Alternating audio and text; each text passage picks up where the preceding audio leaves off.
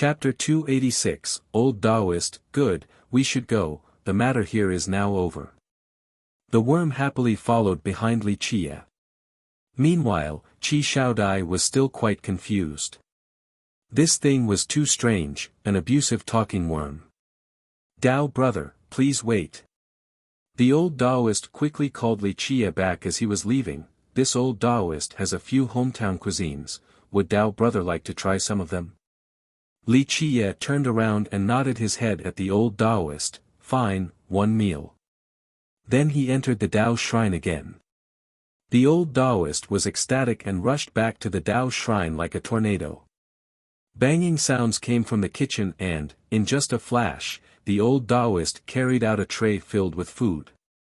Azure phoenix liver, sky leaf grass, ice sea turtle, flood dragon fish eyes, summit bamboo shoot. The worm looked at all the dishes and shouted, "Smelly Taoist, because of this meal, this boss will not linger on the matter of you stealing my divine cannon."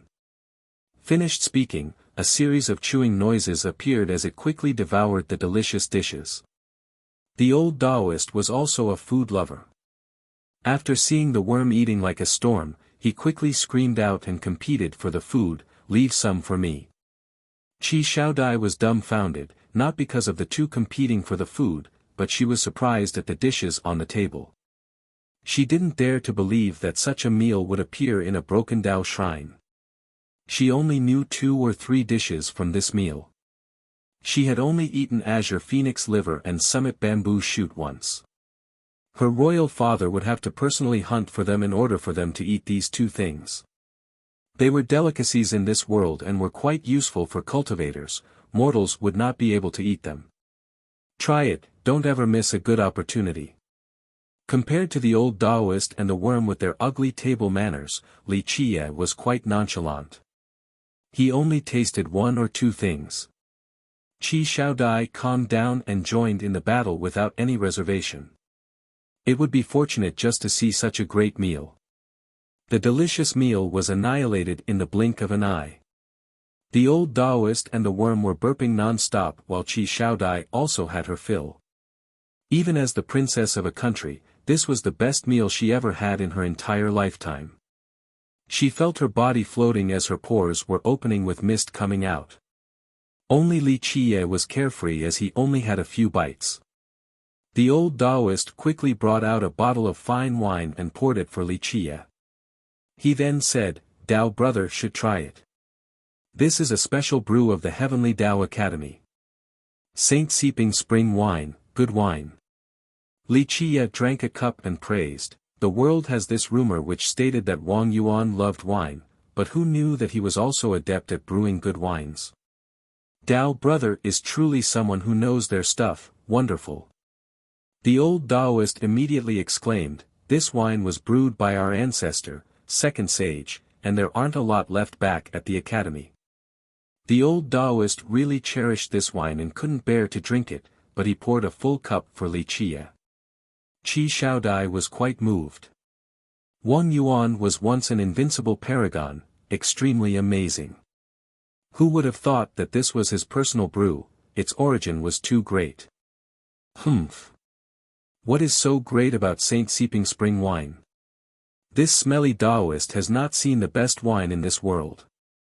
Back at the Divine Dynasty, Li Qie then interrupted him from speaking too much by tapping the yellow trunk on its back. "You ate enough, now shut up."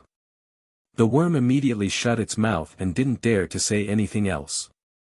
Li Qie continuously sipped several cups and said, "Extremely good. I am done drinking, say what you want to say." The old Taoist laughed, and rubbed his hands together, then he asked, "Where is Dao brother from, and what is your title?" Li Qie glanced at him and smilingly shook his head. "Fellow Taoist is mistaken, I am only a no-name junior from the Cleansing Incense ancient sect. I'm only an ordinary disciple named Li Qie." The worm arrogantly spoke, "You may refer to my young noble as deity Li, no, as immortal monarch Li." Li Qie tapped the worm again and said, "Don't speak nonsense." Little Autumn forced a wry smile and closed its mouth. The old Taoist stared at Li Qie for a bit and sighed, then he stopped inquiring any further. It was not important whether Li Qia's name was real or fake because he understood that Li Qia was unfathomable. Li Qia looked at him and asked, "What is your name? Which generation are you from in the everlasting courtyard?" The old Taoist clasped his hand together respectfully and said, "I'll be candid with Tao brother. This old Taoist's name is Peng Keng. I am a disciple of the everlasting courtyard 7th generation, and I'm also its only disciple. At the moment, I am in charge of this place." Li Qia said, "I am still young, don't refer to me like I am so old. You can call me young noble." Li Qia said. At this moment, he paused and didn't say anything else. Chapter 287, Ancient Secret. After old Taoist Peng sat down, Li Qia said, "I had several wishes when I came to this place, and now there is only one left. I want to hear about the Void Gate." The old Taoist became serious after hearing about the Void Gate. He shook his head and said, "I am not sure. My junior brother sent news some time ago that recently, the earth vein fluctuated violently and the gate might open once more.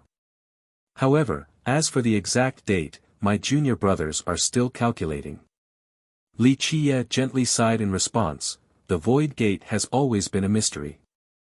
Who in this world was the most knowledgeable about the Void Gate? Outside of the deceased myriad images true God, there was only Li Qia left. At that time, little Autumn was still ignorant. Old Taoist Peng opened his mouth. Ancestor Second Sage had gone inside to research, but unfortunately, he couldn't find the real door, or maybe there was never a real door in the first place." Little Autumn shook its head and said, "The Void Gate exists for sure, but it is hard to tell where it is running off to. However, your Heavenly Tao Academy has a leftover door, and it is the best clue to finding the Void Gate. As for my instincts, I can't tell whether the gate will appear in this generation or not." Li Qia was not anxious and said, "We'll deal with it when the time comes. I'm not leaving this place for now, and I'm staying at the Ancestral Divine Temple. If your academy has any specific information, let me know." The old Taoist personally sent Li Qia off all the way down the mountain before going back. After leaving the everlasting courtyard, Qi Shaodai curiously asked, "What is the Void Gate?" Li Qia glanced at her and answered, "One of the 9 grand heavenly treasures, the Void Gate." Qi Shaodai exclaimed, "One of the 9 grand heavenly treasures." There were many strange things that happened today, but nothing was more shocking than this. She continued after being in a long daze, "The 9 grand heavenly treasures and the 9 grand heavenly scriptures, aren't these the items from the legends? They don't actually exist in this world, right?" Little Autumn said right away, "Little girl, you can just follow my young noble." "Ha, you don't even know, the 9 grand heavenly treasures and scriptures really do exist, and the Void Gate is even more real." "Ha, here." Li Qia glared at it so it shut up and was afraid to say anything else. Qi Shaodai was too surprised to pay attention to his words. These treasures were part of the bedtime stories she heard when she was young. The world had always assumed that there were no such items. However, when Li Qia said that the Void Gate was real, it became quite credible. She took a deep breath to calm down, but she didn't dare to ask more when Li Qia remained silent about the matter. However, she still had one more question: does the everlasting courtyard belong to the Heavenly Tao Academy?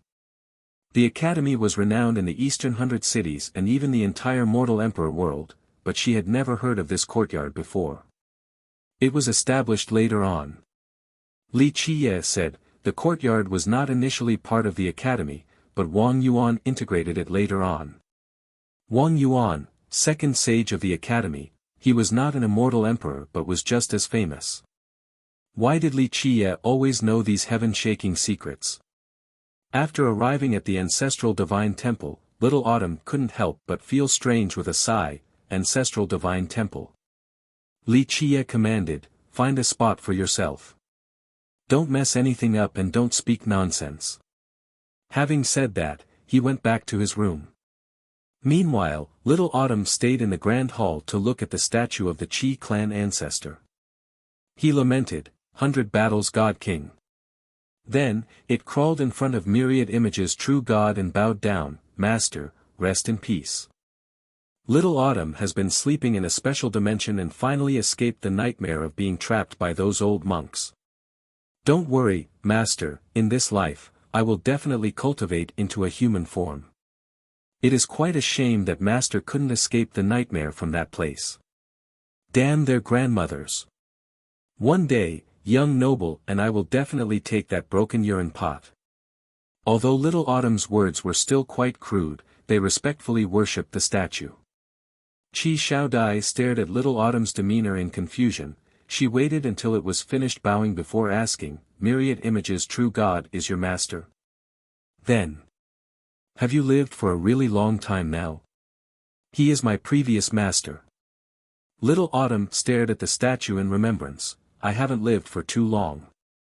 I have been hiding and sleeping in my own realm, and I woke up around 100 or 200 years ago. Could he be the descendant of myriad images true God? The Qi Xiaodai was referring to was Li Qie. She felt that this hypothesis was very likely to be true. Li Qie was the descendant, so he came here to worship his ancestor and to take the things that were left behind. Little Autumn only glanced at Qi Xiaodai and smiled without saying anything. Qi Xiaodai didn't give up and continued prying. Where are you from? Could it be the world of the gods from the legends? Is there really such a place in this world? Little Autumn looked at her and said, Miss, don't inquire about my origin, lest it brings about a calamity. Little Autumn had a big mouth, especially after sleeping for countless years inside his realm. He wanted to talk a lot. However, after being warned by Li Qie, Little Autumn knew what to say and what not to say. Otherwise, his young noble would really show him what's up. Without Li Qie's permission, Little Autumn would not tell anyone that it came from the Void Gate. At that time, it was only an unwitting worm and its master, myriad images true God, took it out. The idea that it came from the Void Gate was only its master's speculation. Later on, in order to explore the Void Gate, myriad images true God actually went into the Buddhist burial plateau to obtain an item, and they became trapped in a strange and inescapable place. Li Qie, as the Dark Crow, came to save them, but unfortunately, the true God couldn't surpass the arduous time. As for Little Autumn, it was put into its realm to escape the calamity and it had been asleep until now. Little Autumn asked while looking at Qi Xiaodai, why is Little Miss staying by my young noble? Qi Xiaodai was caught off guard and didn't know how to answer. Was she a servant? Not quite. Was she a maid? Also not quite. The truth was, Li Qie never mentioned anything about accepting her as a maid, and she was only a temporarily attendant at best. Little Miss needs to have sincerity and good faith. Only then will you have a good opportunity.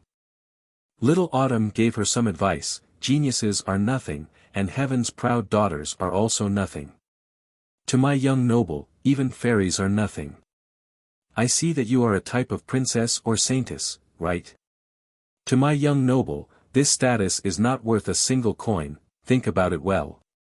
In the past, Little Autumn didn't follow Li Qie for too long before Li Qie went into hibernation. But in that era, it had seen many great characters around Li Qie. Goddesses and fairies were only his maids. Little Autumn slowly went into a room while Qi Xiaodai was still standing there. The next day, Li Qie told Qi Xiaodai, practice well, I have to go outside for a bit. Having said that, he took his leave. Young noble, wait for me. Needless to say, Little Autumn followed him like a shadow. Qi Xiaodai didn't ask where Li Qie was going and stayed behind silently. She was used to Li Qie's mysteriousness and knew that she alone couldn't influence his actions. Maybe, in his mind, she was only someone he was teaching a thing or two to. Thinking up to here, Qi Xiaodai sighed, since when did her emotions become affected by Li Qie? Li Qie left for the western border of the Heavenly Tao Academy with Little Autumn right behind him. The Academy's territory was vast, one could only imagine its inner power since it stood strong all the way from the desolate era until now. The Academy's barren western territory spanned for millions of miles with majestic mountains and rivers. Perilous peaks and valleys were found everywhere.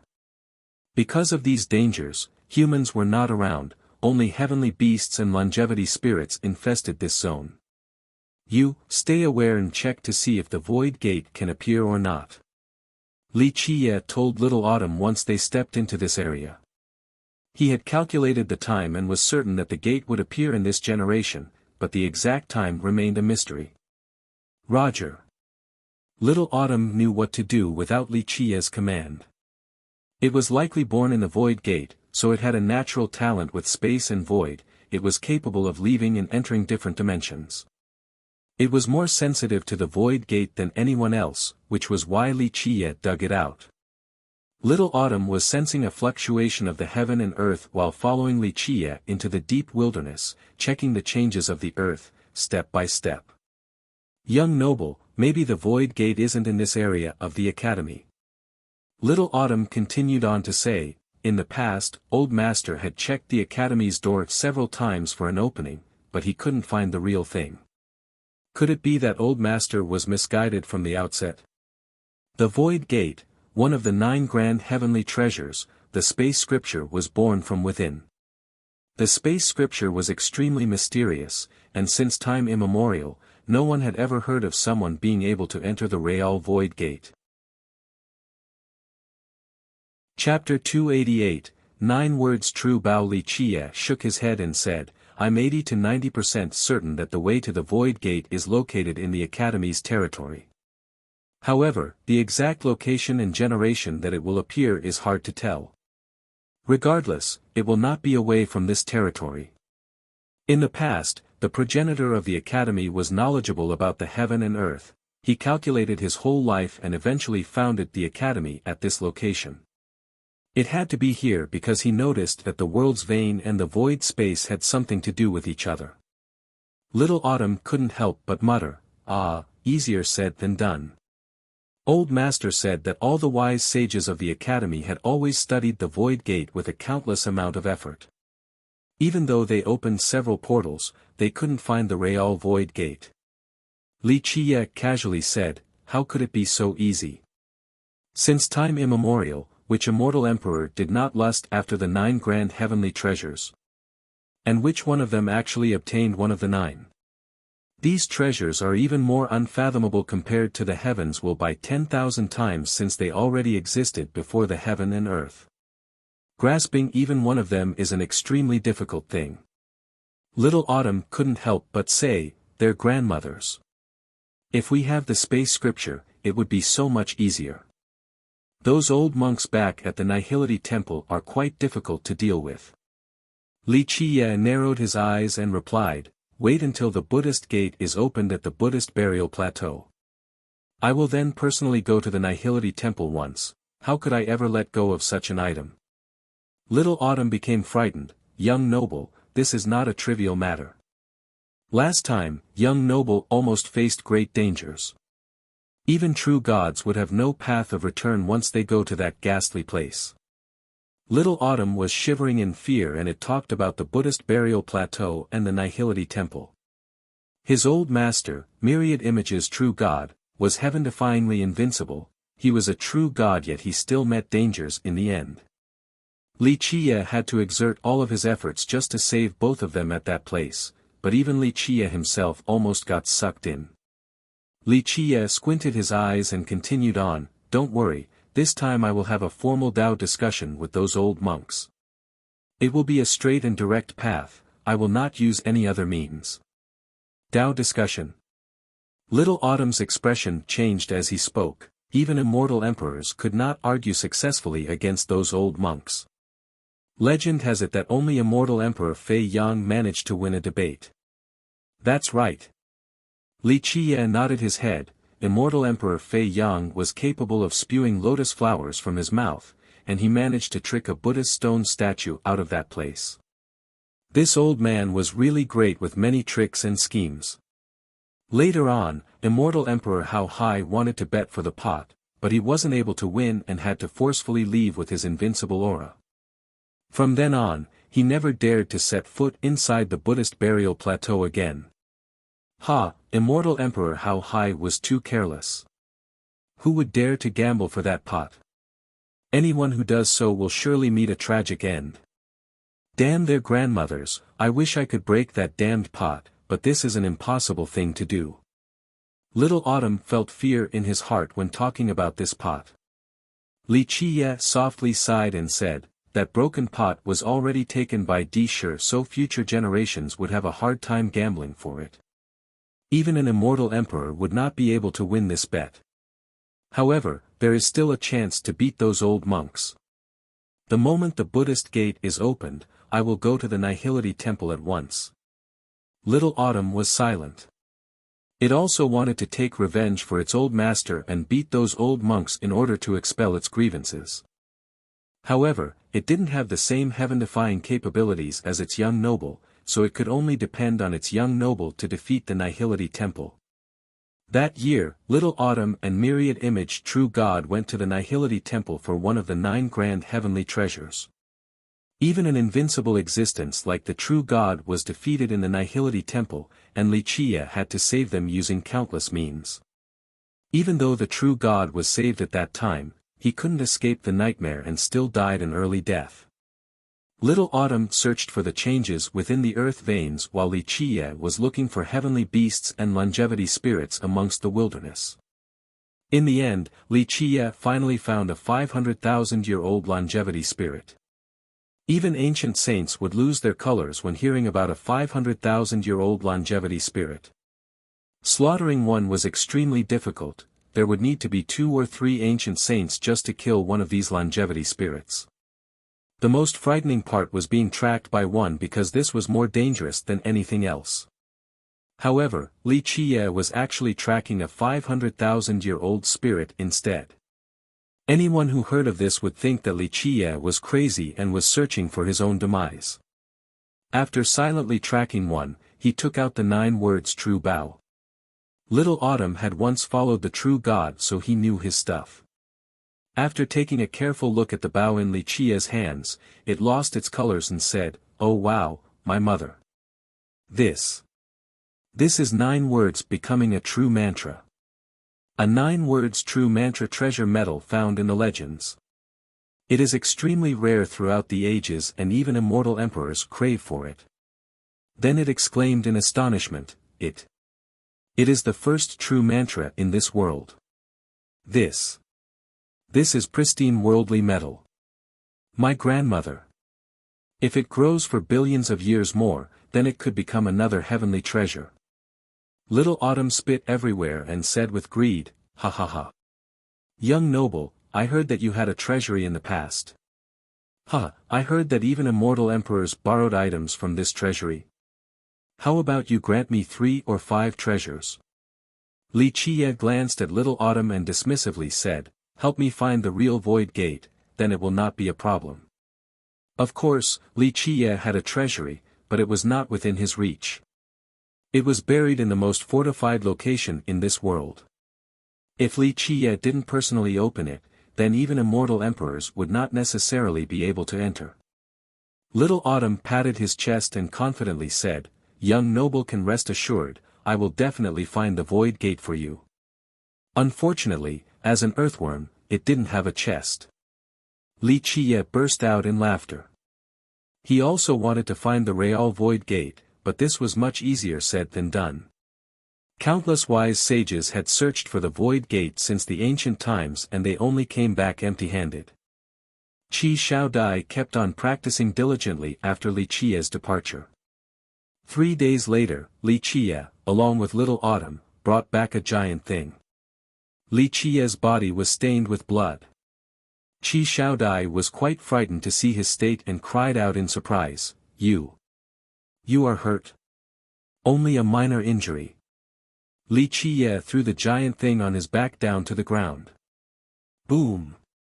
This giant beast hitting the ground created a large hole. Qi Shaodai looked at the giant beast and exclaimed, "A tyrant earth dragon, a 600,000-year-old heavenly beast." Qi Shaodai was quite amazed.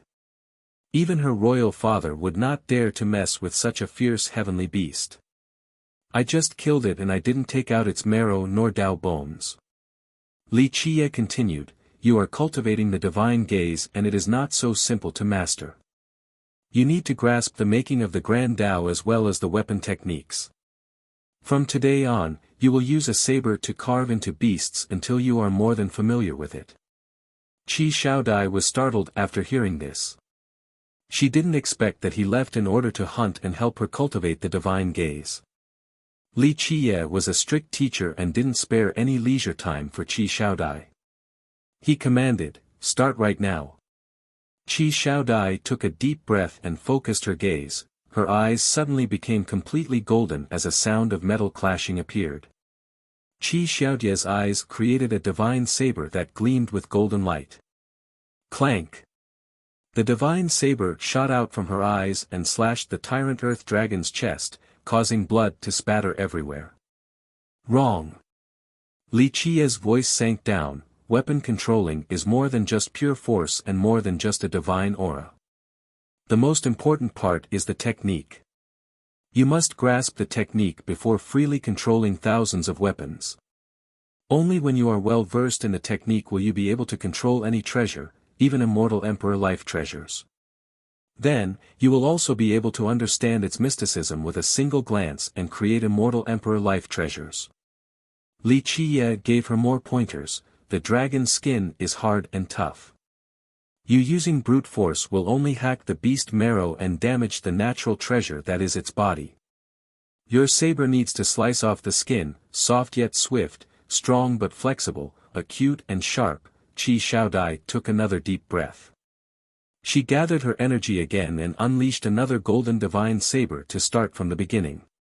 With Li Qie's instructions, she slowly dissected the dragon's stomach step by step. Finally, she was able to dismember the entire dragon and separate its parts. After finishing, she took a sigh of relief and sat straight down, not caring about her appearance as a lady. This type of weapon controlling, to Qi Shaodai, was more draining than a fierce battle against someone else. Very mediocre. Li Qie glanced at her and shook his head. Your ancestor's weapon controlling skill was arguably at the peak, it reached the highest level. It could create immortal emperor true weapons, and they were exactly alike with the divine auras of said weapons. If you want to reach this level, then you have to grasp the weapon controlling art, otherwise, you will only have brute strength in the end, and you will only be able to create disorganized weapons and fight wildly. This is not the weapon controlling way. Qi Shaodai quietly listened to Li Qie's teachings. Although his words were harsh, she memorized each word and engraved them into her heart. While Qi Shaodai was devilishly practicing the divine gaze, Li Qie would go to the mountain every couple of days to capture longevity spirits and heavenly beasts so that she could learn her weapon controlling art. Qi Shaodai practiced diligently and considered each word and phrase of Li Qie as gold and jade.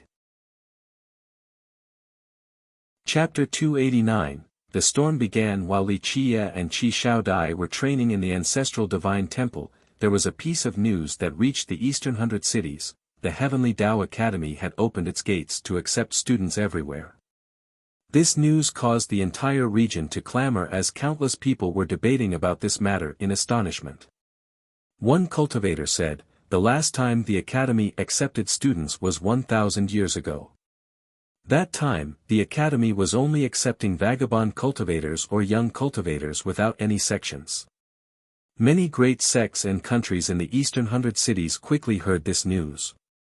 This time, the academy was accepting students from all the sects and countries in this world, no matter the size nor heritage. As long as the students' conditions were suitable, they were able to enter the academy. Momentarily, countless people were in an uproar. Until now, the academy usually accepted disciples, but disciples and students were two different matters. Disciples, once accepted, were disciples of the academy for the rest of their lives. Students were different. They simply trained in the academy and could leave at any time. They bore no responsibilities and only needed to have the right qualifications. Of course, the treatment between disciples and students were different. Even then, there were still many young cultivators who were willing to become a student of the academy, even those from the great powers. Many young ones ran to the academy to see if they fit the requirements. Disciples from the great powers and the secret grounds all came since these powers could afford this little fee. Although these great powers had power and secret forces, they still brought their descendants and inheritors to the academy, including immortal emperor lineages and ancient kingdoms.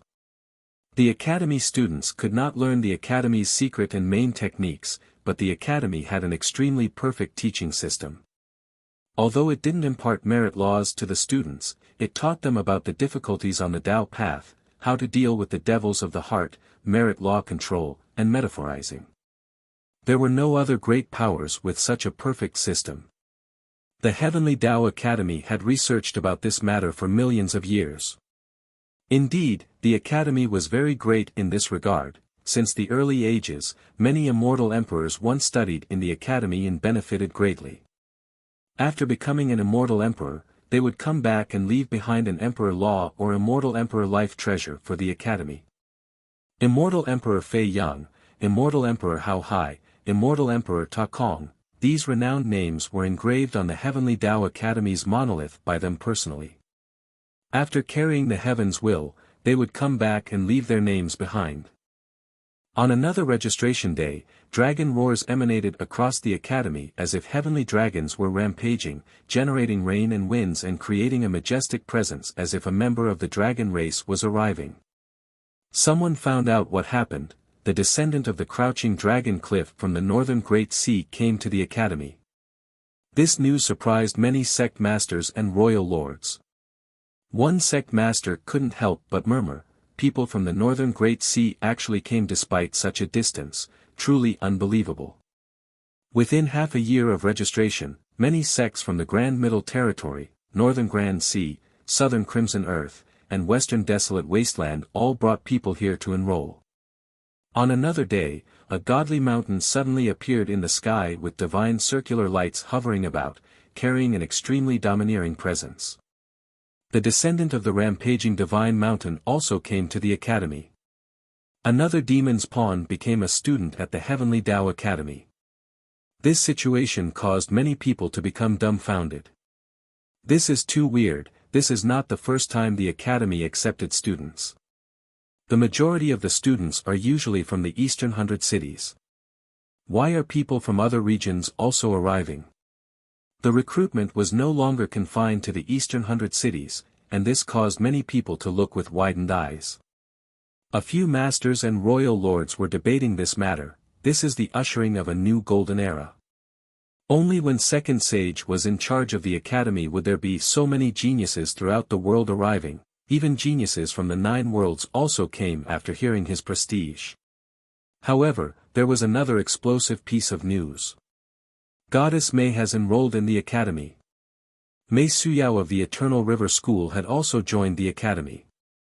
Impossible. People were aghast after hearing this information. Eternal River School, 1 sect, 3 emperors. There were not many heritages comparable to it. Mei Suyao was the chosen one from the school to enter this world, and there was no need for further discussions regarding her. The Eternal River School's inner strength could even be stronger than the Heavenly Tao Academy, but Mei Suyao still enrolled. This was the cause for many people's astonishment. What is actually happening? Cultivators who were not aware of inside information became quite confused at the situation. Not many days have passed after Mei Suyao's enrollment when another heavyweight character emerged. That day, a person came down from the sky. This person came alone, but the myriad of laws were his followers. One step caused the Grand Tao to shake, one step to become the ruler of the heaven and earth. In just a moment, the sun and moon lost their colors, his step alone trampled the mountains and rivers. Existences in the places trod by him were shivering as if a god had descended to the mortal world. He had not yet arrived at the academy, but someone had already shouted, "Deity is here." Chapter 290, Deity Jikon Wudi, Deity Jikon Wudi. Hearing this name, even geniuses who considered themselves extraordinary were shocked. Jikong Wudi, such a domineering name.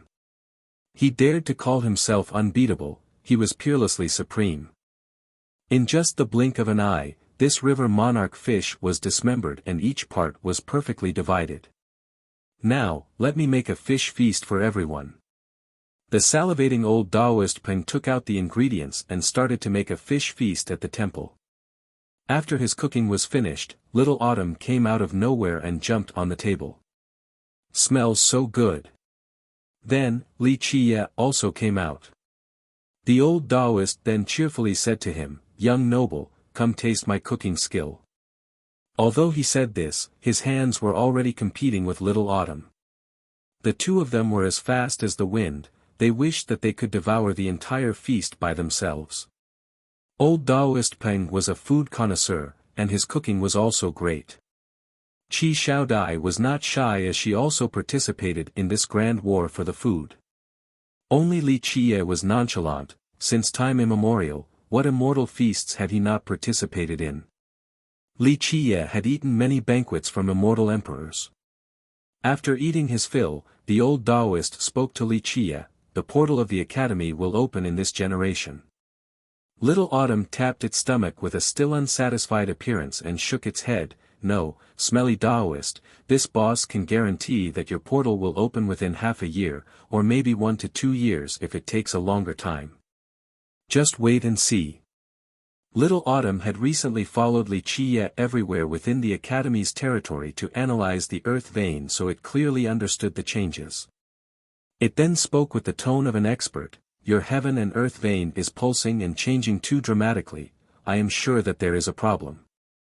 Li Chiye was not surprised in his idleness. One of the reasons why he came here was for the Academy's portal. He wanted to look for the Void Gate once more. Li Chiye glanced at the old Taoist and asked, "Is the Heavenly Tao Academy recruiting students again?" Li Chiye had heard some news after traveling around the Academy's territory. Old Taoist Peng smiled and said, "Yes, it is quite an unfortunate matter. Paper cannot wrap fire, so the truth will come out. The portal has opened several times before, and those undyings had always been watching closely. Thus, we might as well let their juniors come in." Li Chiye leisurely said, "The Heavenly Tao Academy has never been afraid of anyone." "That is true. My old little brothers crawling out from their coffins could indeed suppress anyone with bad intentions." Old Taoist Peng smilingly continued, "We'll just let them deal with this matter." Li Chiye looked straight at the old Taoist and asked, "Then what is your academy afraid of?" The old Taoist's heart sank and said, "This." He knew that he couldn't fool Li Chiye. He withdrew his carefree look and took a deep breath before saying in a grave tone, "This has something to do with our academy's divine beast protector." "Right." Li Chiye nodded his head and said, "Your divine beast protector is very old, and it would have become dust if it wasn't for the heaven and earth vein. Could it be that it will finally rest in peace and return to the earth in this generation?" Chapter 291, Heavenly Tao Academy, the Realm God from the Legends. Qi Xiaodai, who was standing to the side, had been listening to the conversation and couldn't help but exclaim. She had heard of a few legends regarding the Academy's divine beast protector. It had always been mysterious. Rumor has it that it had lived for a very long time, but the world had not seen the divine beast protector for tens of millions of years. Some people even speculated that there was no such existence and it was only a rumor deliberately spread by the Academy. Yes, the Realm God. When talking about the divine beast protector of the Academy, even the casual old Taoist Peng became serious. "My old little brother said that the Realm God has recently become unstable." Li Chiye gently shook his head and said, "Your Heavenly Tao Academy has opened several portals, and the Realm God should have left already. It has stayed in this world for too long when it should have returned to ashes. Unfortunately, your academy from generation to generation has always been reluctant and kept on keeping it here." Little Autumn couldn't help but admire as it spoke with grandiloquence, "Realm God, ah, I have heard of this tale already. Oh grandmother, hee hee, in the future, I want to be such a character." One thought to open a myriad of domains, one thought to become the heavenly world. No, I want to surpass it, to become a real spatial god. Just wait, in the future, I will be an immortal emperor of space. Li Qiye squinted at him and said, someone like you who only eats and sleeps will become an immortal emperor? What will you do to realize this grand dream? If you want to become an immortal emperor, then first refine your own realm. When your realm can't even turn into a world, do not talk about becoming an immortal emperor. Young noble, how could this insignificant underling compete with you for the immortal emperor position? Becoming a true god is enough for me, there is no need to be an immortal emperor. Young noble is the real chosen one, if you can't become an immortal emperor, then no one else in the world is qualified to become one. Little Autumn became scared by Li Qiye's glance, so he immediately replied with flattery. My two bosses if my little brothers cannot stabilize the realm god, then I'm afraid it will disappear just like the cleansing incense ancient sect's calamity god. Old Taoist Peng couldn't help but murmur. The cleansing incense ancient sect has the calamity god and the heavenly Tao Academy has the realm god, both are referred to as grand gods, but which one is stronger? Qi Xiaodai couldn't help but ask while standing to the side. As a part of the ancient past, she had heard of their tales when she was younger. She didn't expect that there would be a day to discuss such matters in close proximity. No, it's very hard to say, I really can't tell you the answer. Old Taoist Peng shook his head and laughed, ha. Li Qiye then replied, this is dependent on the location. If it is inside the heavenly Tao Academy, then the realm god has his heaven and earth vein. It was born in this place, and this was the place where it became a god. It is firmly rooted in this earth, so this earth is for its usage. When it defends the academy, it could repel all enemies. As long as it doesn't leave the academy and remains rooted in this location, then even an immortal emperor would not necessarily be able to force his way in. If it leaves the academy, then it will be harder to say. In the end, its vitality has weakened, it will surely be at a big disadvantage when fighting against the calamity god. It is strong to this degree. Qi Xiaodai couldn't help but become surprised. Even an immortal emperor could not siege it successfully, how frightening was this? Li Qiye glanced at her and continued, the academy standing strong for such a long time until now is not without reason. Not to mention, the realm god's origin is heaven frightening, it is not something that you can imagine. Unfortunately, it is affected by the academy. Its success is because of the academy, but its defeat will also be because of the academy. If it left the academy at a young age, then it surely would have carried the heavens will to become a great immortal emperor. The realm god stayed in the academy at a young age, and all the elders exerted all of their efforts to groom it so it considered the academy as its home. It is understandable that it didn't want to leave. Old Taoist Peng smilingly said. Li Qiye glared at him and said, it is your academy that does not want it to leave. For millions of years, it blocked so many difficult tribulations for the heavenly Tao Academy. Even though the academy has made great contributions to the human race, one cannot deny the merits of the realm god. That is of course true. Old Taoist Peng wryly smiled and said. In the end, what belongs to the earth will return to the earth. The realm god has lived for long enough and it will one day leave. No one is immortal in this world, the same goes for immortal emperors and undying existences. Li Qiye slowly said. After hearing this, old Taoist Peng became dejected as he gently sighed. He understood this rationality, but the elders of the academy also understood. They only wanted to keep the realm god in the past and they expended a countless amount of blood and sweat to prolong its lifespan. But no matter what, it will leave one day. I want to go to your heavenly Tao Academy. In the end, Li Qiye said, your heaven and earth vein has recently been fluctuating too violently.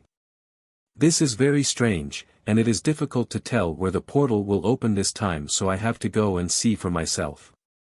I need to see your ancestral ground that is channeling the heaven and earth vein to clearly understand this new strange development. Good, old Taoist Peng hurriedly said, I will tell my old little brothers to arrange it for you. He was very willing to see Li Qie enter the academy since Li Qie was unfathomable. Maybe he will grant the academy a new opportunity. No. Li Qie pondered for a moment and said, we'll do it like this, I will just enter the Grand Era Hall. Do you want to let the progenitor know? Old Taoist Peng couldn't help but ask. In fact, he wanted to know Li Qie's identity and why Li Qie knew their progenitor. Unless Li Qie was a descendant of their progenitor's old acquaintance, this would be an impossible matter. No.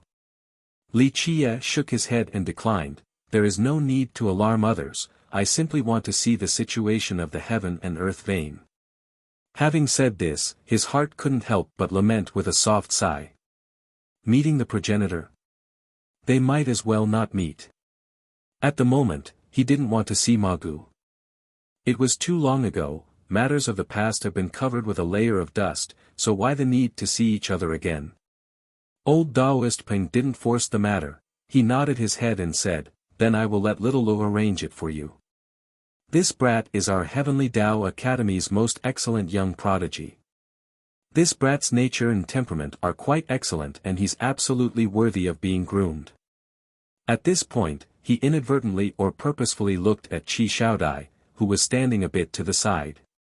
Li Qie smiled and didn't say anything about this implication. He then told Qi Xiaodai, clean up a bit. Tomorrow, we will go to the Heavenly Tao Academy.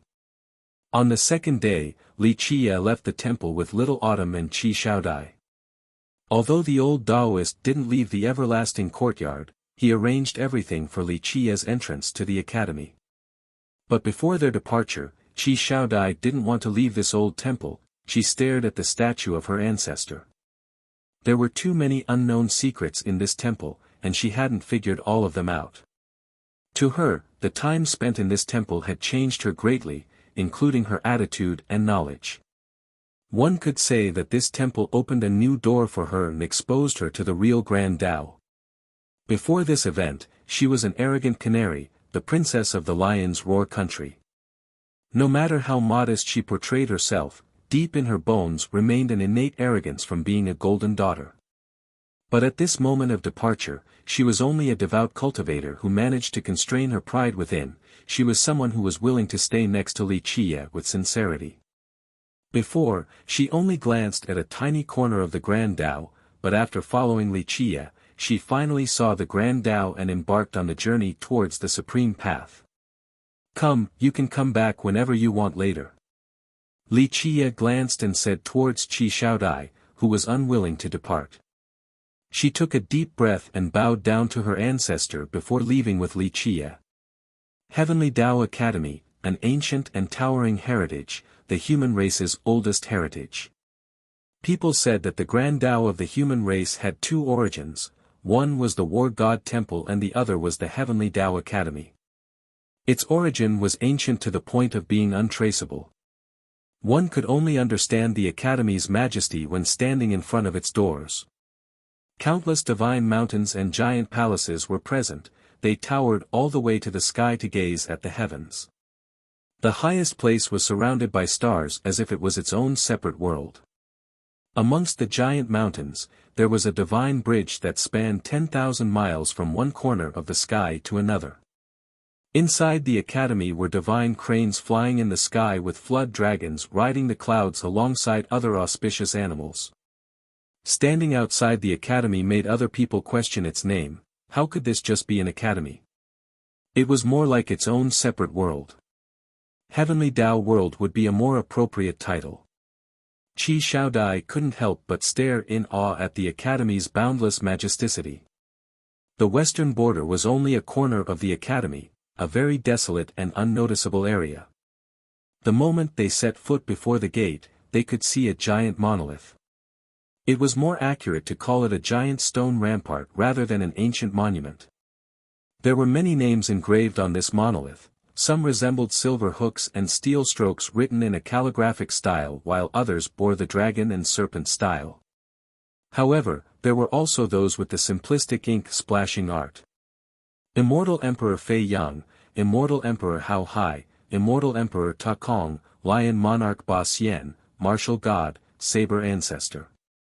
All of these were extraordinary characters and their famous names were carved on this monolith. All of them were the most excellent students who came out of the academy. Unless one achieves a certain level of invincibility, they would not be able to come back and leave behind their names on this monolith. Chapter 292, Lu Yi. When standing in front of this monolith and seeing the name, Lion Monarch Ba Xian, Qi Shaodai couldn't help but become emotional and proud. This was her grandfather's ancestor. Not only did he study at the academy, but he also swept through the 8 Desolaces. Even though he was born during Immortal Emperor Tun Ri's era, he was still an amazing figure for an entire generation. This was the Lion Monarch's personal autograph, a memento of their family. Staring at this magnificent keepsake, Qi Xiaodia's heart surged with pride. She couldn't help but to clench her fists tightly. Her ancestor was the 100 Battles God King, someone who was accepted by the true gods. Her other ancestor was the Lion Monarch, a paragon of a generation. As their descendant, maybe one day, she will be able to reignite her ancestor's glory in divine aura again. Li Qiye stared at the monolith without saying anything. One familiar name, one famous person, one invincible character, one smiling proud genius. Alas, in the end, it didn't matter whether one was invincible or an immortal emperor, everything would disappear along the river of time. Any of the names on this monolith represented a peak at one point or another, symbolizing a golden era. He knew some of them and had heard of others, and there were even those who fought alongside his chariot and contributed greatly. Alas, all of them disappeared because walking on the Grand Tao path was a lonely road, it was a cruel and pitiless fate. Let us go.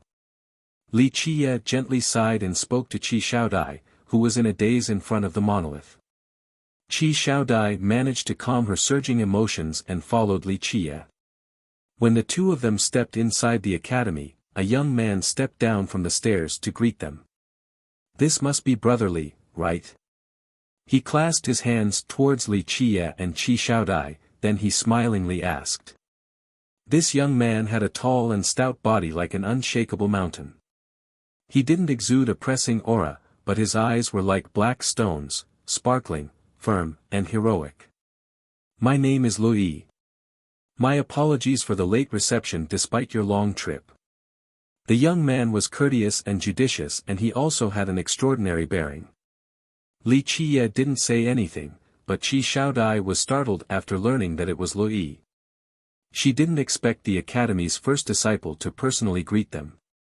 Lu Yi was a renowned person in the eastern 100 cities even though his fame was not like Zhu Huangwu of the Brilliance Ancient Kingdom, someone whose background and talents were absolutely brilliant along with an unstoppable rising cultivation. Lu Yi was also not like First Prince Ba Xia of the furious immortal saint country, someone who had a suppressive and frightening aura who challenged everyone and became famous from his battles. Lu Yi joined the Heavenly Tao Academy and became its first disciple. While withstanding arduous training, his cultivation was kept very low profile. He rarely challenged outsiders to battle, but Lu Yi sat strong on his throne at the academy and never feared any challenges. He remained an unshakable mountain no matter which genius tested his might. Even when Ba Xia, with his strong natural fighting aptitude, challenged him, Lu Yi still calmly agreed. No one knew the result of this fight, but Ba Xia went into secluded meditation after he went back to his country. The Saint country then announced that the battle between Ba Xia and Lu Yi was a draw.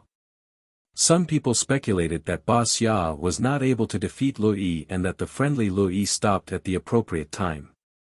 Curious people ranked the younger generation inside the eastern 100 cities.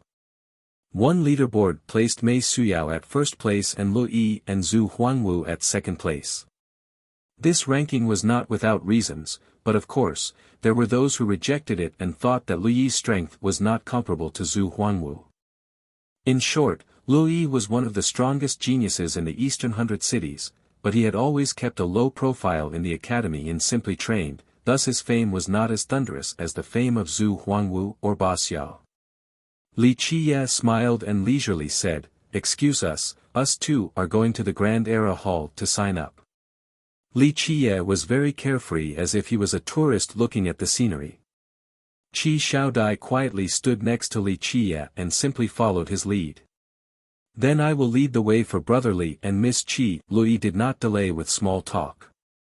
He summoned a sailboat then boarded it before speaking, "There is still a long way to the Grand Era Hall, allow me to take you two there." The two stepped onto the boat, then Lui controlled it to fly up to the sky.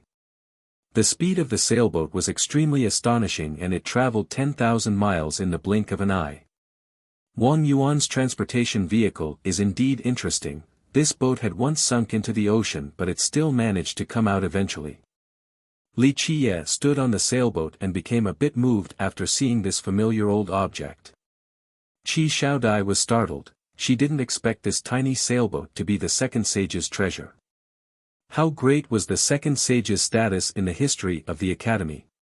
This was indicative of Lu Yi's position in the academy. Brother Li is very knowledgeable, I am ashamed at my inferiority. Lu Yi was also surprised. Ancestral grounds of ordinary heritages would not necessarily have the same rich density of worldly energy as this place. One could only imagine how frightening the academy's heaven and earth vein was. There was a rumor that said that the academy possessed the best vein in the entire Eastern 100 cities, maybe even the entire mortal emperor world.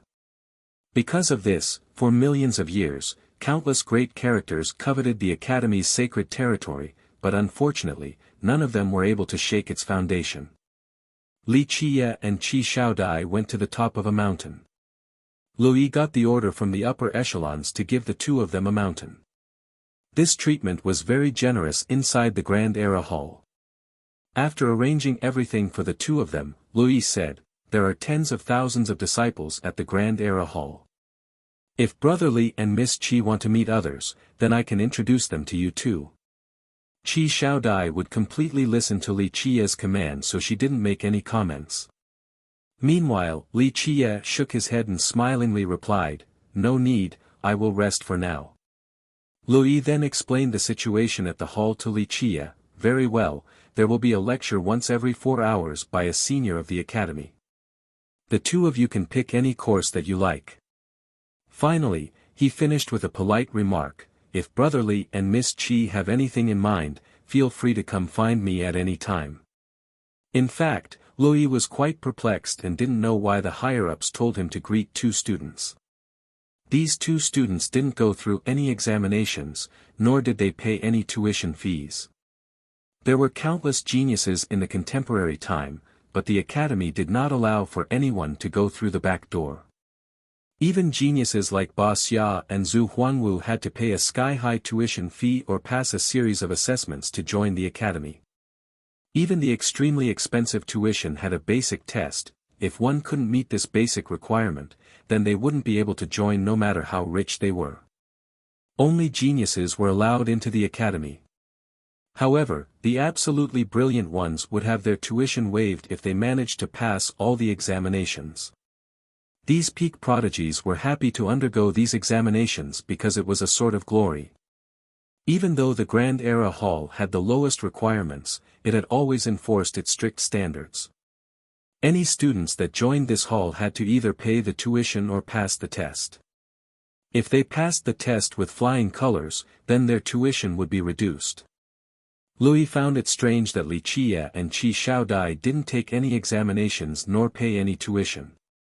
Qi Xiaodai was one thing, being the princess of the Lion's Roar country, there were too many characters like her. The problem was the mysterious origin of Li Qiye.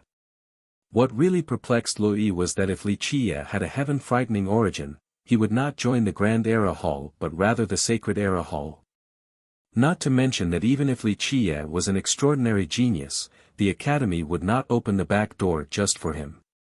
Zhu Huanwu and deity Jikong Wudi were both powerful and invincible enough. However, even they had to pass examinations in order to enter the stronger halls. Chapter 293, Magu geniuses were worthless to the Heavenly Tao Academy. For ages, numerous geniuses studied at the academy, including immortal emperors. What were the contemporary geniuses worth? The issue was that even deity Jikong Wudi was not treated like Li Qie, who was able to enter the back door. An elder or even a supreme elder did not have the power to allow such a privilege. The Academy's recruiting program had always been strictly enforced, thus no one could abuse it for personal gain. This was one of the reasons why the Academy remained strong until now. In order to join in a manner like Li Qie, at least 2 ancestors must have given permission. However, the ancestors of the Academy were all monstrous and they spent their time hibernating without a care for mundane matters. Ordinary matters would not be able to stir them. This meant that the ancestors gave Li Qie permission and it greatly confused Lui. Li Qie should have chosen the sacred Era Hall, yet he purposely chose the Grand Era Hall, really strange. After sending Lui away, Qi Shaodai arranged and cleaned Li Qie's room. She was now doing things that servants were meant to do, things that she never thought she would do in the past. Li Qie and Qi Shaodai lived alone in a courtyard with a vast space. After serving Li Qie with a bath, Li Qie gave her a glance and said, "You may ask if you have any questions. You have changed recently, so there are some things you may clarify to widen your knowledge." Qi Shaodai couldn't help but ask, "Who is Magu?" This question had been held in her heart for a long time, but she didn't dare to ask. The mysterious old Taoist Peng in the everlasting courtyard completely changed his expression every time Magu was mentioned, which was enough to illustrate Magu's heaven-frightening origin. Li Qie looked at her and slowly asked, "Have you ever heard of immortal Su Chong?" Qi Shaodai had changed a lot recently. She worked hard and had great results, her personality also became better, which was why Li Qie brought her to the Heavenly Tao Academy. If she didn't change, then Li Qie would have brought her back to the Lion's Roar Gate since he cared for the Qi clan quite a bit. Qi Shaodai tilted her head and carefully thought about it before shaking her head and replied, "I have never heard of this name. Is it a real immortal?" This just means that you haven't reached the level to hear about the name, nothing too strange. Only the undyings hiding in their coffins would know of immortal Su Chong in the present times. Li Qie did not blame her and continued on, "However, surely you have heard of Wang Yuan before? Second Sage Wang Yuan. The ancestor that revitalized the Heavenly Tao Academy." Qi Shaodai quickly answered, "Although Wang Yuan passed away a long time ago, his sacred fame in the Eastern 100 cities still lives on. Wang Yuan was not an immortal emperor, but he was just as renowned as one. This was enough to note his great influence." Li Qie slowly said, "Wang Yuan was famous, but the Heavenly Tao Academy had another giant figure. This was immortal Su Chong. On par with the second sage." Qi Shaodai was startled, for this information was too shocking. Second sage Wang Yuan was such an illustrious existence, and he even had the same status as an immortal emperor without becoming one. Li Qie looked towards the far horizon and spoke, "A long time ago, she was not comparable to Wang Yuan. Regarding cultivation, Wang Yuan was able to fly his own banner on a solitary tree. However, looking at her skill right now, it is hard to say. Who could actually put up with cultivating the eternal physique where all they did was sleep while the speed was turtle-like? Not to mention geniuses, even the most stupid person could not withstand such a path towards the Tao."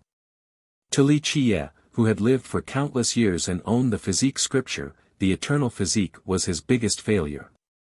He taught many people the eternal physique, but it had ultimately always ended in failure. However, as one of the 12 immortal physiques, the eternal physique was not a useless thing. Legend has it that once it was cultivated to the apex, one could reach immortality. It was hard to tell whether this legend was true or not, but a grand completion eternal physique could live for an extremely long time, and they didn't need to bury oneself like the group of old undyings that must pay a huge price to leave their bloodstones. Eternal physique users could wake up at any time. Li Qie once thought that the eternal physique was not the hardest physique to cultivate in this world, and that it was not the most difficult merit law in this world, but it was the technique that could not be completed. Eternal physique. Qi Xiaodai couldn't help but dream about it after hearing Li Qie because she remembered her own grandfather. The Qi clan ancestor once cultivated the furious immortal tyrannical physique and created his own physique law. Unfortunately, their supreme physique law had been lost. Otherwise, their lion's roar gait would not have deteriorated to this sorry state in the present day. Li Qie felt a tinge of emotion when he thought about the eternal physique. He had experimented with the physique scripture many times throughout the years. He successfully trained many grand completion immortal physiques, but his biggest regret was the eternal physique. He had tried many times, and because of this, he went all over the 9 worlds to pick several seeds worthy of grooming. In the end, no one was able to persevere, the only exception was Magu. But to Li Qie, Magu was a surprise beyond his expectations. He didn't have any optimism that year, he actually didn't even value Magu, but she, in the end, was the one who persisted. Seeing Li Qie's dazed state, Qi Xiaodai gently asked, "Do you know Immortal Su Chong?" This, Li Qie looked at her, then he smiled and said, "I cannot tell you, and you also shouldn't know this. There are things that you're better off not knowing, otherwise, it will bring about a calamity to you." Li Qie softly sighed when thinking about Immortal Su Chong, or Magu. Back then, she was only an ugly little girl with an indescribable lack of talent. Even her elders said that she couldn't be saved and they simply ignored her. Other people could memorize an ordinary incantation after listening to it once, but Magu needed to hear it 10 times before barely remembering a bit of it. Magu's literacy speed was extremely slow. In order to understand the most ordinary merit law, a person with average talents could learn it after 8 to 10 days, but Magu would need 10 years or an even longer period of time to obtain the same results. She came from a cultivation clan, but her talents were too poor. Her elders thought that she was a piece of foolish, rotten wood that couldn't be carved, so they didn't bother to teach her any merit laws at all. However, she had a heart that yearned for the Grand Tao, a will that desired to learn the mysteries of the Grand Tao. One could imagine that in the past, this was an ugly little girl that couldn't speak properly, someone without any confidence. She was even dirty and had a slow-witted appearance. No one in her clan was willing to look out for her. That year, as the Dark Crow, Li Qie met her for the first time when he was teaching Wang Yuan. This was a bullied little girl who was spying on the side, carefully and meticulously taking note of all the details. Chapter 294, Eternal Physique. When he saw her for the first time, with his experience after meeting countless people and training many immortal emperors, he shook his head at her talents. Although most of the time he considered a person's talents to be secondary, Magu's talents were beyond curing to the point where any sect's worst disciple would still be far better than Magu. One could even say that there was not much difference between Magu's intelligence and a mentally disabled person, except she was not mentally disabled. It was just that her learning ability was quite indescribably awful. The first time he saw her, Li Qie was moved by her eyes, a pair of eyes that craved for learning. This ugly and dirty little girl resembled a fool, yet her yearning eyes were capable of moving Li Qie, the Dark Crow and teacher of immortal emperors. At that time, he suddenly had an impulse to teach the eternal physique starting incantation to her. This was only the simplest and most basic incantation, but it took several days of repeating before she could memorize it. She was the stupidest person Li Qie had ever met, but he kept on teaching her for no other reason other than being touched by her eyes. After teaching her the basic incantations, he didn't impart anything else upon her because even if he tried, she wouldn't have been able to memorize it. Li Qie very quickly forgot about this matter. Many years later, Li Qie went back to the same place. Wang Yuan, who was once a kid, had become someone whose might trampled the 9 worlds and loomed above all beings. He transformed from a child into an invincible old expert. At that time, Li Qie met Magu again.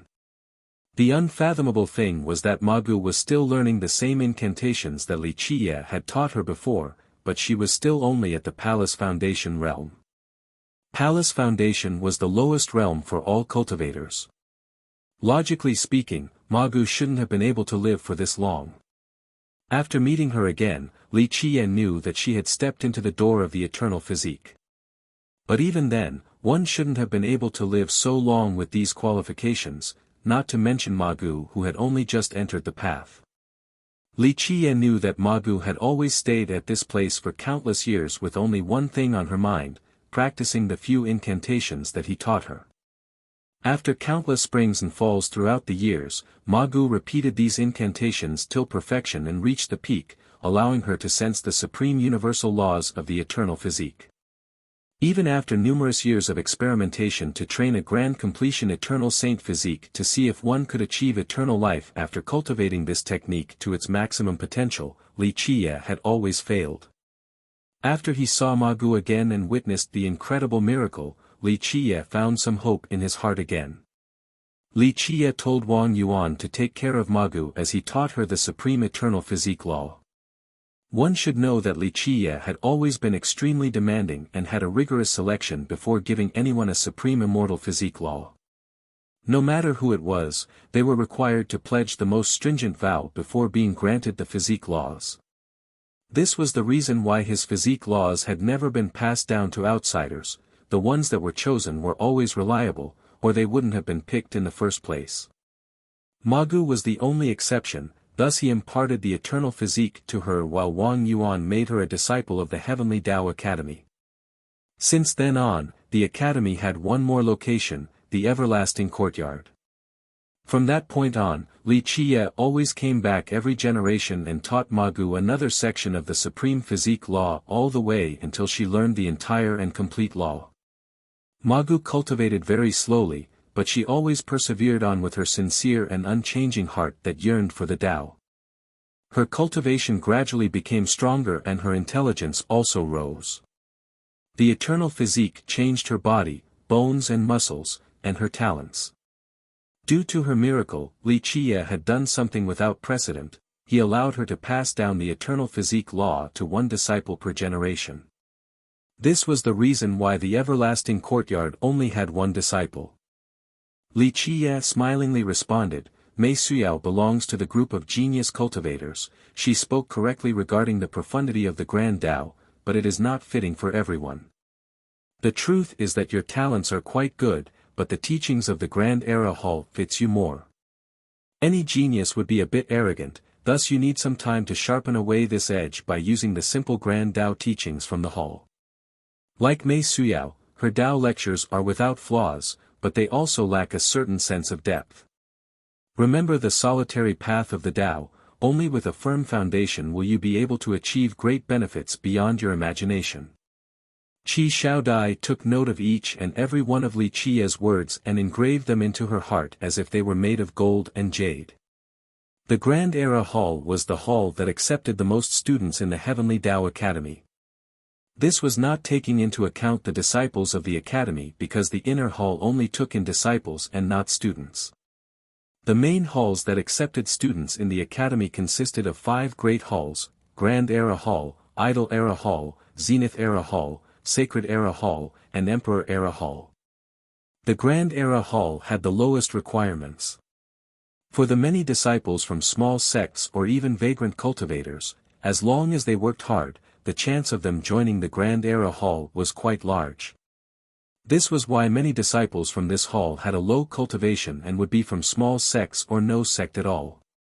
Even though it boasted the lowest standard requirements, second sage Wang Yuan came from this place and he was the pride and epitomized the academy. The Idol Era Hall was the most complex with dragons mixing with the serpents. There was no need to announce one's identity and background in this hall. As long as one could pass the test or pay the high tuition, they could enter this illustrious hall. It consisted of young cultivators from everywhere. There were descendants of ancient kingdoms that hid their identities, bandits and thieves, and cultivators from unknown backgrounds. Amongst all the immortal emperors, the most devilish one, Immortal Emperor Fei Yang, who was loved and hated, praised and denounced by all, came from the Idol Era Hall.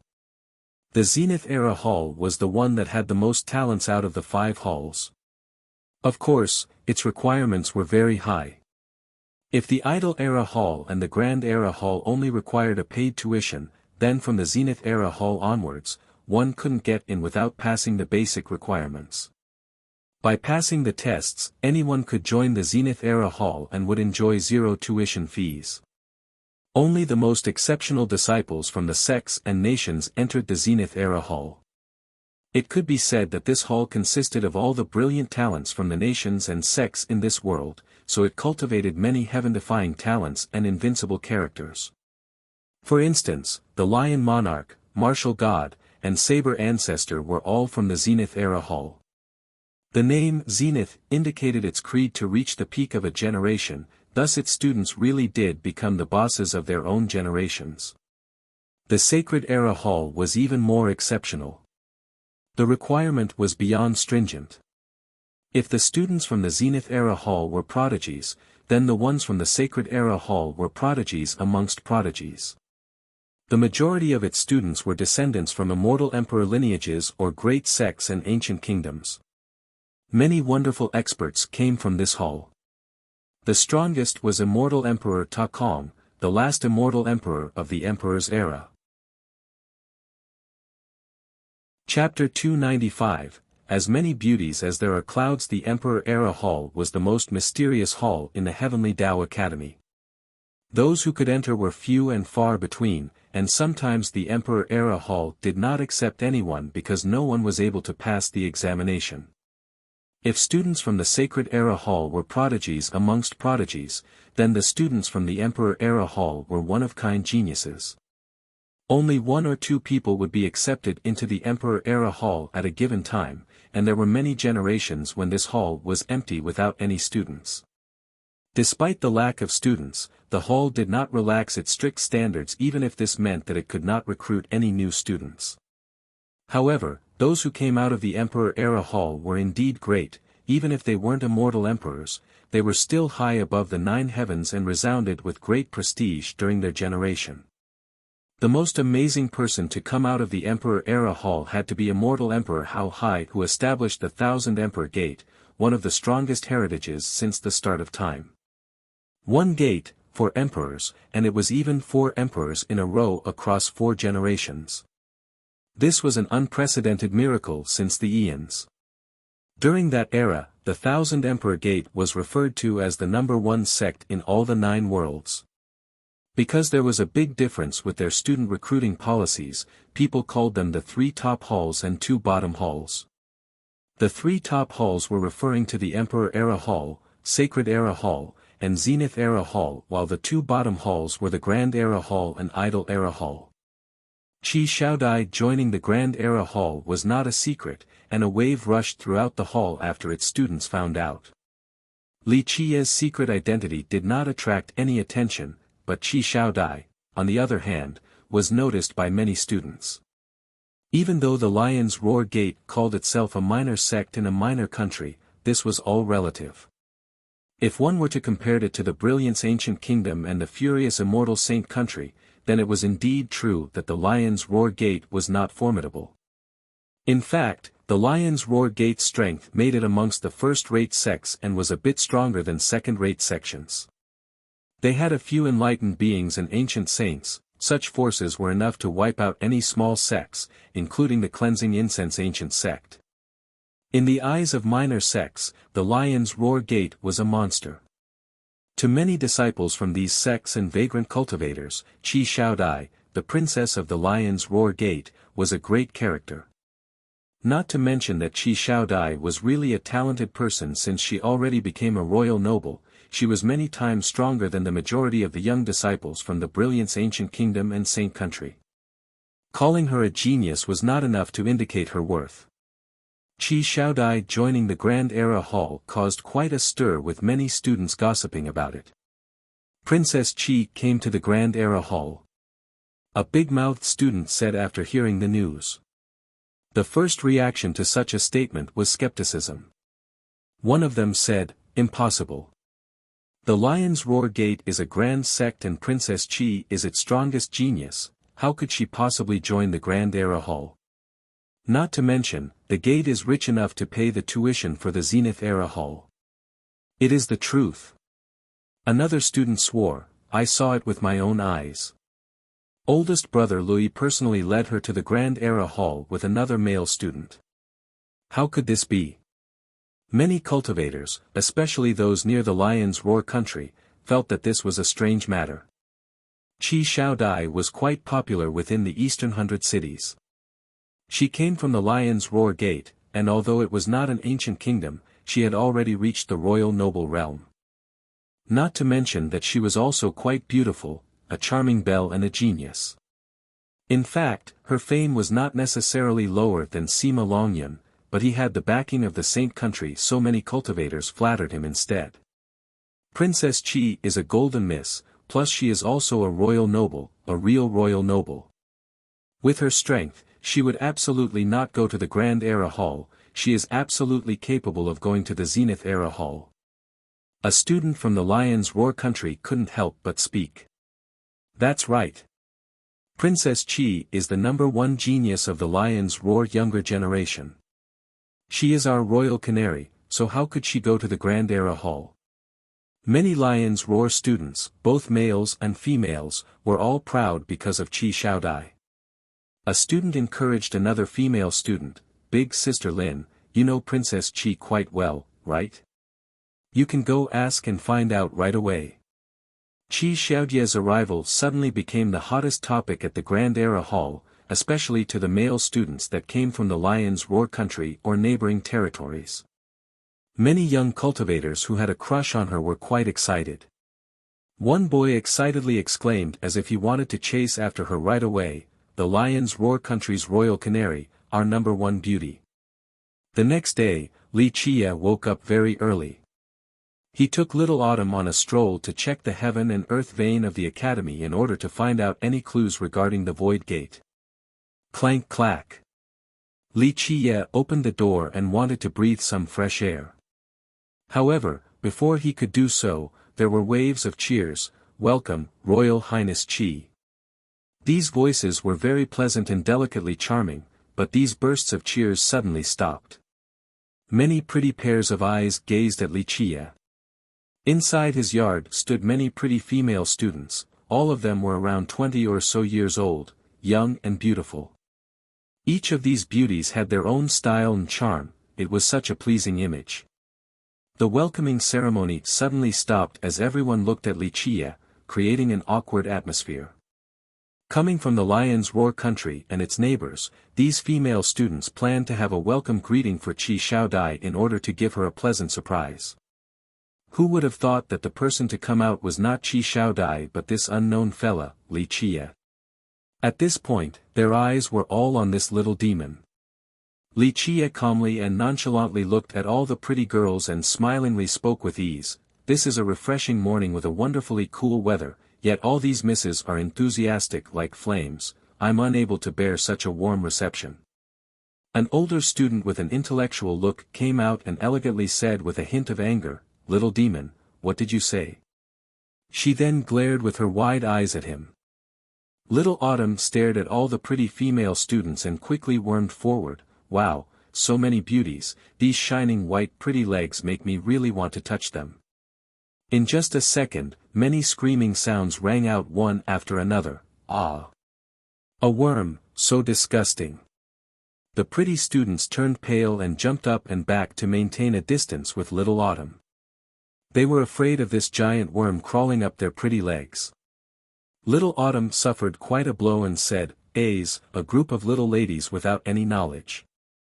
It rocked back and forth and proudly declared, "This boss is a natural-born divine earthworm, touching you is your greatest fortune." Having said that, it then crawled back next to Li Chia. Another angry female student coquettishly protested, "Damn earthworm, do you want a beating?" In a short period of time, pleasant voices like golden orioles filled the air. "Your Royal Highness Qi." At this time, Qi Xiaodai came out. She had been training inside but was attracted by the commotion. She was quite surprised to see so many female students, some were familiar, and most of them came from the Lion's Roar Gate. She couldn't help but to look at Li Chia, afraid that he would be displeased. In the end, Li Chia had always been inscrutable and kept everyone at a distance. Li Chia noticed this inquiring gaze from Qi Xiaodai, then he smilingly said, "If you are old friends, then you can talk amongst yourselves. If you have time, then listening to the lectures is also not a bad choice." Having said so, he left with little Autumn. After he went far away, a female student asked Qi Shaodai, "Royal Highness Qi, who is that little demon? A disciple from the Lion's Roar Gate?" Qi Shaodai suddenly turned silent and looked at the group of female disciples. She could only wryly smile. Looking at them reminded her of the first time she met Li Qie. She also had the same shallow sight and didn't recognize the immensity of the heaven and earth. Li Qie and little Autumn went around the vast territory of the Heavenly Tao Academy. It appeared to be a casual stroll, but they were measuring the changes in the veins beneath the academy. The heaven and earth vein below the academy was an amazing grand vein. It could be described as the ancestral vein of the Eastern 100 Cities. This vein had a great creation potential with boundless worldly energy. This was one of the reasons for the academy being able to stand tall for so long. The academy's progenitor used a great technique to build the academy on top of this heaven and earth grand vein. After many generations of the academy's great sages struggling, they were able to lock this vein, allowing the academy to always benefit on this land. However, Li Qie understood the academy better than any of its living members, including the reclusive ancestors. Ever since the desolate era until now, Li Qie had come to the academy countless times, especially under Wang Yuan's rule. He knew the academy like his own palm. The academy locked the heaven and earth vein, and Li Qie knew the technique along with the changes inside. There was a distant memory deep in Li Qie's mind. During the ancient Ming era, a dark era, he once led countless wise sages of the human race and borrowed the strength of this vein to repel waves and waves of offensive campaigns. Chapter 296, Grand Era Hall. Therefore, Li Qie was very aware of the changes that occurred in this heaven and earth vein. Ah, what a good place! If I knew this was the case, I should have teleported myself to this place to enjoy it within my realm. It would be difficult to not become a god king with such a nice gift from the heavens nourishing me. Little Autumn salivated from feeling the rich worldly essence at this place while following Li Qie. Back at the ancestral divine temple, there was the remnant aura of the 100 battles god king and 1,000 images true god protecting you, not to mention that Ma Gu was also nearby to assist you. Where can one find a safer place? Also, that place is so ordinary so it does not attract any attention. Li Qie glared at him and continued on, "It is not difficult to let you stay here at the Heavenly Tao Academy, but later on, you will have a hard time leaving." In the end, the realm god had to stay at the academy. It could break the chains of the heaven and earth but could not repay the human debts. Do you actually want to stay at the academy like the realm god? Ah. Heh, I'm just joking, just a joke. Maybe I will actually go crazy by staying at the academy. Little Autumn immediately flattered Li Qie right after, "I am your follower and will go wherever you go. When you sweep through this world and dominate the Desolaces, how could I not be there?" Li Qie glared at Little Autumn again and slowly said, less flattering. "Do your best and find the Void Gate for me. I want to see its true face and find out exactly where it leads to." The Void Gate, one of the 9 grand heavenly treasures. There were many myths regarding it, and some people didn't believe in its existence. However, Li Qie remained convinced that it was real just like the other 8 treasures. The question was, what was the ultimate meaning of the Void Gate? This was the direction Li Qie was researching towards. Rumor has it that the Void Gate connected to the future or the past, or maybe even a 10th world outside of the 9 worlds. No one knew whether this was the truth or not, and the existence of a 10th world was up for debate, just like the Void Gate. Little Autumn patted his chest and said, "Young noble can rest at ease when I am working. It will absolutely be no problem." Li Qie gave him a distrustful look and said, "Is that so? That year, you screwed up the true God's matter. You were just a spectator but you also got trapped with the true God himself." Little Autumn felt guilty and wronged. "It was not all my fault. I really was careless that year regarding the master's matter, but he was completely cognizant at that time and knew what he was doing. I thought he didn't need me to remind him. One wrong move and all is lost. Li Qiye couldn't help but say, this is the most frightening thing about the Buddhist burial plateau, an imperceptible influence. Countless invincible existences thought everything was within their control, but in the end, they turned into believers and still actually thought that they were walking on another grand Tao. Little Autumn couldn't help but curse, motherfucker, it is all because of that urinal pot. Although his words were fierce, he was very frightened because that thing was too scary. The truth is that it had nothing to do with that pot. One thought to become a devil, one thought to ascend to godhood, everything is in their own hearts. The most regrettable matter is that D. Sure took the initiative beforehand. If not, then maybe I could have taken that thing out of there.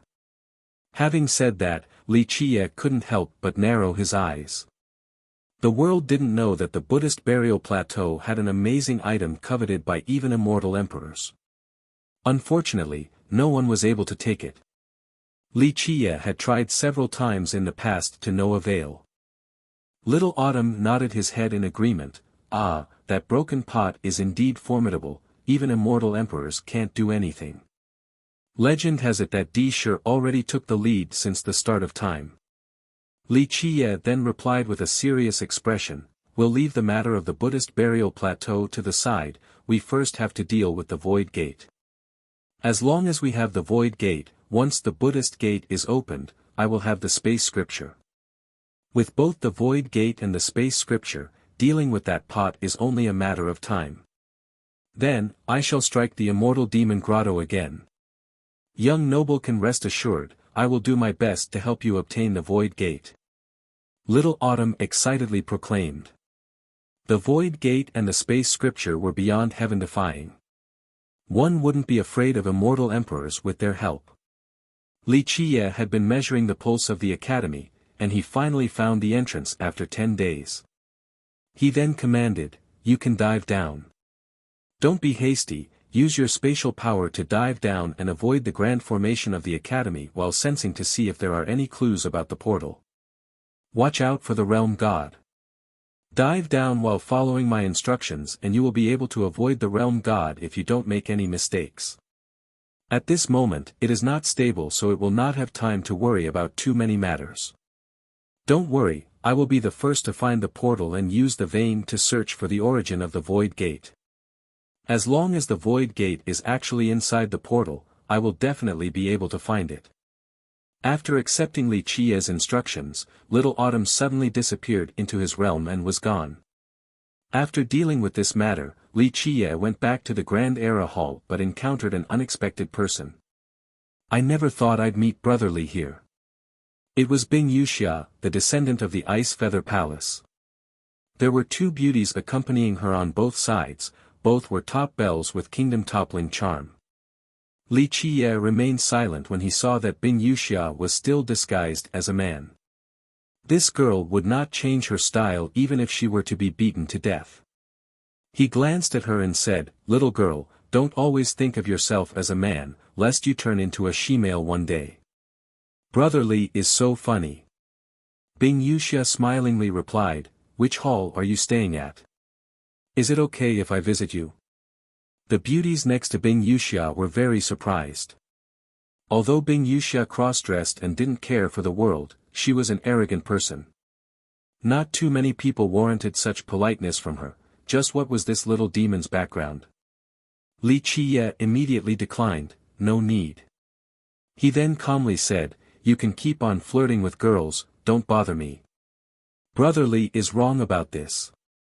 Bing Wuxia revealed a beautiful smile, one must share good things with their friends. If you are busy right now, then remember to come to the Idle Era Hall next time. I will introduce several supreme beauties to you, and you will surely like someone. Li Qiye was out of words due to this tomboy. She was clever yet she wanted to mimic immortal Emperor Bingyu. Sometimes, Li Qiye wanted to teach her a lesson, but he could only sigh in secret because she reminded him of immortal Emperor Bingyu. Bing Wuxia laughed then said, it seems that you are interested. Remember to come, I must treat you and introduce some princesses and saintesses to you. Although she was dressed as a man, her beauty was still peerless. Li Qiye didn't know whether to laugh or cry. This girl was really interesting and completely different from the other descendants of great powers. After she left, another person came out of nowhere and cheerfully smiled. Young noble also came to the Heavenly Tao Academy. This is indeed a surprise. This was a muscular young man with a large figure, a student of the academy with an unfamiliar face. No one knew his identity. Li Qiye glanced at this strange student and said, "So, your target this time is the Heavenly Tao Academy?" Others couldn't recognize this student, but how could he elude Li Qiye's sight? This young man was Sikong Taotian. Sikong Taotian smiled and rubbed his hands together before saying, "Last time, I met an old enemy at the Lion's Roar Palace, so I had to leave without saying goodbye." Li Qiye didn't know what to say. This brat made too many enemies, more than one could count. It was to the point where Li Qiye was too lazy to ask.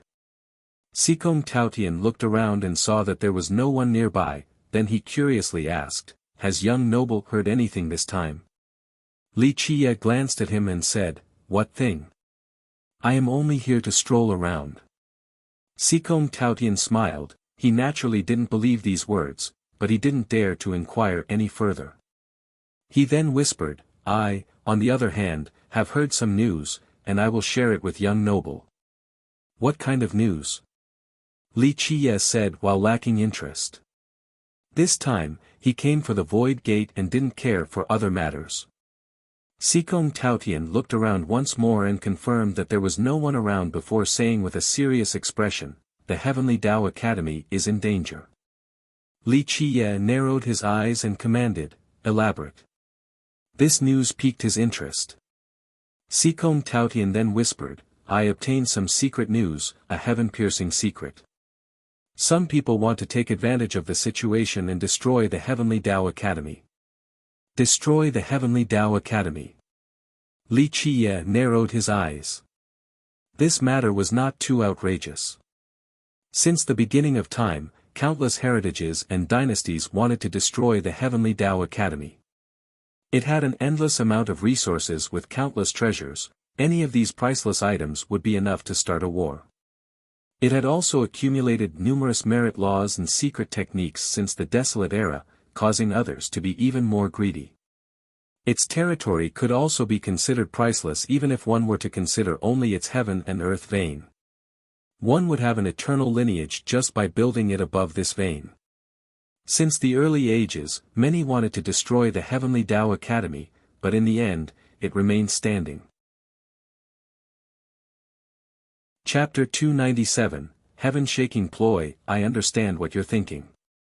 Sikong Taotian saw through Li Qiye and said in a low voice, "If it was any other day, then these people would not dare to attack the academy even if they were 100 times more courageous, but the situation is different right now." Li Qiye smiled and asked, "Oh? How are things different? Do tell." Sikong Taotian cautiously spoke, "I heard that the realm god of the academy is on the brink of death. It might have been affected by the opening of the portal. Not only will it die, but it will also explode. Rumor has it that there is something wrong with the realm god, and it might just go mad and destroy this piece of earth." Li Qiye smiled cheerfully and added, "So this is why some people want to fish in troubled waters." Sikong Taotian replied, "Yes. At that time, the academy will have a hard time stabilizing the chaos, and it will be the best opportunity to rob the houses that are on fire." Li Qiye glanced at him and said, "Are you talking about yourself or other people?" Sikong Taotian awkwardly smiled and answered, "How could I be so courageous? Plus, taking advantage of the situation is something only petty thieves do. I heard of a secret message, one that stated that someone wants to seize the entire academy." Seize the entire academy? This is not an easy matter. Li Qiye knew the strength of the academy. Even an ancient kingdom wouldn't necessarily have the same foundation as the academy. Sikong Taotian then whispered, "That's right. So many people formed an alliance in secret and they wanted to take out a few immortal emperor life treasures. Even immortal emperor true treasures were brought up. Li Qiye squinted his eyes and said, their reputations must be great. A few lineages can scrape up several immortal emperor life treasures, but there aren't many of them. Gathering true treasures would be even harder. An amazing character came out. I heard that it might be a legendary master convincing other great heritages. A few seclusive undyings might be tempted to come out. This not only involves the eastern 100 cities, but also the Grand Middle Territory, the western desolate wasteland, the southern barren earth, and the northern Grand Sea. Sikong Taotian said in a low voice. Li Qiye rubbed his chin while pondering. A single legendary character would not be able to swallow the academy, not even an immortal emperor lineage would be able to do so. Several great legendary characters must have joined forces to aim for the academy. Li Qiye smiled and said, experts in the legends. The difficult Tao era did not produce legendary experts, these existences were old men who buried themselves. Sikong Taotian quietly asked, what do you think? Li Qiye gave him a look and said, you shouldn't participate in this matter, otherwise, at that time, you wouldn't be able to eat mutton and instead would only be basked in the tempting smell of one. You will follow me when the portal opens this time, you might be of some use. Although he was clearly younger than her, she had never viewed him as a boy. Li Qiye was more like a solemn predecessor. His sudden change caught her by surprise, it was completely different from her imagination. Well, don't be surprised, going out to relax is a good thing. Li Qiye smilingly said, recently, I have been quite strict with you so we can relax a bit. I am also a person at the spring of my youth, right?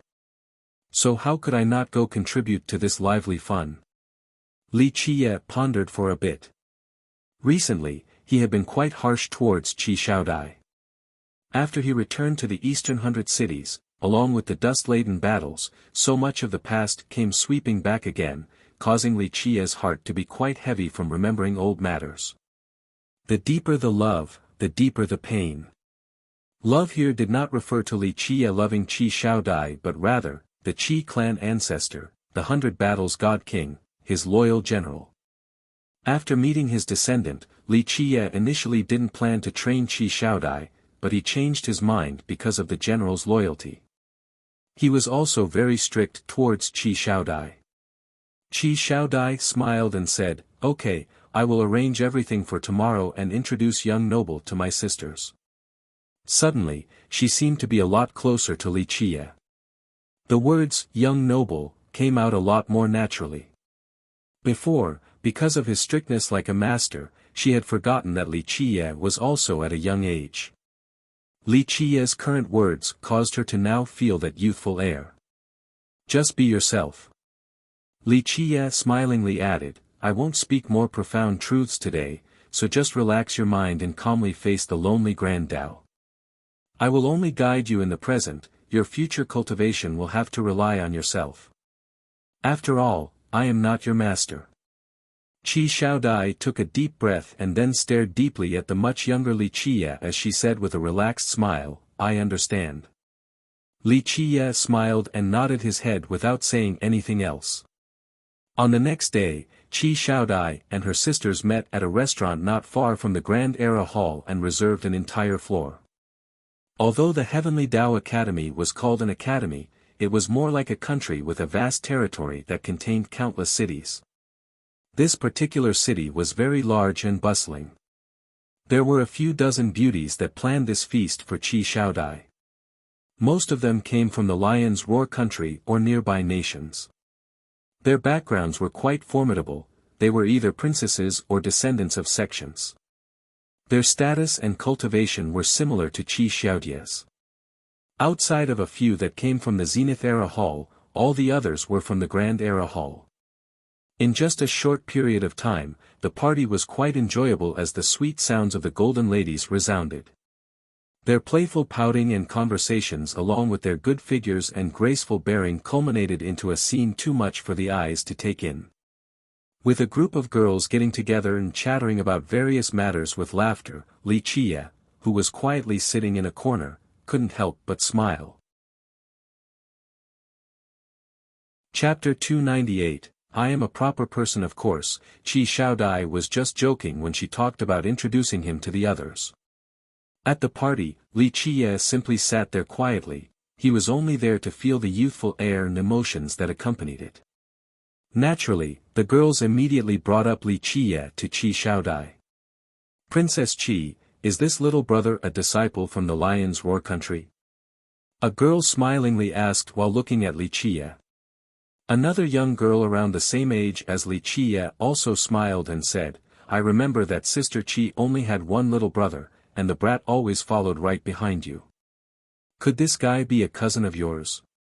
Another lady with a noble look and an amazing background looked at Li Chia and gave a friendly smile. Sister Qi, is this really your cousin? Do you want me to be a matchmaker? There are so many sisters here, maybe one is suitable for him. Qi Xiaodai was at a loss for words. Matchmaking for Li Chia. Even Bing Yuxia was only qualified to be his maid. Thus, she looked at Li Chia as if she was asking for help. Li Chia sat there quietly while he carefully examined all the girls present at the party, then he nonchalantly said, this little brother doesn't know what to do when big sisters are speaking like this. This is my first time talking about marriage and matchmaking. Big sisters, please don't laugh at me, I am still young and very thin-skinned, easily embarrassed, please, embarrassed. A lively girl looked at Li Chia with one eye and said, in my eyes, you are a little lecher. From the moment you came in, your shifty gaze has been glancing at us non-stop. Look at your sneaky thief-like appearance, you clearly have no good intentions. Another girl quickly added, that's right, I see that although he is young, his lewdness can shadow even the sky. Li Chia was the only male at the party and he was younger than them, so a group of girls gathered together to boldly tease him. Facing the dozens of ladies, Li Chia did not panic. He calmly spoke, these words really do this little brother injustice. Li Chia smiled and said, if I was really so lewd, then if I liked someone, wouldn't I just directly carry her back home? Another girl smiled amusingly, oh, this little demon sure can retort. Daring to kidnap a girl with just your three-legged cat ability? Watch out or she'll smack and punch your face swollen. This girl coolly said, if you are a student of the Zenith Era Hall, then don't mingle with these dogs and cats. It is shameful to the Zenith Era Hall's reputation. This girl's name was Huangfu Feng, and she came from the Tiger's Howl School. She was also bestowed the title of princess in the Tiger's Howl country. With a natural king fate, her talents were not bad. Her ancestor was a great demonic golden bird, so she had the very rare Ho Tian golden bird physique. Huangfu Feng was already a royal noble, she was not the most excellent genius of the younger generation, but she was still very excellent. You! The neighboring princess became enraged and suddenly stood up, then glared at Huangfu Feng. The people who followed Huangfu Feng were all from great powers. A guy coldly warned, Lady Zhu, do not make a mistake. Do you wish to oppose the Tiger's Howl School? Huangfu Feng ignored the neighboring princess and glared at Qi Xiaodai. Qi Xiaodai, you better control your brother, otherwise, he'll die without knowing why. Humph, know your place, lest you want your country to suffer a disaster. Huangfu Feng was a princess of the Tiger's Howl country and also the martial sister to Hu Yu. Since Qi Xiaodao was trying to court Princess Bao Yun, who very well might be Hu Yu's fiancée, Huangfu Feng couldn't let go of this annoyance, so she came to back Hu Yu up. Her stark threat left Qi Xiaodai startled. The Tiger's Howl School was indeed powerful, but her arrogant threat was intolerable. All the girls were glaring at Huangfu Feng, for they felt grievance in Qi Xiaodia's stead. At this time, a lazy sound came about, Qi Xiaodao is under my protection. Him chasing after Princess Bao Yun is nothing outrageous. An unmarried man and an unbetrothed woman, if they are both willing, then this matter is the natural course of man. Little Miss Bao Yun still hasn't been betrothed to your school, so what is this unruly attitude? Li Qiye was the speaker. He didn't even bat an eyelid or bother to glance at Huan Fufeng as he continued on, since you came here running to threaten the people by my side, go back with my message. If the Tiger's Howl School is smart, then tuck its tail together and behave. If little Miss Bao Yun is willing to follow Qi Xiaodao, then what does it have to do with your school? If Hu Yu dares to try and suppress this matter and separate the little lovers, then I will personally remove his bones. Li Qiye's brazen words left Huan Fufeng and her followers shocked. She coldly gave him a look and didn't think highly of him before commanding, beat up this little demon and end his life. I will personally take care of Qi Xiaodai. This thing not knowing life from death. The youngest man standing next to Huan Fufeng suddenly reached out towards Li Qiye with his fingers that had an incomparable razor sharpness. Scram! Li Qiye immediately stood up with a suppressive swing of his arm. Boom! Before this young man knew what happened, he was already struck flying away by Li Qiye's one hand.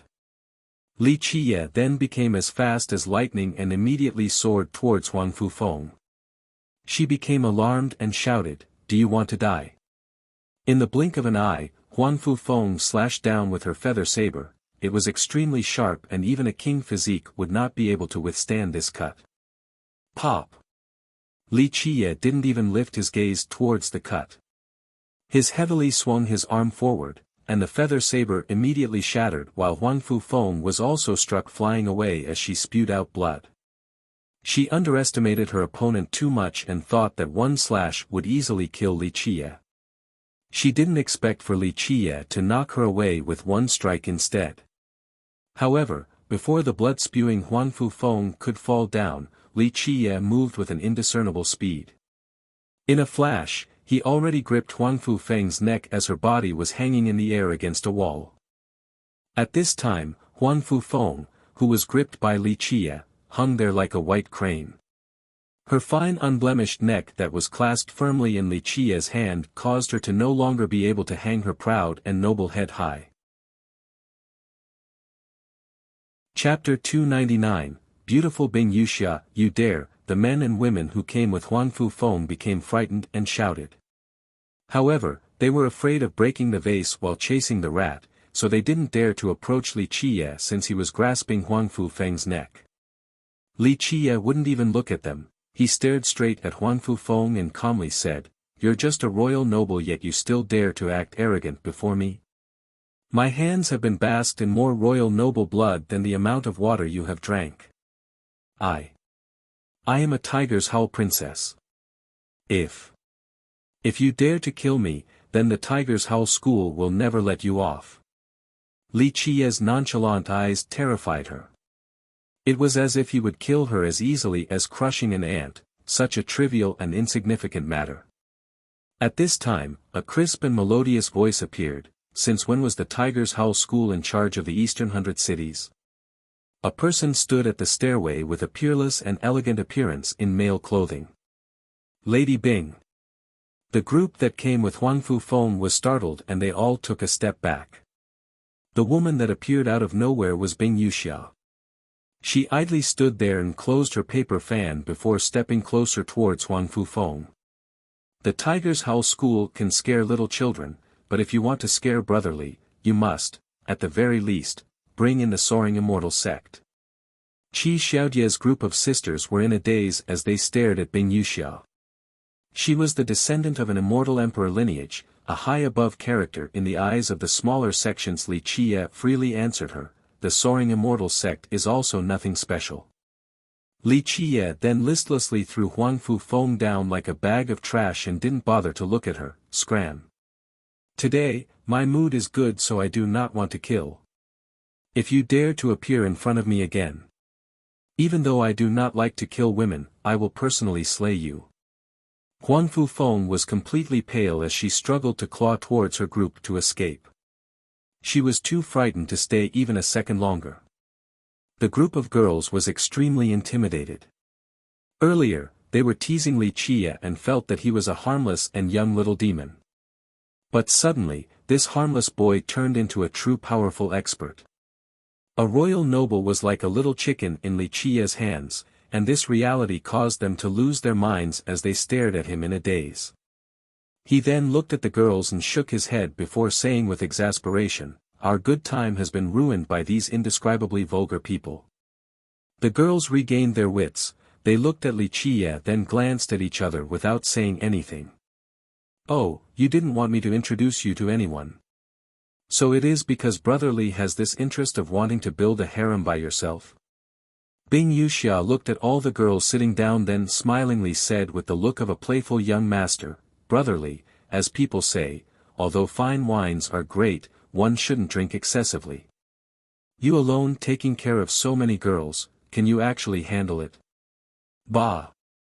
Li Qia suddenly slapped Bing Yuxia's voluptuous buttocks. His sudden attack startled her. She jumped and pulled away instantly to form some distance. "What are you doing?" Meanwhile, all the girls here were speechless. This was the descendant of the Ice Feather Palace.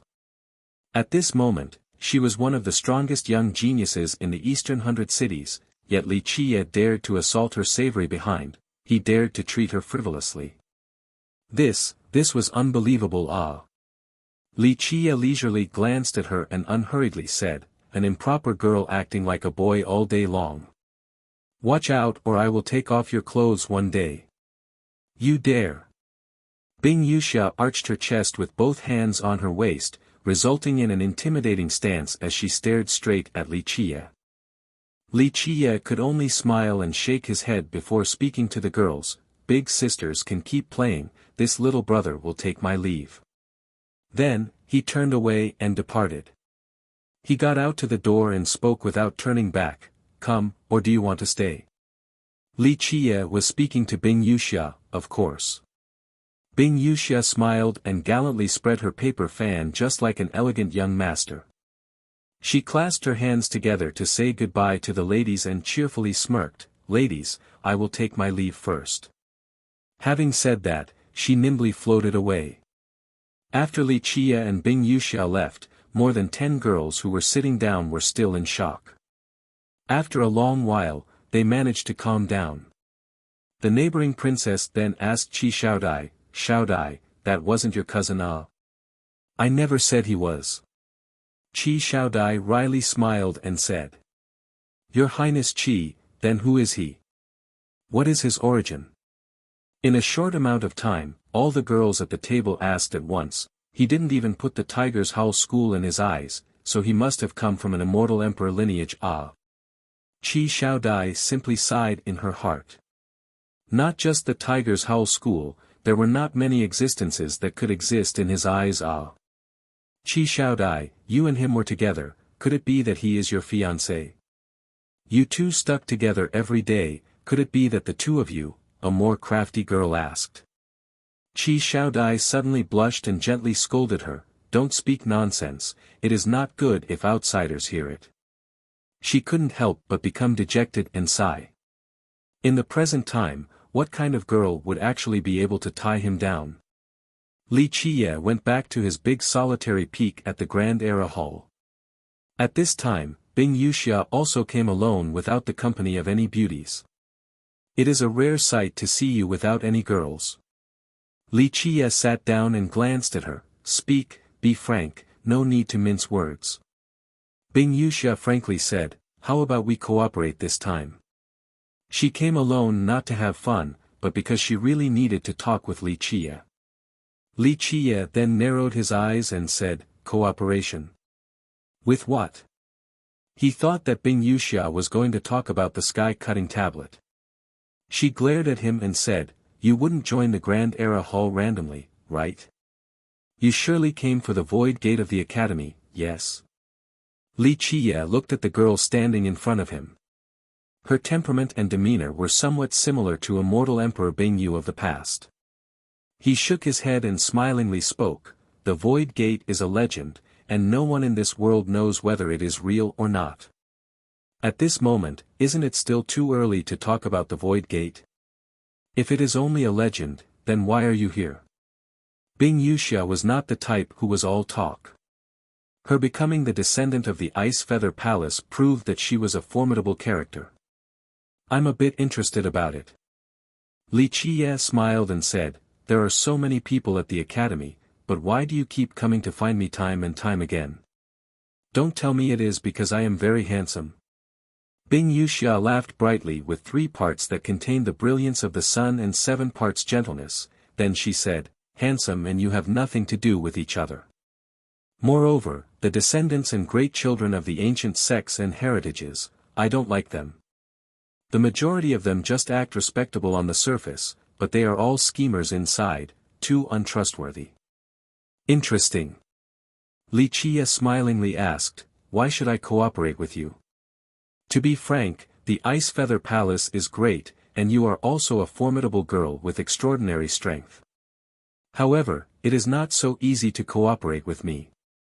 To put it in words, I do not lack people. If I need people, then I can call for an old monster much stronger than you.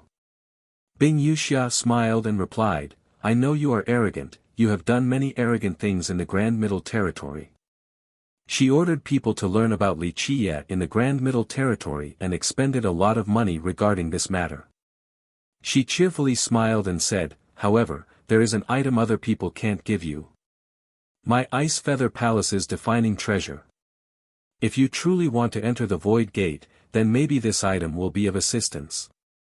It seems like the old men and women at the Ice Feather Palace really value you, they even allowed you to bring along this item. Li Qie narrowed his eyes and said, a little interesting. Fine, I will give you a piece, you may follow me. She then looked at him and asked, after entering the Void Gate, what will you split with me? Li Qie slightly flicked his sleeve and interrupted her to say, little girl, don't try to negotiate with me. The truth is that, regarding whether the Void Gate is real or not, I am more certain than you. Even though the defining treasure of your Ice Feather Palace might be amazing, the items that I can use are no weaker. I am giving you a piece because I feel that you are not a bad little girl. Otherwise, with just your palace's item and you still want to share the Void Gate with me? Not possible, understand? Li Qie's words were quite domineering. The Ice Feather Palace was an immortal emperor lineage, so one could already imagine how terrifying its defining treasure must be. Bing Yuxia was not angry. She stared at Li Qie for a long time before nodding her head and saying, good, it is a deal. Bah! The moment Bing Yuxia stood up, Li Qie, once again, slapped her sweet buttocks.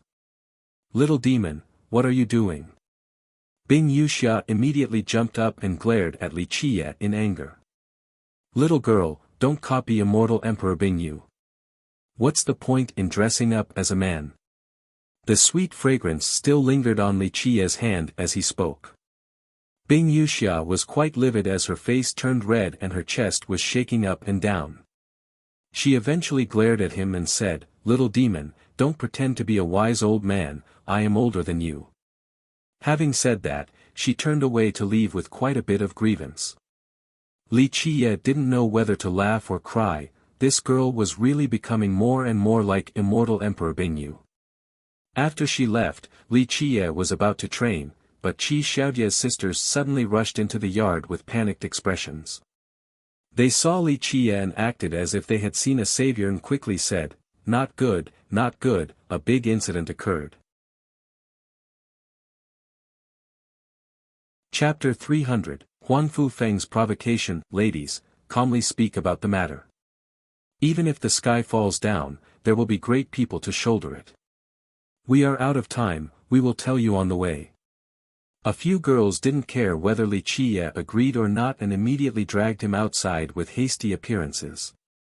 What actually happened? Li Qie was helpless and couldn't do anything else but to run along as he was dragged out by the girls.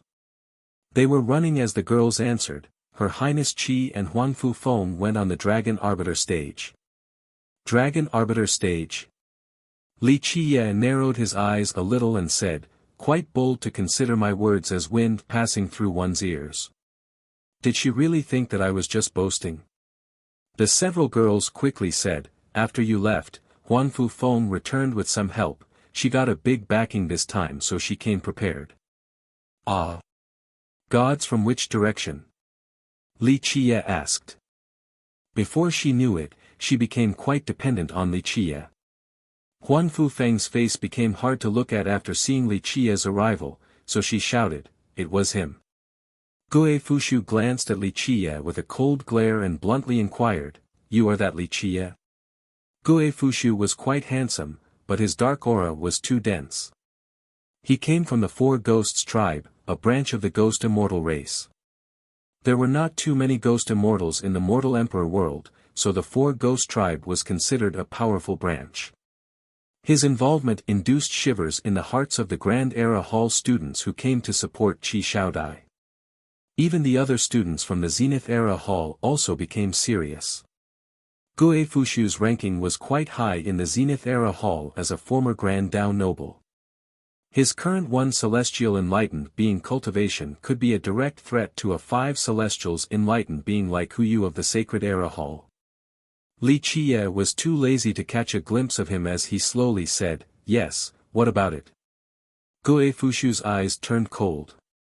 Suddenly, the dark aura became thicker around his body. He truly looked a bit like a ghost. There were many different ghost branches and all of them were different.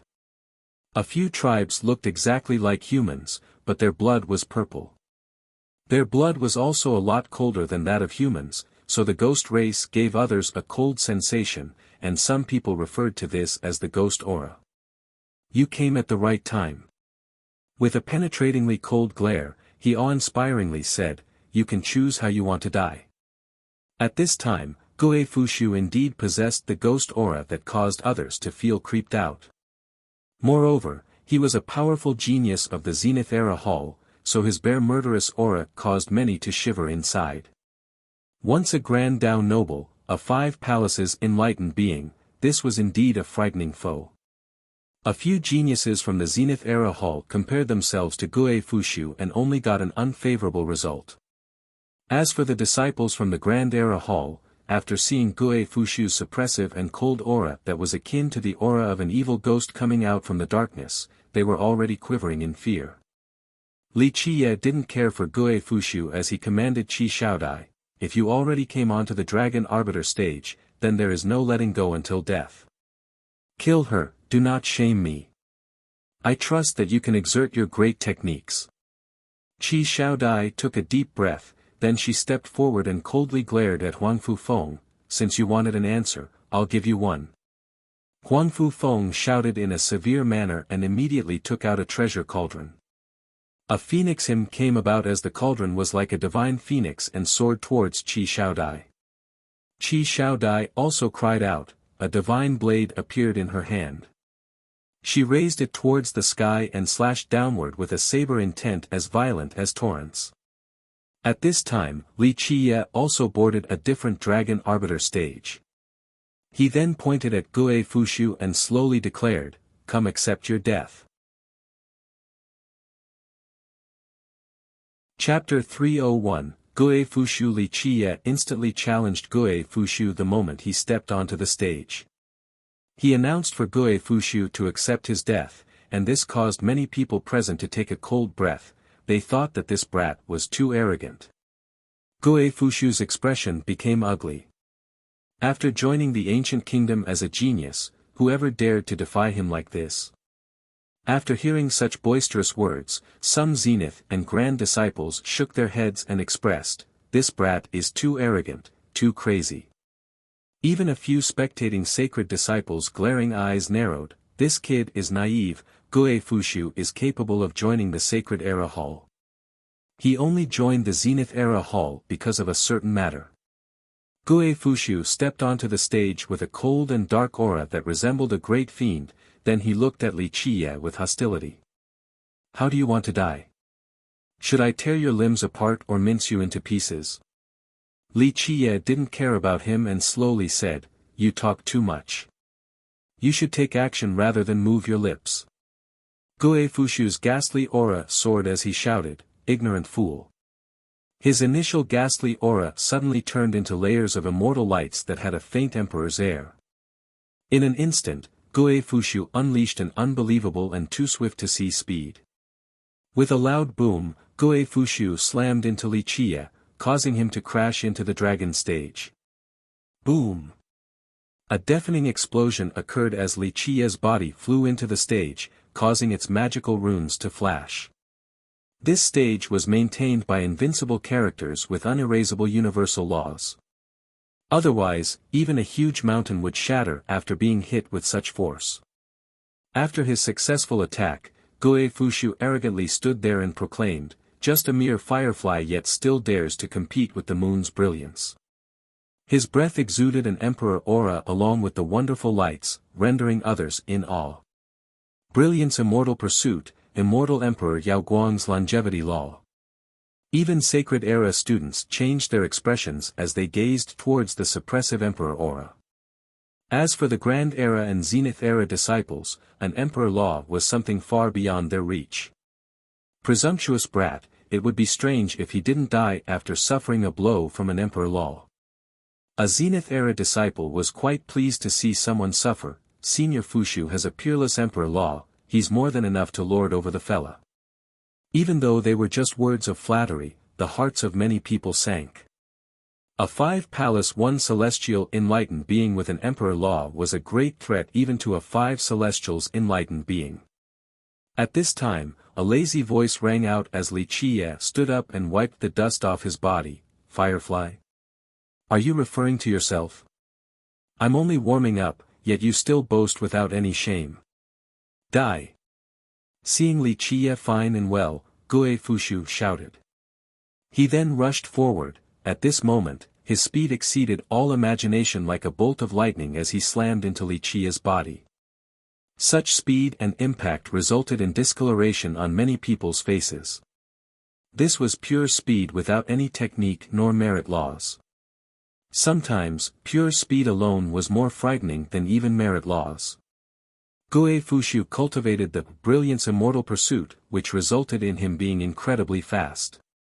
Li Qie stood firm against Guo Fushu's swift impact. His body suddenly exploded as divine laws started him. The hell-suppressing godly physique awakened and immediately suppressed the heaven and earth. Bang! A deafening blast exploded as Guo Fushu crashed into Li Qie and blood sprayed everywhere. However, the one struck flying away was not Li Qie, and the spilled blood was not from him either, it was from Guo Fushu's body. The moment his godly physique came out, Li Qie became an immovable divine mountain heavier than the earth as it oppressed the 9 worlds. Although Guo Fushu was fast, him slamming into Li Qie was the same as attacking a mountain, thus it resulted in his current state. Guo Fushu flew in the air and performed a somersault to stabilize before gliding in the air with his divine wings made out of light. Li Qie smiled and said, "Want to escape?" Before Guo Fushu landed, Li Qie took a step forward and a Kuan-Peng rushed up in the sky with an emperor aura as Li Qie chased after Guo Fushu. His heavenly foot stomped down on Guo Fushu's body. Guo Fushu was shocked. In the blink of an eye, his divine wings flapped, leaving behind a vacant shadow. Using an unbelievable speed, he used his peerless emperor law to its maximum potential and dodged Li Qie's foot, then he created a distance between the two of them. "Still want to run?" Li Qie smiled. The Kuan-Peng jumped into the sky and the space variant appeared. Suddenly, the disparities in space no longer existed. Although Guo Fushu's impressive speed amazed even the geniuses from the Sacred Era Hall, but before he could escape, Li Qie already blocked his path and fiercely struck him with a whip-like kick. Stunned within the moment, he couldn't escape even if he wanted to. He then instinctively summoned a defensive life treasure. He was very fast, but Li Qie was even faster. Bang!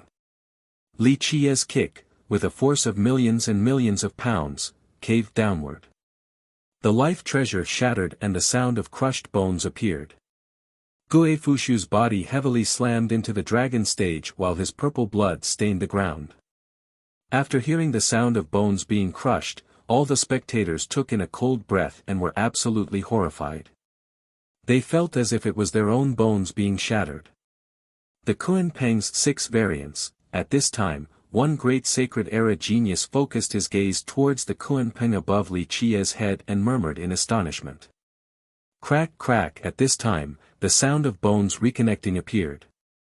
Gue Fushu stood up as his blood-stained body was issuing clacking sounds while his bones came together again and his wounds recovered. Such a frightening emperor law, the brilliance immortal pursuit.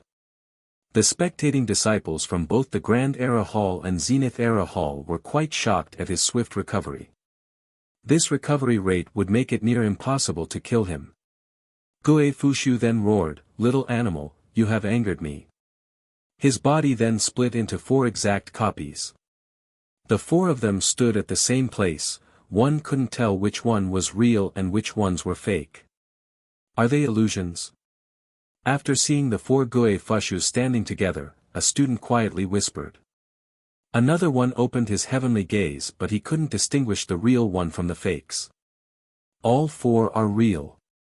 A disciple from the Sacred Era Hall shook his head and said, "They are not illusions." This great genius also used an unmatchable heavenly gaze, but he still couldn't see the real one, so he was certain that all 4 were real. A disciple who had some knowledge regarding Gue Fushu's clan exclaimed with surprise, "Harmonizing Tetra Ghosts. Rumor has it that this is the ultimate art of the Ghost Clan, one can turn into 4 while maintaining the same power as the original form." Everyone's hearts started to thump after hearing this. 1 Gue Fushu was scary enough, so what about 4? Little animal, accept your death. The 4 Gue Fushus surrounded Li Qia as 5 palaces rose above their heads. The 5 fate palaces then turned into a domain for each of the clones that eventually resonated together like a vast kingdom. Rumble. The sound of the Grand Tao appeared with a deafening bang. The 4 domains turned into a kingdom to trap Li Qia. Inside this kingdom, the 4 domains slowly lifted a giant statue with a grim visage of a ferocious ghost. How is this possible? 5 palaces turning into a kingdom. After seeing this scene, all the students were frightened. One had to know that fate palaces were extremely important to cultivators, and 4 fate palaces could turn into a domain while 8 fate palaces could turn into a kingdom. Gue Fushu only had 5 fate palaces, so he could only form 1 domain. It was impossible for him to create a kingdom, yet he actually managed to accomplish this unbelievable feat. An extremely talented disciple explained, "This is called 5 Desolaces, not a kingdom." The harmonizing Tetra Ghosts combining 4 domains might look like a kingdom, but its power is far below a real one. Bang, bang, bang. The 4 giant ghost statues spewed out a ghastly energy, filling the sky. In just a moment, the 4 statues borrowed the power of Gue Fushu's 5 Desolaces to wake up and become 4 invincible evil ghosts. The ghastly energy surrounded Li Qia and turned into boundless divine tidal waves. In but a split moment, it not only encompassed Li Qia but also turned into ominous chains that wanted to bind him. Inside the 5 Desolaces, no matter where Li Qia went, he would be submerged within this ghastly energy. The ominous and evil chains were like maggots attaching to bones. Li Qia would never be able to escape. Chapter 302, Slaughtering Ghost and Slaying Phoenix. The most dreadful things to cultivators were their enemies' 4 palaces domain or 8 palaces kingdom. Once trapped inside, it would mean that one has fallen into their enemy's absolute territory, and their enemy had a definitive advantage. A single thought from the enemy could change the heaven and earth, one thought to flip the 8 Desolaces upside down. It would be extremely difficult to escape such a situation, and in the majority of these cases, one could only await their death once they were trapped inside an absolute territory. Open. Li Qia then uttered a loud roar as his godly physique trampled the shaking earth. A terrifying crack appeared from the 5 Desolaces territory. This greatly shocked Gue Fushu. However, even so, Gue Fushu hastened the 4 evil ghosts as they spewed out countless ghastly chains that forever stuck to their targets. Even if your physique is invincible, you will still die under the might of my 5 Desolaces and divine ghosts. The four Gue Fushus roared. In a flash, the four ghosts became even stronger as millions of miles in this realm were covered with the ghastly aura. Zhang, the countless chains and their ominous ringing took Li Qie by surprise and enveloped him inside. The five Desolaces' grand territory was Gue Fushu's absolute territory. In this place, Li Qie was always at a disadvantage. What was even more terrifying were the endless chains. With just a bit of carelessness, one would be locked by them. Today, I want to tear your limbs apart. The four evil ghost statues pulled the large chains that bound Li Qie. The four of them yanked hard, and Li Qie's body started to issue creaking noises. If this continued, then he would be torn into 5 pieces. Although Qi Xiaodai created many amazing weapons with her eyes, none of them could kill Huang Fufeng. On the contrary, she was on the defensive and kept on being pushed back. At the beginning, they fought quite evenly, but when she was distracted by Li Qie's unfavorable position from earlier, her mind was in disarray and Huang Fufeng took the initiative. Many people were surprised to see Qi Xiaodie's divine eyes being capable of creating weapons that seemed like real things that held great power. What technique was this? Li Qie shook his head and said, lacking battle experience. Then, he commanded, you are only exerting 20 to 30% of your divine gaze's strength, there is more than enough power, but not enough finesse. Creating them is only the beginning. I'll give you a hint, use both of the weapons with yin-yang harmony. Qi Xiaodai became spirited after hearing Li Qie's advice. The constantly pushed back Qi Xiaodai suddenly took a deep breath and maintained her ground. Her eyes turned bright as the divine pupils emitted a blinding golden brilliance. Zhang, Qi Xiaodie's left eye turned into a crescent moon while her right eye turned into a sun. The sun and moon thunderously flew out towards Huang Fufeng. You are at your wit's end. Huang Fufeng's shining golden bird form folded its wings to the front to form 2 defensive divine gates. Boom! After a loud bang, the sun and moon slammed into her golden wings, and they merely forced her to move a few steps back. This illustrious bloodline, it is indeed worthy of the great golden bird physique from the legends. Whoosh! The wind crazily cried out as Huang Fufeng flapped her wings and suddenly shattered the sunfire and moonlight. After doing so, she contemptuously sneered and said, only a minor art. Ah! However, before finishing her sentence, her laughter came to an abrupt halt as her body fell down from the sky. At this time, other people finally saw, very clearly, that there was a very tiny wound at her soulbone area as blood slowly dripped from it. At this time, a small dragon made from yin and yang soared out from her soulbone. With a more careful observation, one would find that this was not a small dragon, but a saber and a sword. The saber was a crescentine blade while the sword had a yang edge, the two of them intertwined together and were as small as a silk thread, but they contained an endless power from the yin and yang. Although these two weapons were quite modest in size, they were capable of destroying everything. They were created from Qi Xiaodie's divine gaze. Momentarily, the stage was in complete silence as everyone couldn't help but take another look at this scene. Li Qie had killed Gue Fushu, and now, Qi Xiaodai also slew Huang Fufeng. No one could have predicted such an outcome. Everyone thought Huang Fufeng would kill Qi Xiaodai in this battle and Li Qie, this nobody, wouldn't be able to compete against Gue Fushu. However, the ending took everyone by surprise. Chapter 303, Great Child Yaoguang, Nice. After the silence passed, Grand Era disciples started to cheer. Of course, the loudest ones were Qi Xiaodie's sisters. They were proud because both Qi Xiaodai and Li Qie were from the Grand Era Hall. The two of them killing 2 geniuses from the Zenith Era Hall became a source of pride. Thousand Martial Divine Gaze Dao. Sikong Taotian, who was mixed amongst the crowd, finally remembered the name of Qi Xiaodie's technique and murmured. He then thought about a legend, an extremely ancient legend. The Sacred Era Hall Master also slowly said with emotion, Thousand Martial Divine Gaze Dao. One of the two greatest arts from the 100 Battles God King. I didn't expect the Qi clan's descendant to completely inherit this supreme art of their ancestor. After hearing this, many disciples became shocked and even the devilish Zenith-era geniuses lost their colors. Everyone knew that the Qi clan and the Lion's Roar Gate were ranked as a low first-rate sect, they were nothing compared to the immortal emperor lineages. They didn't expect that the ancestor of the Qi clan was the 100 Battles God King, someone who was bestowed the title of God King. Just the name alone was indicative of his frightening invincibility in the past. While everyone was in a daze, the ash remnants of the burnt-to-crisp Guo Fushu suddenly cracked like a butterfly emerging from a cocoon. At this moment, the unthinkable happened as Guo Fushu crawled out from the ashes. He was reborn from his own body as he was soaked with water and immortal lights.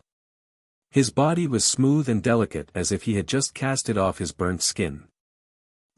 How is this possible? A person exclaimed in horror after witnessing such a creepy scene. Amazing, the brilliance immortal pursuit is indeed an emperor law created by immortal Emperor Yaoguang. As long as there is a remaining strand of soul, then even if the body is destroyed and the true fate gets shattered, there would still be a chance for rebirth. The Sacred Era Hall Master said with some astonishment. Many students felt the creeps after witnessing the display of this skill. Didn't this mean that it would be very hard to kill someone who cultivated this merit law? Anyone would be in trouble when facing such a difficult-to-kill opponent. In a flash, Li Qiye slightly shifted his body and immediately caught Guo Fushu by the neck.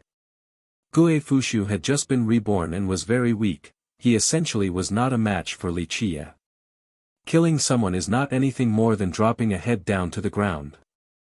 The Sacred Era Hall Master spoke, it is not a big matter to spare him, yes? I'll think about it. Li Qiye still gripped Fushu with one hand, then he looked at him and said, earlier, you asked me how I wanted to die. Seeing Li Qiye's nonchalant eyes, Guo Fushu became frightened. His always arrogant air has been replaced by true fear at this moment. He couldn't help but shout, if you dare to kill me, my brilliance ancient kingdom will not let you go. There will be no place for you in the Eastern 100 cities if you become enemies with the brilliance ancient kingdom. The stone golem race was one of the largest races in the contemporary times. In the ancient past, people used to list them under the demon race, however, they did not consider themselves to be demons and formed their own tribe. Moreover, their natural talents were great and they possessed an extremely powerful stone body. This was why, since the ancient times, the stone golem race not only possessed a firm solidarity, but they were also very powerful. They were completely unlike the demon race that had too many complex varieties, both good and bad. The members of the stone golem race were born with stone bodies, but if they wanted to truly set foot onto the path to the peak or even aim for the heavens will, then they had to cultivate their stone bodies into flesh because flesh was the best body in this world to store and accept the world's essence. This was why, although it was a huge advantage to maintain the stone body, it was a soaring significance to cultivate into a flesh body. The more body parts that became flesh meant that the person was more powerful and had a greater future potential. Zhu Huanwu was a great genius without a doubt. He not only possessed the teachings of two emperors, but the more frightening part was that he created his flesh at a very young age. The only remaining part of his body that was still stone was his jade bone amidst his brows which couldn't be refined into flesh. At this time, his jade bone looked like an ornament, causing his frightening self to be a lot more attractive. Let him go.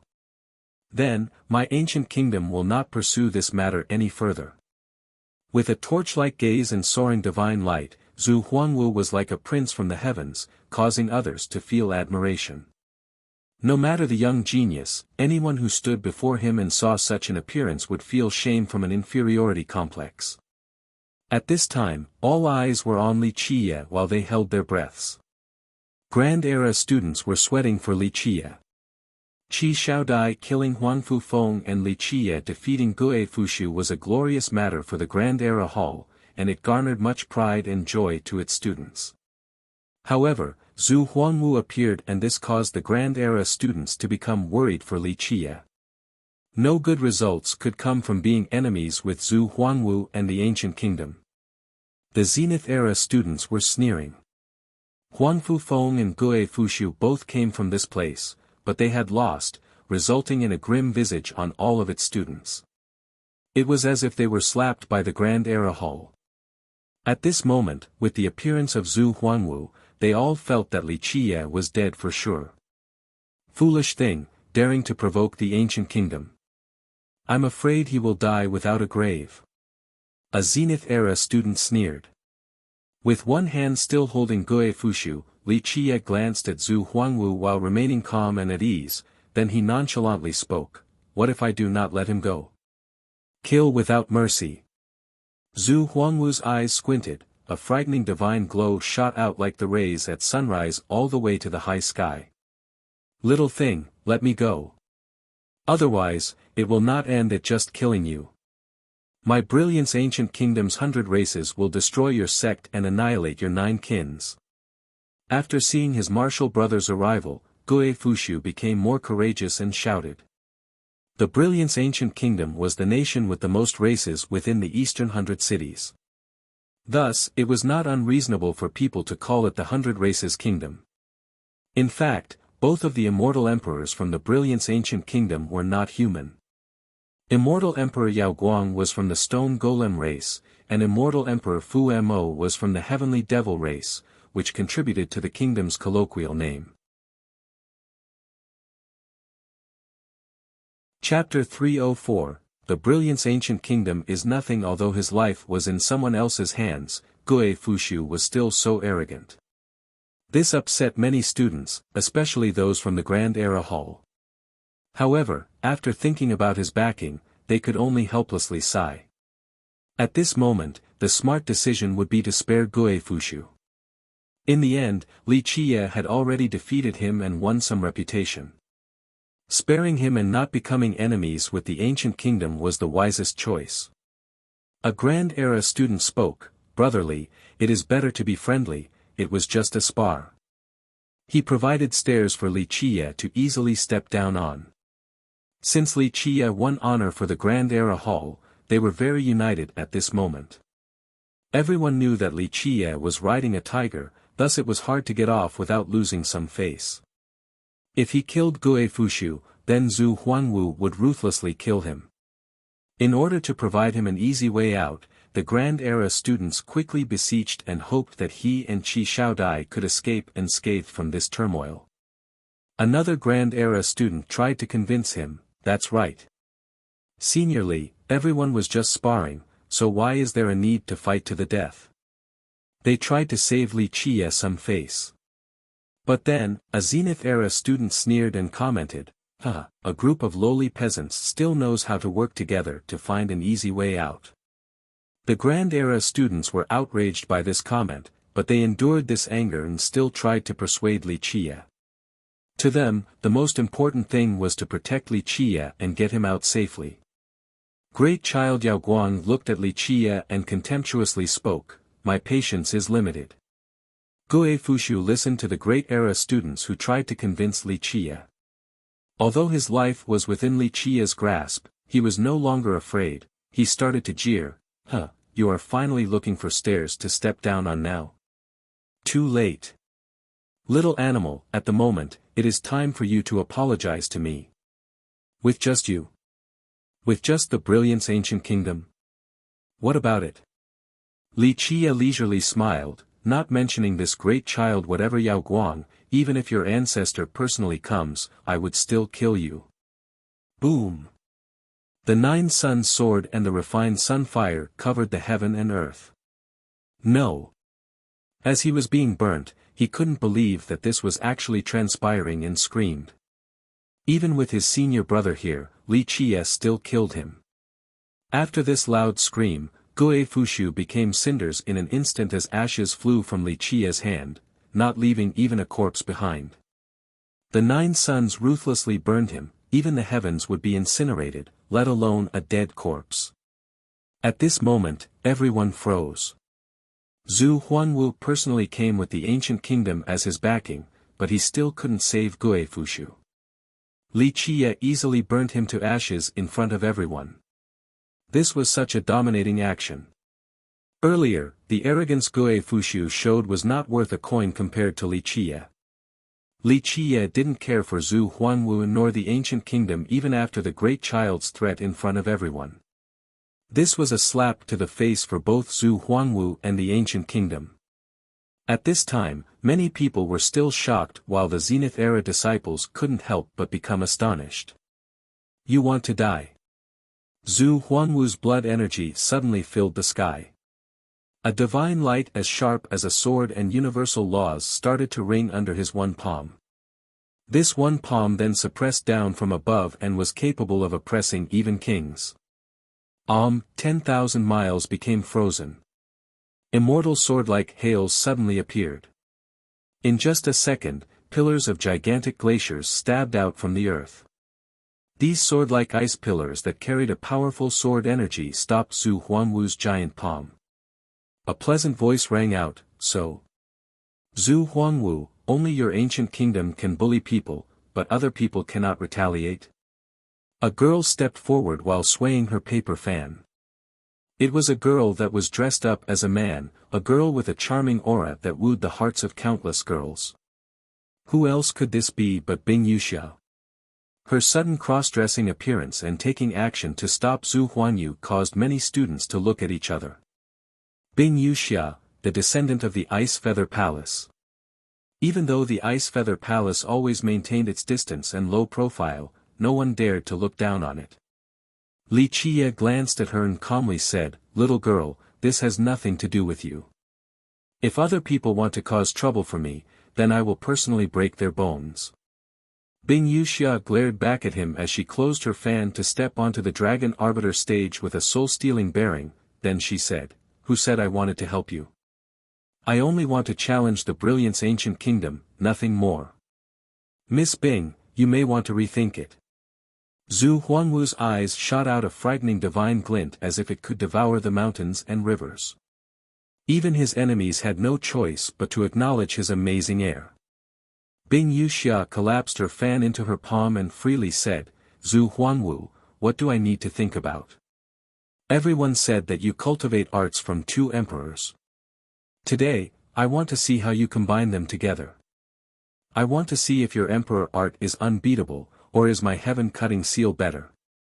Bing Wuxia challenging Zhu Huanwu caused many people to look at each other in amazement.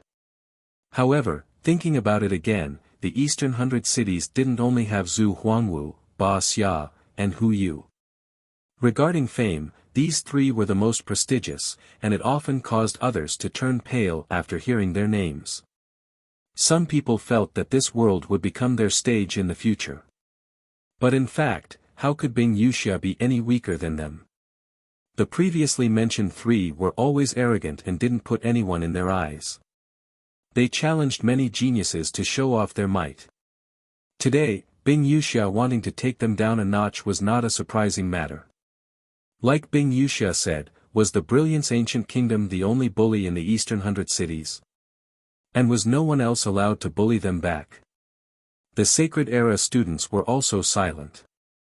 Even though Bing Wuxia joined the Idol Era Hall, her power and style exceeded many Sacred Era geniuses.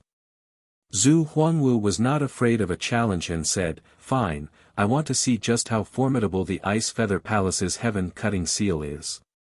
He became serious as his blood energy soared high above like a true dragon. He took one step forward and the stars began to move. The earth started to shake as if a divine beast was awakening. His mighty aura caused many disciples to shiver. Bang bang bang.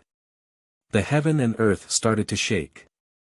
In the beginning, everyone thought that Zhu Huanwu was powerful to the point where he could cause trembles, but the shaking became more and more severe.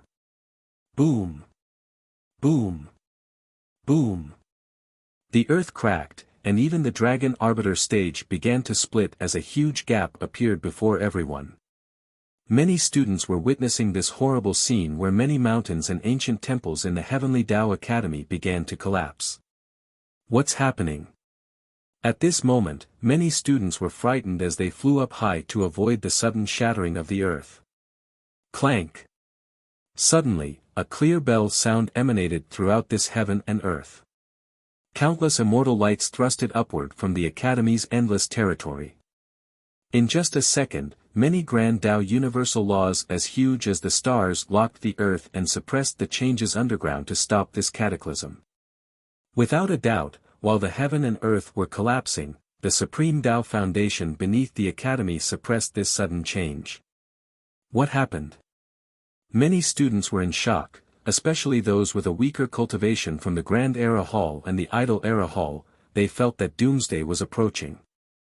Many Sacred Era students' eyes became deep as if they had understood something. The Sacred Era Hall Master said in a serious tone, "Go back to your halls, it is best not to go out for the time being." Several students looked at the Hall Master, wanting to find out what happened, but the Hall Master said nothing and told the students to go back to their halls. Zhu Huanwu glared at Bing Yuxia, then Li Qie. He no longer wanted to fight and turned around to leave. Bing Yuxia then murmured, "It is almost time." Then, she decisively left. The uneasy students quickly went back to their halls and hoped that their hall masters would be able to make clear of what transpired. Li Qie also planned to leave, but the Sacred Era Hall Master came to him and said, "Young Noble, the ancestor wants to meet you." Li Qie looked at him and told Qi Shaodai, "You guys go back first, I will be right back." The Sacred Era Hall Master took Li Qie deep into the academy. This place was detached from the 5 halls' territories, and only great characters from the academy could enter. Inside an ancient hall, Li Qie saw old Daoist Peng from the everlasting courtyard. Despite his unkempt look, he belonged to the ancestor level of the academy. The Sacred Era Hall Master took Li Qie here, then he bowed and quietly left.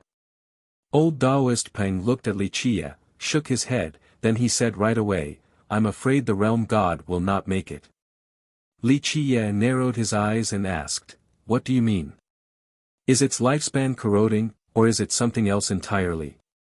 Old Daoist Peng said with a dignified look, "It's not because of the lack of lifespan." Chapter 305, Working Together with a dignified expression, Old Daoist Peng explained, "The Realm God seems to be entering a crazed state. Earlier, it suddenly became furious and my brothers had to join forces to barely appease it. Earlier, the cataclysm in the Heavenly Tao Academy was caused by the Realm God. If it actually went crazy, then would it have destroyed the Academy or even the entire Eastern 100 cities?" Li Qie spoke with a serious demeanor, "Your portal is going to open soon, so the Realm God is sensing the Void Gate." Little Autumn originating from the Void Gate was merely a speculation of the myriad images true God, but the Realm God definitely came from the Void Gate. Unfortunately, it left the Void Gate when it was very little.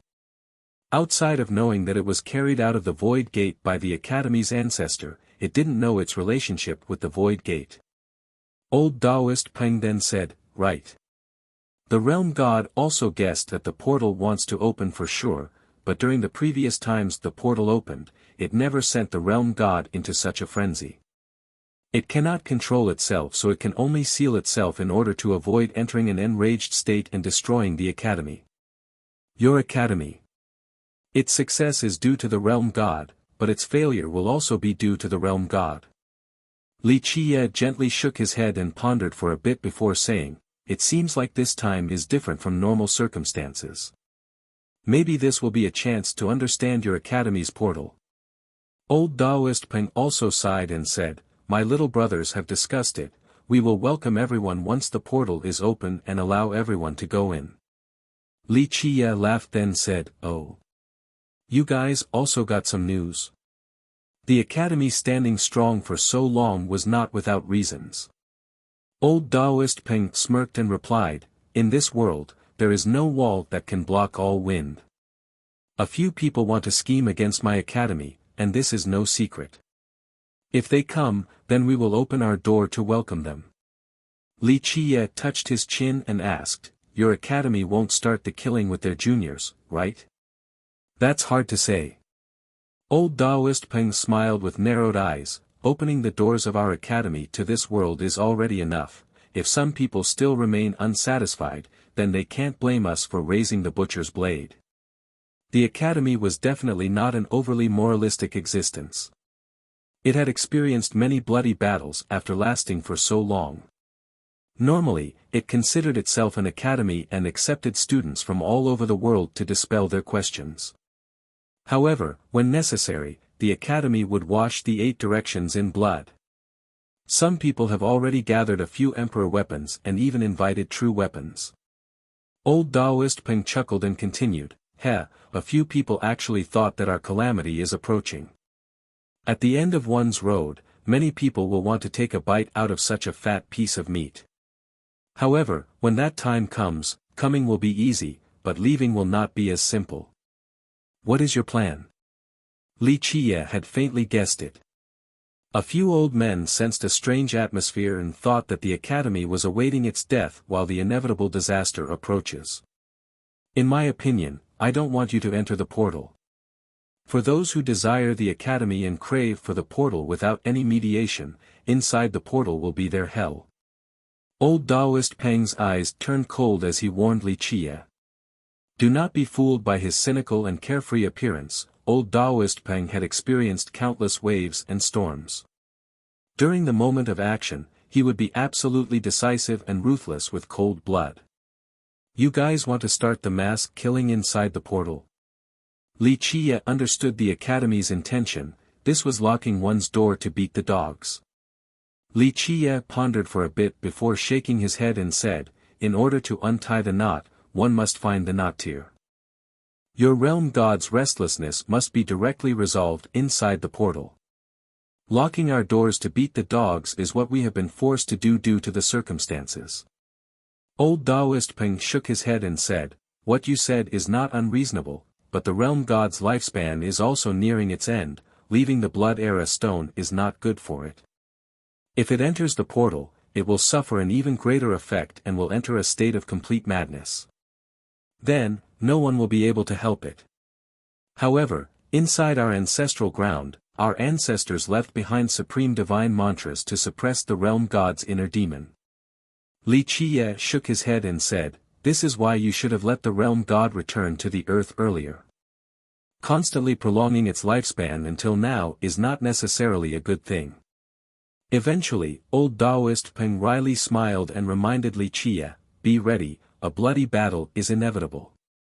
Being involved in this affair. No matter who they are, they will not be able to get out unscathed. Li Qie burst out in laughter before calmly saying, those who cannot escape unscathed will not include me. But you are right, this bloody battle is unavoidable. Your academy wants to catch everything with one net, massacre all your enemies, and trample 10,000 countries. These words caused old Taoist Peng's eyes to squint as he said, massacre all the enemies and trample 10,000 countries. He then stared at Li Qie and continued on, you are funny, my academy has always been peace-loving, so how could we do such a thing? This is the current situation. Even if you don't want to, the world will be against you. Everyone craves this land that has been occupied by the academy, and everyone wants a piece of the pie when it is about to meet a disaster. Who wouldn't want to take a bite? Rather than wait for the disaster before slaying your enemies, it is better to preemptively annihilate your foes and then think about it more after. Old Taoist Peng slowly added, a few immortal emperor lineages and ancient kingdoms are not so easy to mess with, especially existences like heavenly protectors. There was no doubt that he was tempted by this advice. Li Qie smiled freely and said, have you ever seen these heavenly protectors travel around the world? And even then, so what if they are heavenly protectors? I know that, at this moment, the realm god cannot enter battle, but after killing your enemies and dealing with the realm god's issue, I do not need to say more about the ensuing events. Old Taoist Peng remained silent, thus Li Qie went on with a smile, I can help the academy with regards to this. First, I want to borrow a few things of the academy to use, and second, I want payment.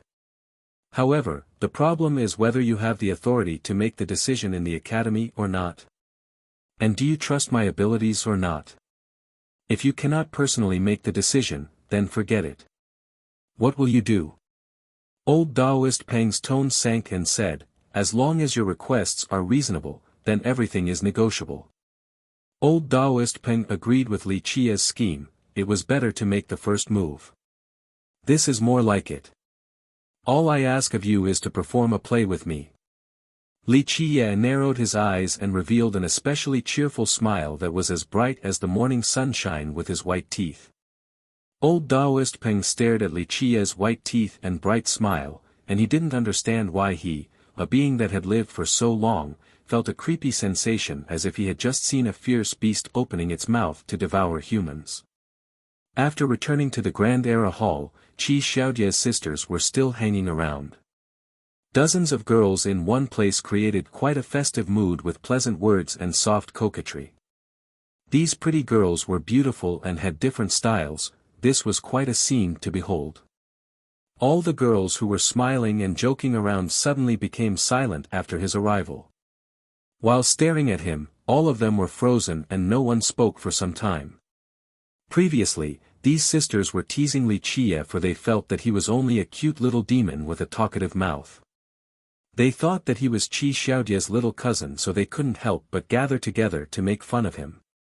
At this time, their view of him had changed.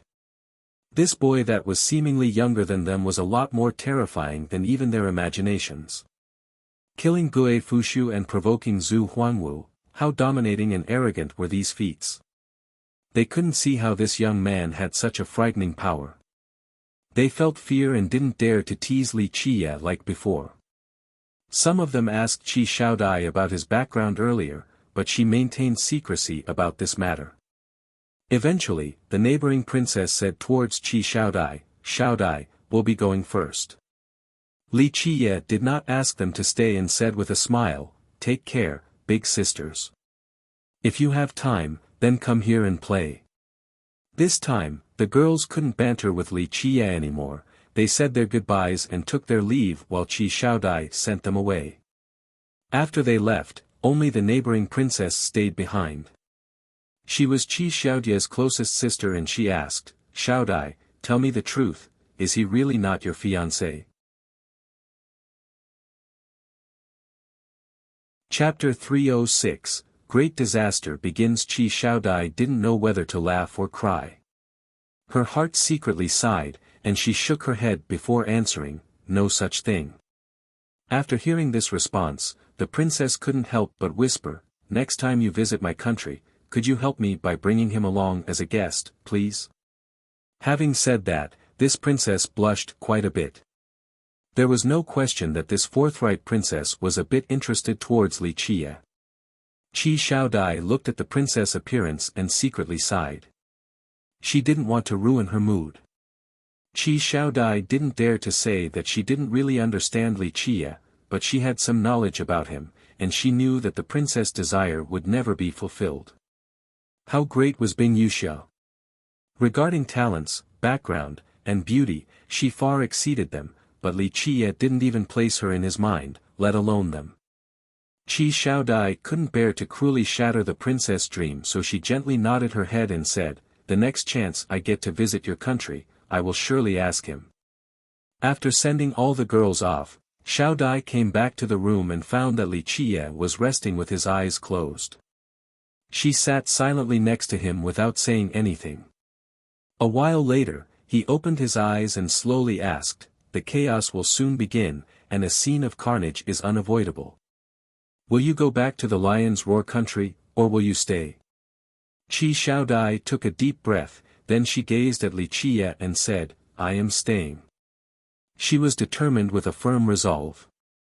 Li Qia nodded his head and said, "The storm is coming, so mentally prepare for it. This bloody battle will pierce the heavens." Qi Xiaodai silently nodded. Although she did not know anything about this ensuing bloody battle, but seeing Li Qia's solemn visage, she knew that this battle will absolutely be extraordinary. So tired. Little Autumn suddenly appeared out of nowhere as if it had just come out from another dimension like a god. He came out and saw Li Qia and Qi Xiaodai sitting together. He then looked at Li Chia a bit, then Qi Shaodai, then it chuckled and said, "Am I bothering you too? Hee, if that is the case, then go on, just act like I never appeared." Li Chia gave him a look and said, "Is your skin itchy for a beating? Hurry up and tell me about our business." Qi Shaodai, on the other hand, couldn't help but blush. She quickly stood up and said, "I will go make you some snacks." She quickly left after saying this. After she left, Little Autumn quickly sat on the big chair in a comfortable and unruly manner as it smilingly said, "Young noble, this young miss is not bad. I see that she is becoming more virtuous after your teachings. She now understands propriety, so it should be fine to keep her around." Li Chia glanced at him and leisurely said, "Since when do you decide my business?" Little Autumn forced a smile and quickly said, It is just a suggestion, just a suggestion. Dear young noble, I have a major discovery." Li Chia became spirited and asked, "What kind of discovery?" Little Autumn took out an item and showed Li Chia, "Look and see if you know what this is. I can guarantee that this thing has never appeared in the previous openings of the portal before." Li Chia took the item. It was something like a black strand of light, something as thin as a pin, and it emitted a black glimmer. It was capable of eating time, extremely frightening. Time-space chaos glint. Li Chia looked at the item in his hand and slowly asked, "Could there be an issue with the portal connecting to the heavenly realm this time?" Little Autumn shook its head and replied, "I don't know, I have never seen this thing before. However, one can imagine that when the portal opens, there will be many spatial gates leading to different worlds.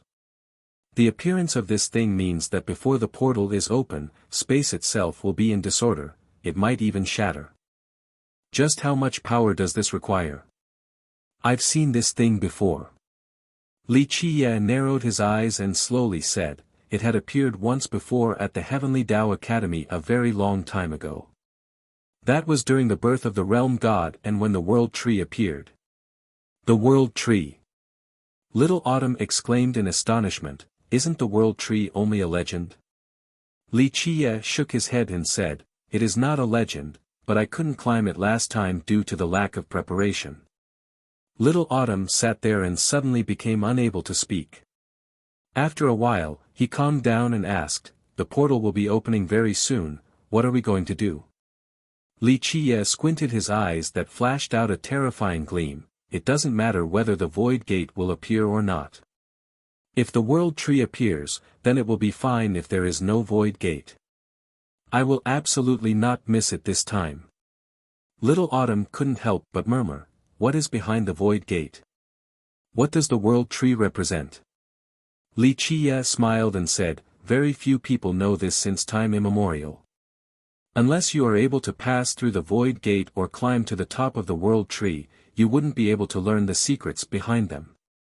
Damn, these 9 grand heavenly treasures, they really are mysterious. No wonder why immortal emperors and true gods had always wanted to understand the secrets behind them." Little Autumn emotionally stated. Li Chia took out a treasure and threw it at Little Autumn, "Wear this thing and use it with your big cannon." Fragmented realm spatial disc. Seeing the thing in his possession, Little Autumn was startled and said, "Isn't this a treasure that immortal Emperor Fei Yang swindled to obtain?" After immortal Emperor Fei Yang disappeared, this also disappeared. Old Master tried to find it for a long time but to no avail. There are other uses for this thing, but it can temporarily act as your weapon. Li Chia narrowed his eyes and proclaimed, "It is time for us to go on a massacre." Little Autumn couldn't contain his excitement and eagerly said, "Massacre? Ha ha ha ha. I like this word the most. It has been a long time since I've done something huge. At that time, just tell me the commands, young noble. Just wait, some old undyings are becoming impatient." Li Chia closed his eyes and nonchalantly said. Several days passed and there were strange phenomena in the academy with non-stop quakes. In its utmost severity, chasms started to form everywhere. This heaven and earth suddenly became very fragile. People were very panicked, especially the students from the two bottom halls. This sudden disaster worried a lot of them since they didn't know what was going on. The academy remained tight-lipped about this matter, and even the hall masters were unwilling to divulge anything to the students. Seeing the cracked mountains and shattered pavilions left the students in fear as if the end of time was approaching. However, regarding this sudden change, the students from the Zenith Era Hall and Sacred Era Hall were different. They came from the great powers and were privy to a few things that the two bottom hall students didn't know about. This was a chance for them, a chance that was hard to come by even after 10,000 years. The fissures formed even more violently, and finally, the academy shed some light for the students. A catastrophe has befallen on our academy and our territories are at risk. For safety, students in the school should go back to your home and shouldn't return until the disaster is over. Although the academy sent the notice, it didn't force the students to leave. They were happy to open Dao gates for the students to leave, but they also accepted students who wanted to stay. Many students were in a daze after the announcement, especially those who came from average backgrounds. They worked hard to enter the academy and hoped to graduate one day, but this disaster caught them off guard. Within a day, the academy opened many Dao gates to send away their disciples that had lower cultivations. I heard that all disciples below Royal Noble were sent away. This sudden news spread quickly throughout the academy. The disciples were the cornerstone of the Heavenly Dao Academy, they were different from its students. At this moment, when the academy sent away their low cultivation disciples, many students from the 5 halls felt the gravity of this situation, that the academy was really in trouble. This was not a joking matter. Another shocking piece of news sent waves across the academy. I heard first disciple Lo Yi also had to leave. Overnight, a storm approached. The initially scared people became even more frightened. Lo Yi was the academy's most promising disciple. Now, even Lo Yi was sent away, so everyone realized that the academy's disaster was even more serious than expected. We should also leave and come back after the disaster is over. Many disciples who didn't want to leave were shaken, and they gathered their belongings to leave. The academy then opened more gates so that they could leave. In a short amount of time, many students from the 5 halls took their departure. However, most of the students were from the Grand Era Hall and Idol Era Hall. Not too many people from the Sacred and Zenith halls left. It ought to be coming. A few Sacred Era disciples murmured since they knew the inside story. Chapter 307. Like a tiger stalking its prey, there is no wall that could block the wind completely and no paper that could wrap up a fire entirely. When many students with a humble upbringing from the Grand Era Hall and Idol Era Hall wanted to leave, a few of them heard some rumors. Sikong Taotian smiled and spoke, "Ignore these nonsensical matters. After the portal opens, we should enter right away at your order. We are not in a hurry." The calm Li Chiye slowly said, "We will watch the play, first. Whether we enter or not, I will listen to all your orders at that time no matter what, even if you tell me to enter a sea of fire." Sikong Taotian patted his chest to show his allegiance. Little Autumn glanced at him and said, "Yo, isn't it too late to suck up now? Heh, my young noble does not lack henchmen." Sikong Taotian ignored it completely and continued to chuckle. "You guys can keep doing your show." Bing Yuxia closed her fan and said with unparalleled finesse, "I have a date with a miss to gaze at the moon together. I am going now, so let me know when you guys want to enter." Bing Yuxia was a girl, yet she still wanted to flirt with other ladies. The group of Sikong Taotian didn't dare to comment on it because they knew her outburst would not be easily appeased. "Little girl, can you not change your ways?" Li Chiye looked at her with one eye and asked, "A girl dressing as a boy all day, are you not tired of it? Start dressing like a nice lady again and find someone to marry." Bing Yuxia didn't care for it and coolly said, "Oh. Are you jealous? Jealous that I am loved by women? Or jealous that I have 3,000 beauties in my harem?" Li Chiye leisurely stared at her and said, The girls by your side are indeed not bad, and a few of them could be considered national beauties. However, I have never lacked women, so why do I need to be jealous of you? Such a big tone. Bing Wuxia glanced at him and asked, do you need me to introduce you to a nice girl? Maybe she could even enchant you. How about the princess from the Pure Lotus School? She is smart and elegant, as gentle as water. If you meet her, maybe you will be lost in the gentle scent of a beauty with no escape to be found. Bing Wuxia played the matchmaker role and encouraged him to go on a date. Li Qie lazily looked at her and replied, even the goddess from the 9 heavens would have a hard time enchanting me. You don't need to waste your time. In my opinion, you should stay behind to be my servant girl.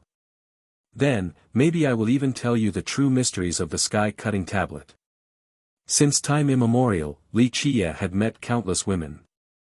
In the past, the supreme sword goddess by his side brilliantly shone for millions of years. Her beauty, gentleness, and talents were all exceptional. Forget it. I will take my time to unravel the tablet's mysteries. With a swish sound, Bing Wuxia opened her fan and walked away. Humph. This girl just forfeited a great opportunity.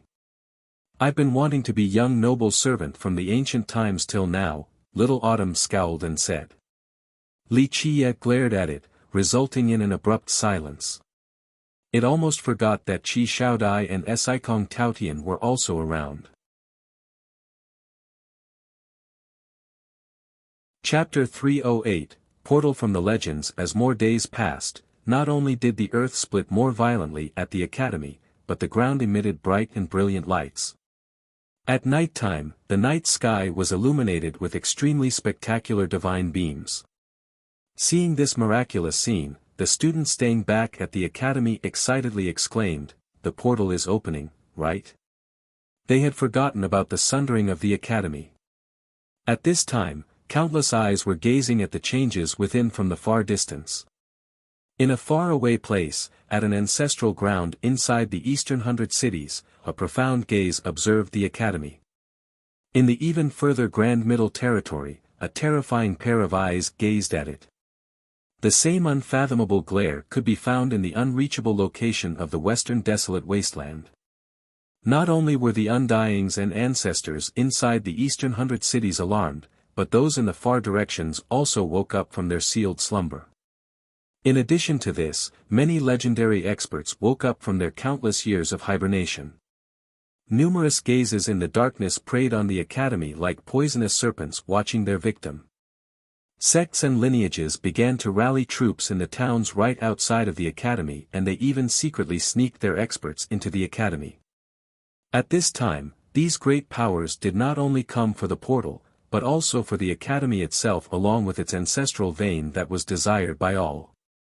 In just a short moment, the weaker sects in the Eastern 100 Cities recognized the strange occurrence, so they had their own thoughts. Some wanted to take advantage of the situation while others isolated themselves far away from this turmoil. The mythical portal of our academy will soon open, and we wish to share this portal with all the sects in this world. No matter the origin or background, anyone will be able to enter the portal. Amidst countless strategies and schemes, the academy announced this message that spread throughout the entire Eastern 100 Cities in but a single night. This sudden declaration sent many people into a daze. Many of these great powers already planned to rob the academy once the disaster arrived. It didn't matter what their intentions were or whether or not they sent any geniuses to the academy, they were excited nonetheless and hid their strength in the closest territories around the academy. However, announcing that the academy would share the portal took these sects by surprise, and a few old Undyings were caught off guard. They already came up with many excuses in order to enter the academy or a reason to attack it while still maintaining a moral high ground. However, this sudden invitation to everyone in this world broke the schemes of a few old Undyings. A few sects and countless cultivators who didn't know the inside information quickly came to the academy almost overnight. The ancient portal in the legends of the Heavenly Tao Academy is about to open. Hurry, the academy has spoken, everyone will have a piece of the pie.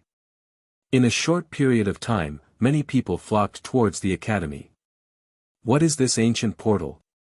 A few of them didn't know what the portal was and was lost, but after seeing so many people going to the academy, they also followed to join in the fun. Suddenly, the paths to the academy were completely flooded. You don't even know of the ancient portal? An elder cultivator explained, rumor has it that it is a place connected to a divine kingdom or some immortal scenery. Do you know immortal Emperor How High? In the past, he obtained a fortune from the portal and became an invincible existence that created the most miraculous and frightening sect since the start of time till now.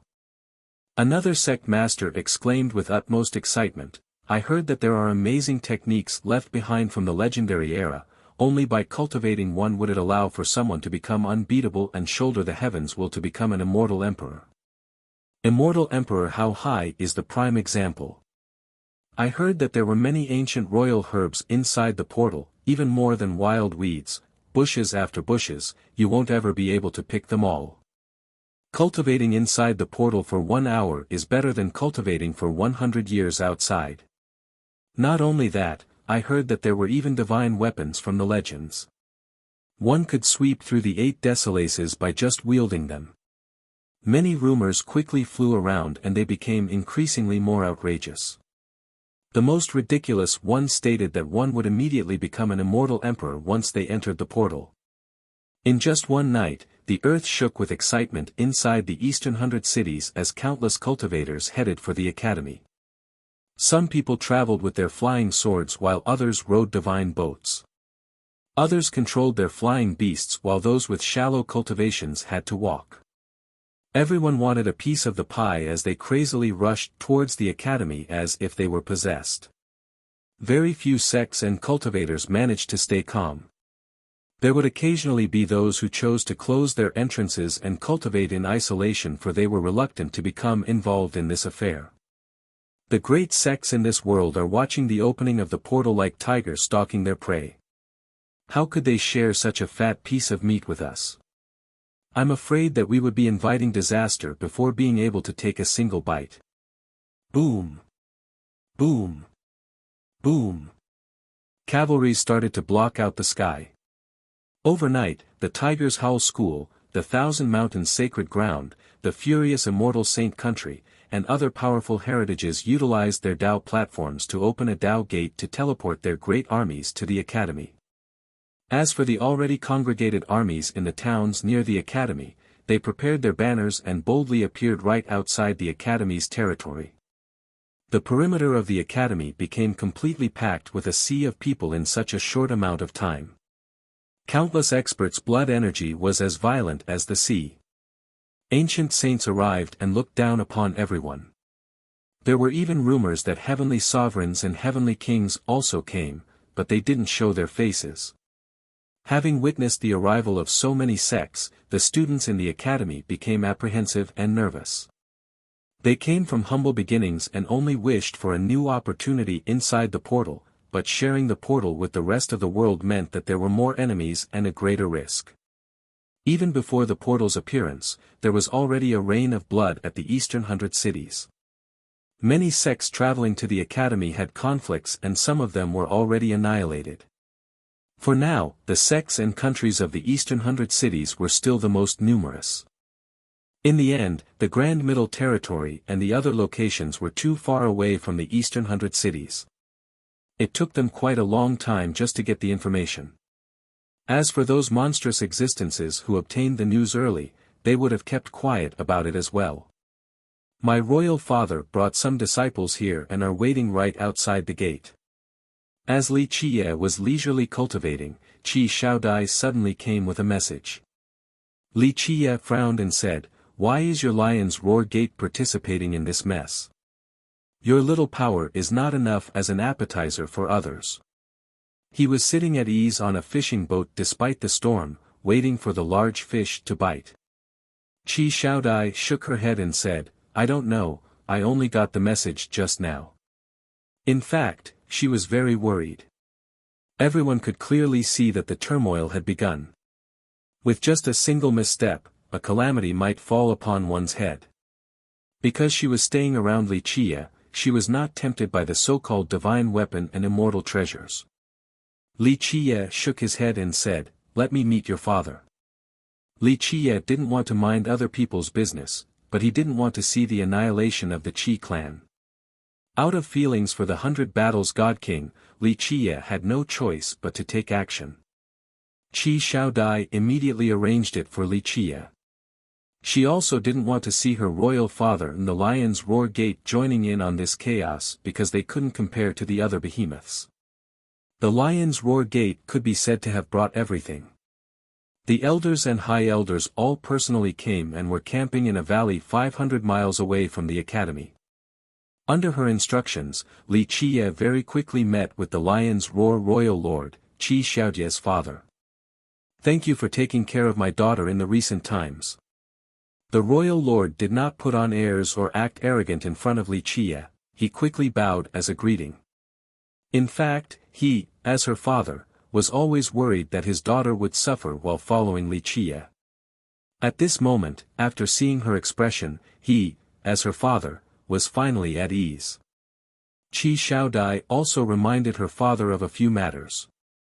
Of course, she was not willing to disclose certain secretive matters because she didn't want Li Qiye to become unhappy.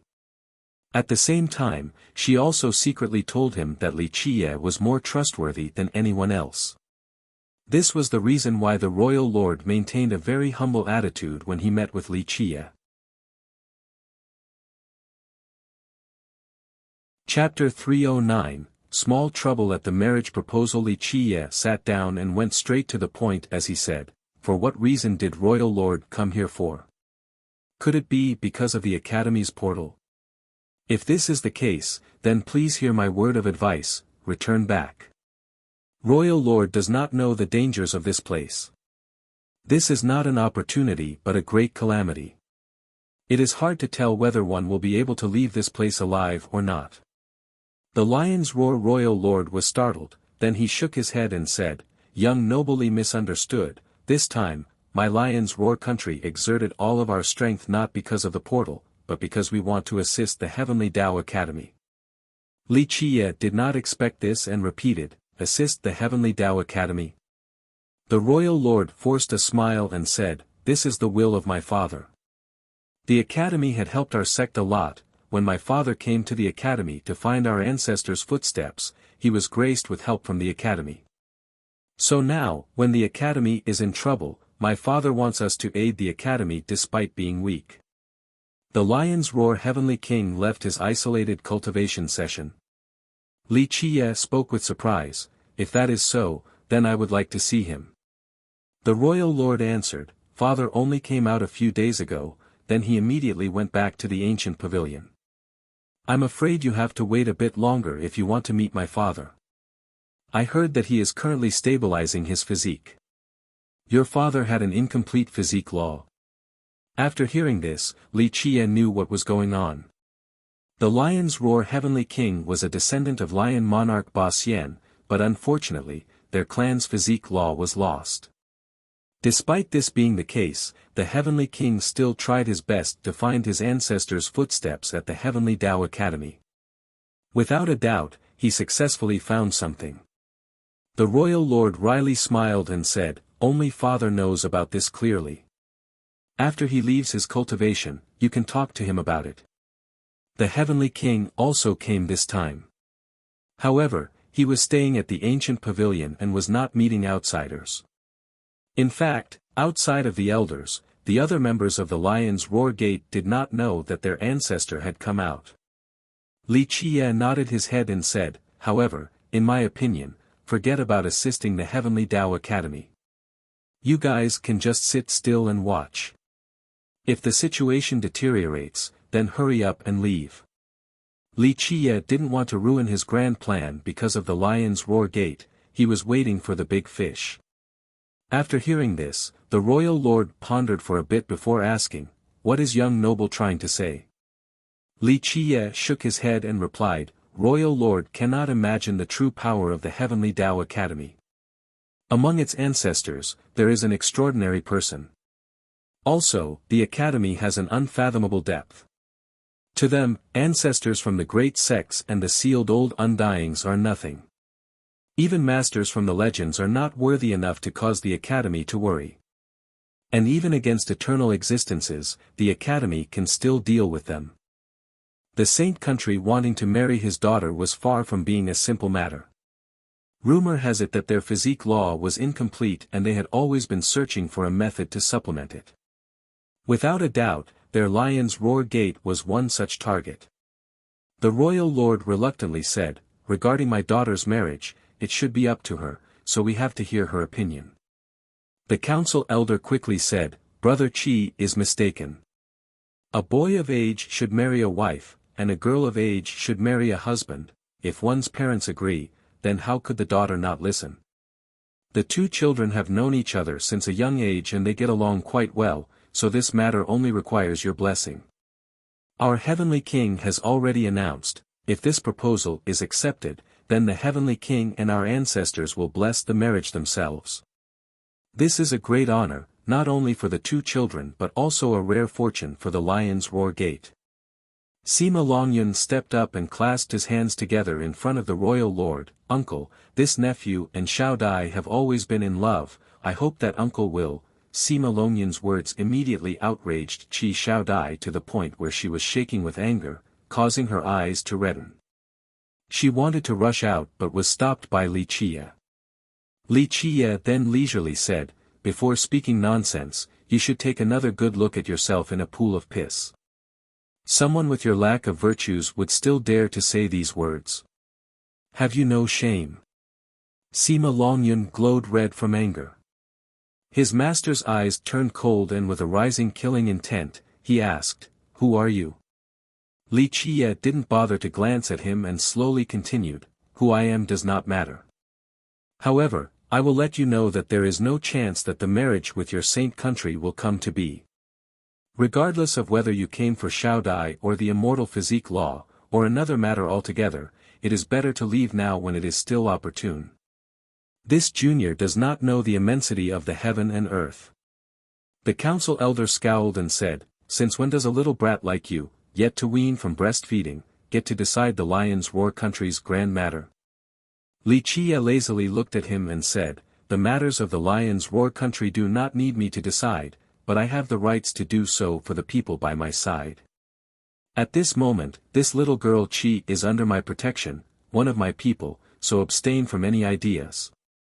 Qi Xiaodai was outraged by Sima Longyun's nonsensical words, but after hearing Li Qie, she was struck into a daze. Her face became red as her heart beat fast. Her anger was quickly forgotten and her heart felt a soft tingle. To her, she would pay any price to hear these words again. With a blushed complexion, she lowered her head and played with her sleeves, she didn't hear anything else besides these words. However, Li Qie's words caused the expressions of Sima Longyun and the elder to turn extremely ugly. The elder's expression sank as he coldly spoke, "Brother Qi, is your daughter's matter something for a little brat to babble about? This matter is related to your daughter's honor."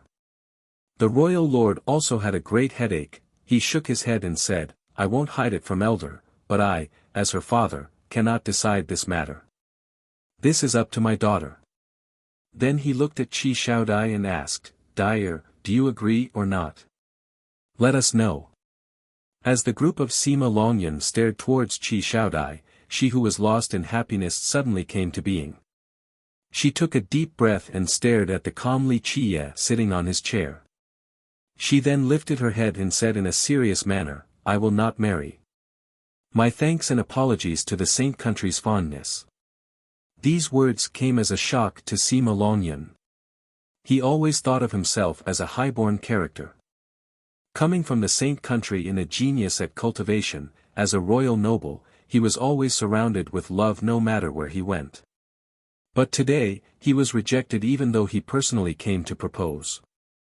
Sima Longyun couldn't let go of this anger and snapped, "How could this little demon be worthy of you?" Sima Longyun shouted, "Don't be confused and tricked by this little animal. Xiao Dai, you and me are a match made in heaven and a pair chosen by the earth. Marrying into my saint country is a natural course of action, a marriage with comparable status. Chapter 310, Qi Xiaodie's feelings, that's enough, please go back. Qi Xiaodai shouted with an annoyed expression. Sima Longyun was shaking with anger. His love was taken away from him, so he pointed straight at Li Qia's face and declared, "Little animal, come out here right now. Today, I want to show you who is truly worthy of Xiaodai. We will fight to the death, only the victor will be worthy of marrying Xiaodai. If you want to fight, then there is no need for him to come out." Qi Xiaodai also immediately stood up in anger and coldly declared, "I will fight. Little animal, what is so great about hiding behind a woman?" Sima Longyun vomited blood from anger and declared with his finger pointing at Li Qia. Qi Xiaodai took a step forward but was stopped by Li Qia. He then slowly stood up and said, "Will you leave on your own accord or wait for me to drag you out?" Moo! A bull's roar exploded as Sima Longyun's body glowed with a golden radiance. It was as if a divine bull had fused together with him. His blood energy exploded like a flood breaking a dam. Sima Longyun then shouted, "Little animal, taste my fist." His golden bull physique unleashed a thunderous fist that was capable of shifting the mountains and enveloping the ocean. Scram! Li Qia's eyes focused. He suddenly activated his hell-suppressing physique, then he heavily swung his sky-splitting hand towards Sima Longyun. Bang!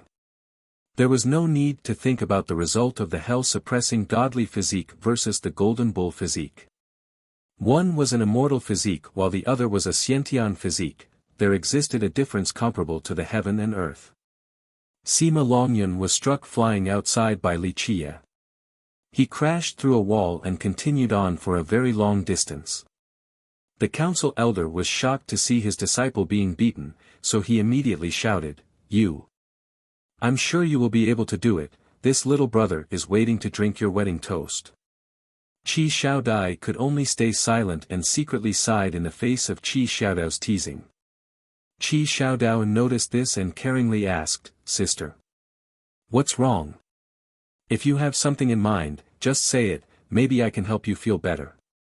"It's nothing." Qi Xiaodai shook her head with a heavy heart. "Is it because of Brother Li?" Qi Xiaodao showed his concern. The relationship of this brother and sister was quite good. They grew up together, so Qi Xiaodao, as her brother, naturally wanted his sister to have a happy marriage. In response to her continual silence, Qi Xiaodao anxiously asked, "Could it be that Brother Li does not like you?" After a while, Qi Xiaodai gently sighed and replied, "How would I know?" Then she whispered, "Even the young lord of the Ice Feather Palace could only be his maid." Qi Xiaodai knew that Li Qia was not joking when he said that to Bing Yuxia. Bing Yuxia was supremely peerless, there were no flaws to her beauty and talents. If one had to be picky, then the only valid point of criticism would be her cross-dressing nature. Despite all of this, Li Qia would still only accept her as a maid. Qi Xiaodao was also silent, he had heard Li Qia say this before. If other people said this, they would be viewed as crazy and ignorant, but Qi Xiaodao knew that Li Qia was serious. It could be said that to Li Qia, heaven's proud daughters with beauty like Bing Yuxia were completely non-essential. When even someone like Bing Yuxia couldn't earn his grace, then what about his sister? Her background, beauty, and talents were not comparable to Bing Yuxia. "Do you have any plans?" In the end, Qi Xiaodao asked her. Qi Xiaodai stared towards the horizon and took a deep breath before whispering, "I want to stay by his side." At this point, her face became hot. She discreetly clenched her fists together and secretly cheered for herself. To her, the status was not important. She would already be satisfied just from staying by Li Qia's side. Qi Xiaodao also lamented in his mind, for he knew that his sister was stuck in the abyss. Before, his sister was always arrogant and thought that Li Qia was a swindler. In the end, she couldn't withstand Li Qia's charm within his arrogance against the world and became lost in his mysterious and unfathomable nature. Other people would find this conversation unbelievable. Even if Qi Xiaodai was not at the highest pinnacle of beauty, she was still the golden daughter of the lion's roar country with great charm. Countless geniuses want to marry her, but now, she only wants to follow behind a young man. Qi Xiaodao encouraged her and said, "Sister, I know that you can do it." Qi Xiaodai smiled and said, "You also should bring Princess Bao Yun back soon. Then, focus on cultivating in the future. Hopefully, we will be able to bring glory to our clan in this generation, just like what our old ancestors did in the past, so that we will not shame their name." The more she found out about her ancestors, the more proud she felt. Both the 100 Battles God King and Lion Monarch Ba Xian were characters that once reigned over this world. As a descendant of the Qi clan, Qi Xiaodai hoped to one day regain their glory and allow their heritage to flourish again. "Sister, I will try my best," Qi Xiaodao said in order to motivate himself. Chapter 311, Arrogance before the crowd. During Li Qia's stay, the Lion's Roar Heavenly King did not come out, but Lui had visited instead. He secretly went to the Lion's Roar camp, betraying the rumors that stated that he and the other disciples had evacuated from the academy. He came to tell Li Qia a message: "Brother Li, my ancestor told me to tell you that everything is well prepared." At the same time, ancestor also obtained some trustworthy news. The enemies have 7 immortal emperor life treasures and 2 immortal emperor true treasures. However, as for which ancestors and which grand sects are taking action, this still remains unknown. Li Qia narrowed his eyes and stated, 7 immortal emperor life treasures and 2 immortal emperor true treasures. Such a grand gesture. There must be at least 2 immortal emperor lineages involved to play such a big hand. Not too many immortal emperor lineages in this world would be able to take out so many emperor weapons by themselves. This time, the enemy had formulated a plan with complete confidence. They wanted to take over the academy in one fell swoop, otherwise, they wouldn't have brought so many emperor weapons into the mix like this. Anyone who knew this secret would absolutely piss their pants. 7 life weapons and 2 true weapons were enough to sink the entire eastern 100 cities. This would become a battle as frightening as the one between Immortal Emperor Ta Kong and the Black Dragon King. Lui secretly left, then Li Qia called for Little Autumn. He then looked at the starry night sky and slowly said, "The grand massacre begins." Little Autumn responded in excitement, "Ha ha ha ha." It then eagerly spoke, "It has been a long time since the last massacre, ha ha ha. I must kill to my heart's content this time. You keep a lookout for me." Li Qia commanded, "Take action when necessary." "Roger." Little Autumn accepted the order. At this moment, he was more excited than anyone else. It had held back for so many years, so it simply wanted to warm up at this moment in preparation for the grand battle that will ensue. Outside of the academy were many sects and countless experts. There were too many named heroes and royal nobles to count. Enlightened beings and ancient saints also congregated, and heavenly sovereigns and heavenly kings of the legends also arrived, but they kept their presence a secret. At this minute, even ancestors and undyings from the grand sects resided in their own camps, including those from the furious immortal Saint Country and the Tiger's Howl School. However, these 2 powers denied this rumor. Within 2 days, with so many people here, the academy became extremely lively. At the same time, the immortal light below the academy's ground was still being powerfully emitted as chasms continued to violently form on the surface. The Emperor Foundation below the academy was extremely powerful. Divine lotus vines stabilized the earth, but it still shook. The mountains and rivers within a 10,000-mile radius kept on splitting with bigger divides.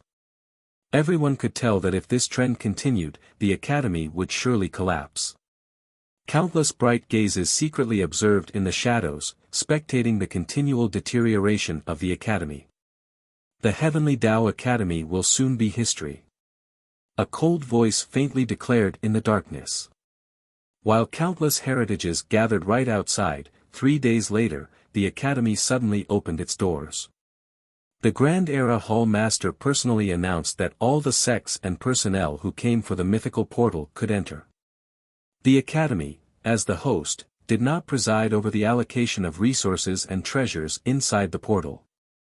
Before everything began, the sects in this world must discuss the order in which they would enter as well as other rules.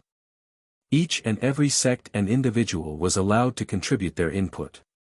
Within a single day, the sects were allowed to enter the academy. Of course, the giant armies of the grand sects were stopped right outside. Only after they finished deliberating on the order to enter would they finally be able to go inside. The Academy's decision was very beneficial to the vagabond cultivators, and the grand sects also did not reject this matter.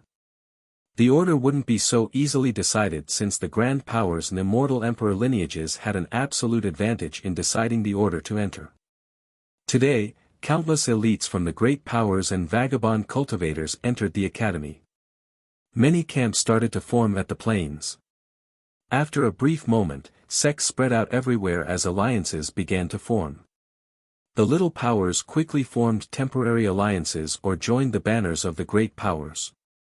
The Tiger's Howl School, the Furious Immortal Saint Country, the Brilliance Ancient Kingdom, the Thousand Mountains Sacred Ground, and other great powers possessed a great advantage since they were the closest to the Academy. The other great powers from afar could not muster a great army in time to come. Once all the powers settled within the plain, the Academy presided over the meeting to finalize the order in which the sects would enter in order to avoid a chaotic massacre before the portal even opened. In theory, everyone was allowed to comment, but the reality was that all the power to make the decisions were in the hands of the monstrous existences like the Saint Country and the Brilliance Ancient Kingdom. The Lion's Roar Gate also came, but they had very few people. Only the Royal Lord and a few more followed Wuxia. The meeting had only just begun, but someone had already started to stir up trouble with the Lion's Roar Gate. In theory, everyone should be able to share the timeless portal, but a few do not necessarily have such a privilege, such as the Lion's Roar Gate. One should rethink this matter more thoroughly. This person was the descendant of the Tiger's Howl School, Yu. There were many amazing experts here, but they remained hidden, so the young ones became the leaders in their stead. Yu's sudden provocation caused the Lion's Roar Royal Lord to change his expression. To start such an attack at the beginning of the meeting, this was truly sheer contempt. Many people then looked at the Lion's Roar Gate. The powerful factions at this meeting would not support the Lion's Roar Gate, and the minor ones, along with the vagabond cultivators, couldn't bear to share the fortune inside the portal with even more people. On the other hand, a few weaker sects wanted to help the Lion's Roar Gate, but they also didn't want to lose their privilege to enter. The Lion's Roar Gate did not intend to compete for the riches inside the portal, but now, in front of everyone in the world, it was provoked by the Tiger's Howl School. If it remained silent about this matter, then how could they maintain their position in the Eastern 100 cities in the future? What is the Tiger's Howl School trying to say? Yu's fierce tiger-like eyes created a suppressing atmosphere like a beast coming down from the mountain. The air of a ferocious beast swept through the area. Although Yu was young, his presence was indeed frightening and even the previous generation was apprehensive of him. His current strength truly warranted his right to stand at this place today. Yu coldly said, "Nothing much, it's just that your Lion's Roar Gate had committed some despicable deeds recently. Your sect interfered with other powers with gossip, causing these powers to kill each other. One could say that your intention is evil and laden with ulterior motives." Yu's words caused the Lion's Roar disciples to look at each other while shaking in anger. Yu was trying to make the Lion's Roar Gate public enemy number one. The Lion's Roar Royal Lord angrily shouted, "Nephew Hu, one may eat foul things but they cannot speak foul words. My Lion's Roar Gate has never competed with the rest of the world and we have always lived in peace with the other sects, so when did we ever gossip to cause feuds?" Yu drily replied, "Whether it is true or not, your sect knows best." Many experts were present at the moment. Those who didn't know the situation too well found it strange that the Tiger's Howl School was picking on the Lion's Roar Gate. The two sects were not on the same level, and it could be said that the Lion's Roar Gate posed no threat towards the Tiger's Howl School. However, those who were more aware had some speculations. They knew that Hu Yu wanted to marry the princess of the Bao Yun clan, and the clan itself was willing to form an alliance with the school. The only person not interested in this marriage was Princess Bao Yun, so this created a delay in response all the way until now. Recently, there had been a rumor that the Lion's Roar Gate's Qi Xiaodao was quite close to Princess Bao Yun with a romantic tendency. This was why Hu Yu was attacking the Lion's Roar Gate, in order to attack Qi Xiaodao. What is this about gossip? What is this about creating feuds amongst other sects? This is simply nonsense and nothing more. Li Qiye slowly said while as he was seated next to the Lion's Roar royal lord. He was worried that no one would provoke them and cause trouble, but now, there was someone courting death, so he was happy to help their cause. This so-called causing trouble between sects is the Lion's Roar Gate's young noble wanting to marry Princess Bao Yun. An unbetrothed lady and an unmarried man. Don't tell me that only your Tiger's Howl School is allowed to propose, and not the Lion's Roar Gate. The Tiger's Howl School aims to divide the sects and use this official business to propel its own personal aim. They're just using this chance to attack the Lion's Roar Gate. Li Qiye also conveniently used this chance to help out Qi Xiaodao and publicize Xiaodao's desire to propose to Princess Bao Yun. Nonsense. A little demon that still reeks of breast milk like you still dares to blabber. Hu Yu glared at him with his tiger-like eyes that were filled with killing intent. Chapter 312. Smilingly debating against the crowd, many gazes fell upon Li Qiye. Some people knew him while others didn't. Those who didn't know him found it strange. Who was this little demon that dared to provoke a young genius like Hu Yu? However, those who knew him were aware that this ferocious guy was about to take action. Li Qiye smilingly said, "Like you said, whether it is true or not, you know best." A calm and deep voice rang out, "Today, all the sects have gathered here to debate about the grand matters of the world, and not to settle personal grievances." The speaker was Zhu Huangwu, who represented the Brilliance Ancient Kingdom. He gave a cold glare towards Li Qiye and calmly spoke, "However, this grand meeting isn't a place for a nobody like him to speak, so we should take away his privilege to enter the portal." Another domineering voice resonated, "I agree with Brother Zhu's words." Another young man stood up. He had a stature as stout as a golden mountain and jade pillar. His tyrannical presence pierced the sky, exuding fear to all beholders. This young man was Ba Xia, the first prince of the furious immortal Saint Country. Zhu Huangwu was the grandchild of the Brilliance Ancient Kingdom, and Ba Xia was the first prince of the Saint Country. Behind them were two monstrous lineages that presided over the eastern 100 cities. Zhu Huangwu and Ba Xia taking the same side caused everyone to take a cold breath as their hearts began to beat faster, since these two represented their sections. Zhu Huangwu had the awe-inspiring arts from two immortal emperors. Ba Xia had the natural tyrannical monarch physique, one of the 24 king physiques.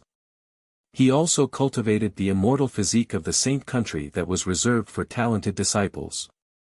Some people said that Ba Xia could achieve grand completion and become the second person to do so after the Saint Country's progenitor. This was why he had his name changed to Ba Xia at a young age. Initially, this was not his name. It was needless to expand on the reason behind this change. He wanted to become the second Ba Xia of the Saint Country. Then, we will divide the spoils and everyone will get something. No one actually believed Zhu Huangwu's words. It was harder to force a wolf to spit out its prey's fat meat than reaching the heavens. His words were only meant to appease and trick the crowd. Li Qiye laughed out loud and said, "Truly nauseating nonsense. If you want to be a prostitute, don't pretend to be pure. Your words are truly befitting of a thing from the Brilliance Ancient Kingdom. What is this about virtuous masters being considerate of the well-being of this world and caring for other cultivators? It's only a bunch of old undyings buried underground, lusting after treasures. Have they no shame? It seems that some people do not know the difference between living and dying. wanting to be enemies with the virtuous masters of this world. At this point, Heavenly Prince Qing Xian slowly spoke. Zhu Huangwu's eyes sharply exuded a powerful presence as he gravely declared, "The views regarding worldly affairs from the virtuous masters aren't things a nobody like you can comment on."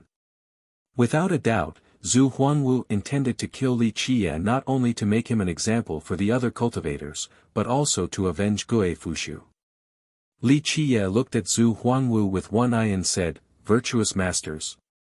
Then, he spoke with disdain, "Who are these virtuous masters that are coming from your mouth? Tell them to scram out here so that your father can see how these old undyings have the audacity to call themselves virtuous masters." At this time, many cultivators from the weaker sects echoed the sentiment, "Yes, that's right, it is only an excuse." Zhu Huangwu replied with a sharp glare and immense tone, "How could someone like you understand the pain and good intentions of the virtuous masters of this world? Do all of you want to oppose them?" A descendant from another great power immediately added, "Brother Huangwu is correct. There are too many great dangers inside the portal. If everyone went in, then how many innocent people must die?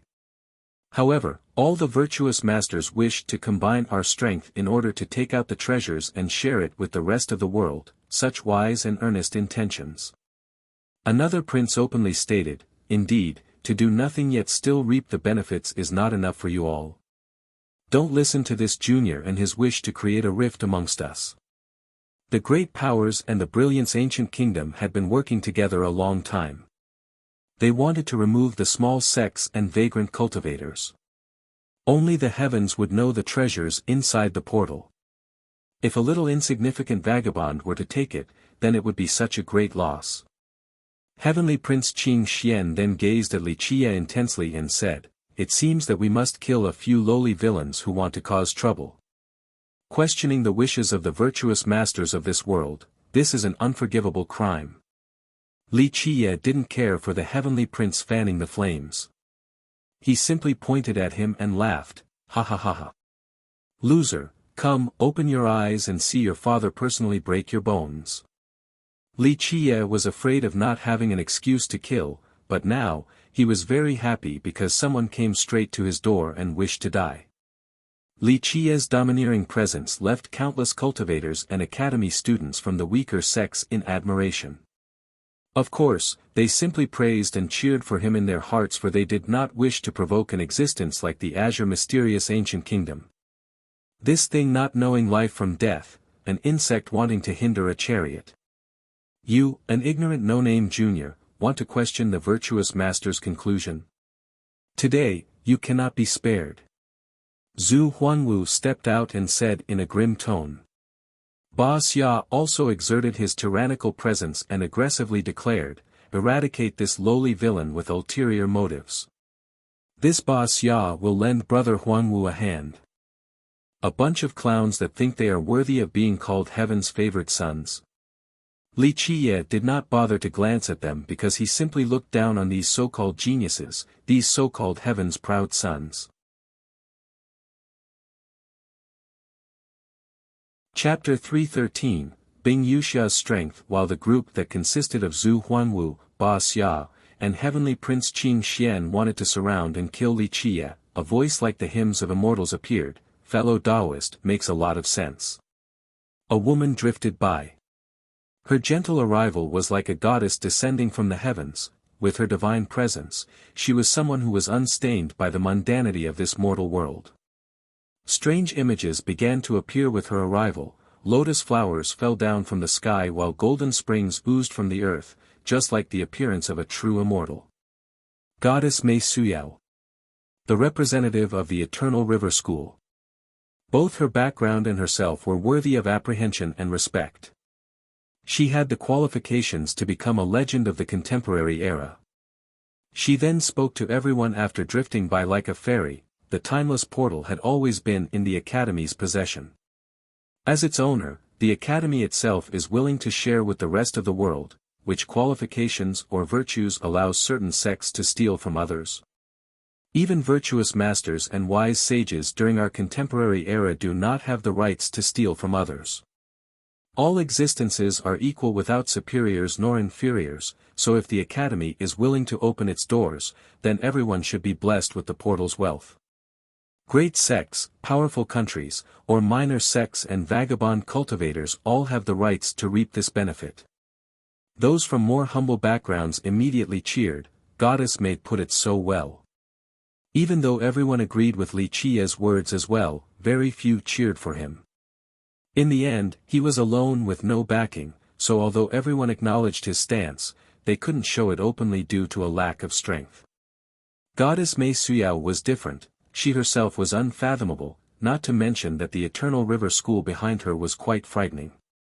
Both the Brilliance Ancient Kingdom and Azure Mysterious Ancient Kingdom were far from being comparable to the Eternal River School. Zhu Huangwu's tone sank as he spoke. Goddess words are logical, but a few people who harbor evil intentions should be exiled. We cannot let him stay at the Eastern 100 Cities to continue his treacherous rift-creating intentions. He was glaring straight at Li Qia while uttering these words. A clear laughter resounded, followed by these words, "Since when did your Brilliance Ancient Kingdom speak for the entire Eastern 100 Cities?" Bing Yuxia slowly approached with her male-style dress. There were city-toppling beauties to her right and left, giving her the appearance of a suave young master. Even before so many people, Bing Yuxia still did as she pleased and embraced beauties without a care.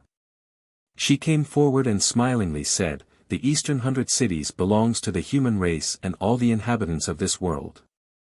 The human race's wise sages built this vast land so that any human could freely stay in this place. Who gave your Brilliance Ancient Kingdom the right to expel human disciples? The Brilliance Ancient Kingdom and the Furious Immortal Saint Country, what is so remarkable about these two existences? If you want to monopolize the timeless portal, then just frankly say it. Do not make excuses and use the tiger's skin as your banner. This is only a disgrace to the honor of your ancestors. If you have any grievances with Li Qia, then directly fight and kill him instead of simply waving the banner of justice.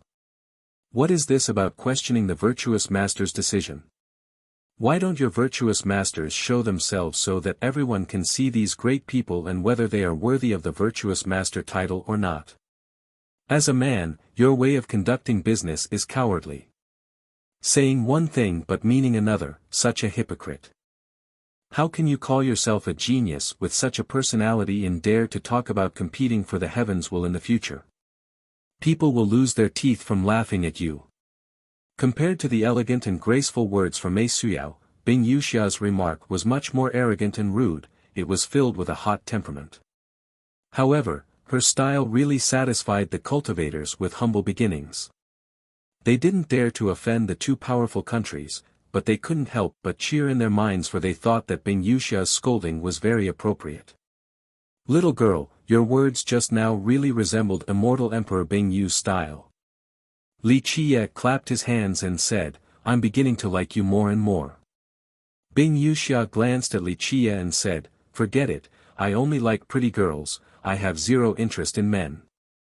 Her uninhibited manner caused many people to be speechless. She was such a supreme beauty yet she favored other pretty girls. This was not a secret in the Eastern 100 Cities. The group of Zhu Huangwu, Heavenly Prince Qing Xian, and Ba Xia became quite annoyed. Goddess Mei Suyao was still polite, but Bing Yuxia's words spared no room for cordial pretension. Zhu Huangwu then slowly retorted, "And you're saying the Ice Feather Palace can represent the Eastern 100 Cities?" With a surging sacred aura, Zhu Huangwu solemnly stood out. His body emitted the songs of wise sages. As an expert, the moment he began to speak, it created a suppressive aura that rendered others in fear and awe.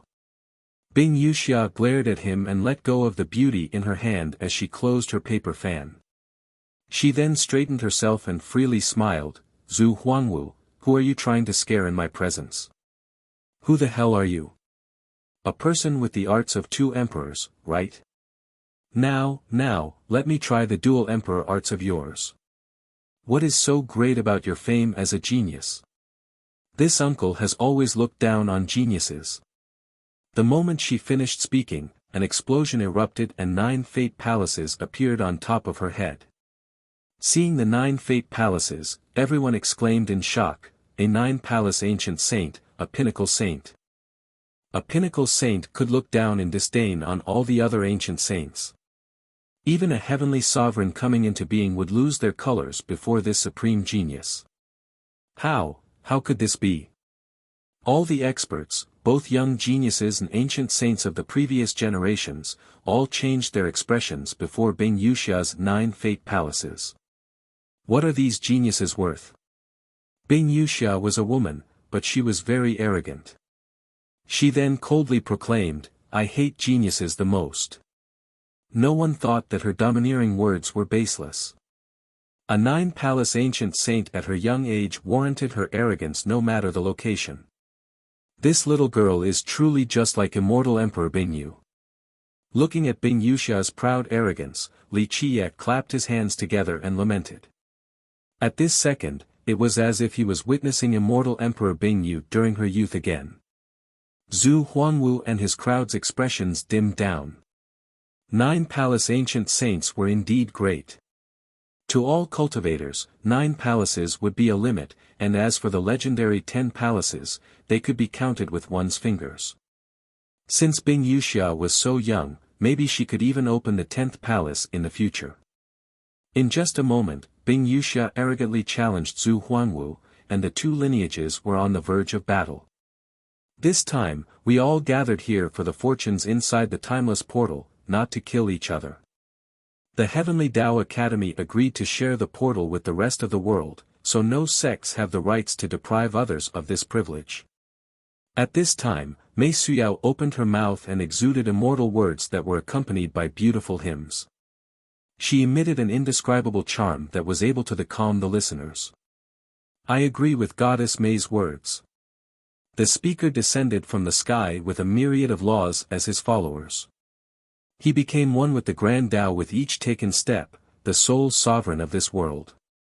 Suddenly, the sun and moon lost their brilliance as he walked on his solitary path, shaking the mountains and rivers. All existences shivered where he trod as if he was a god from the 9 heavens. Someone shouted after seeing this young man descending from the sky, "Deity Jikong Wudi." Deity Jikong Wudi, the descendant of the Space Trample Mountain and great-grandchild of immortal Emperor Ta Kong after 6 generations. In the contemporary times, regardless of one's fame or talents, no prodigies could compare to Deity Jikong Wudi, all existences were eclipsed by his greatness. Jikong Wudi was the only student in the present generation of the Emperor-era hall. Rumor has it that he obtained an unbelievable harvest within the hall.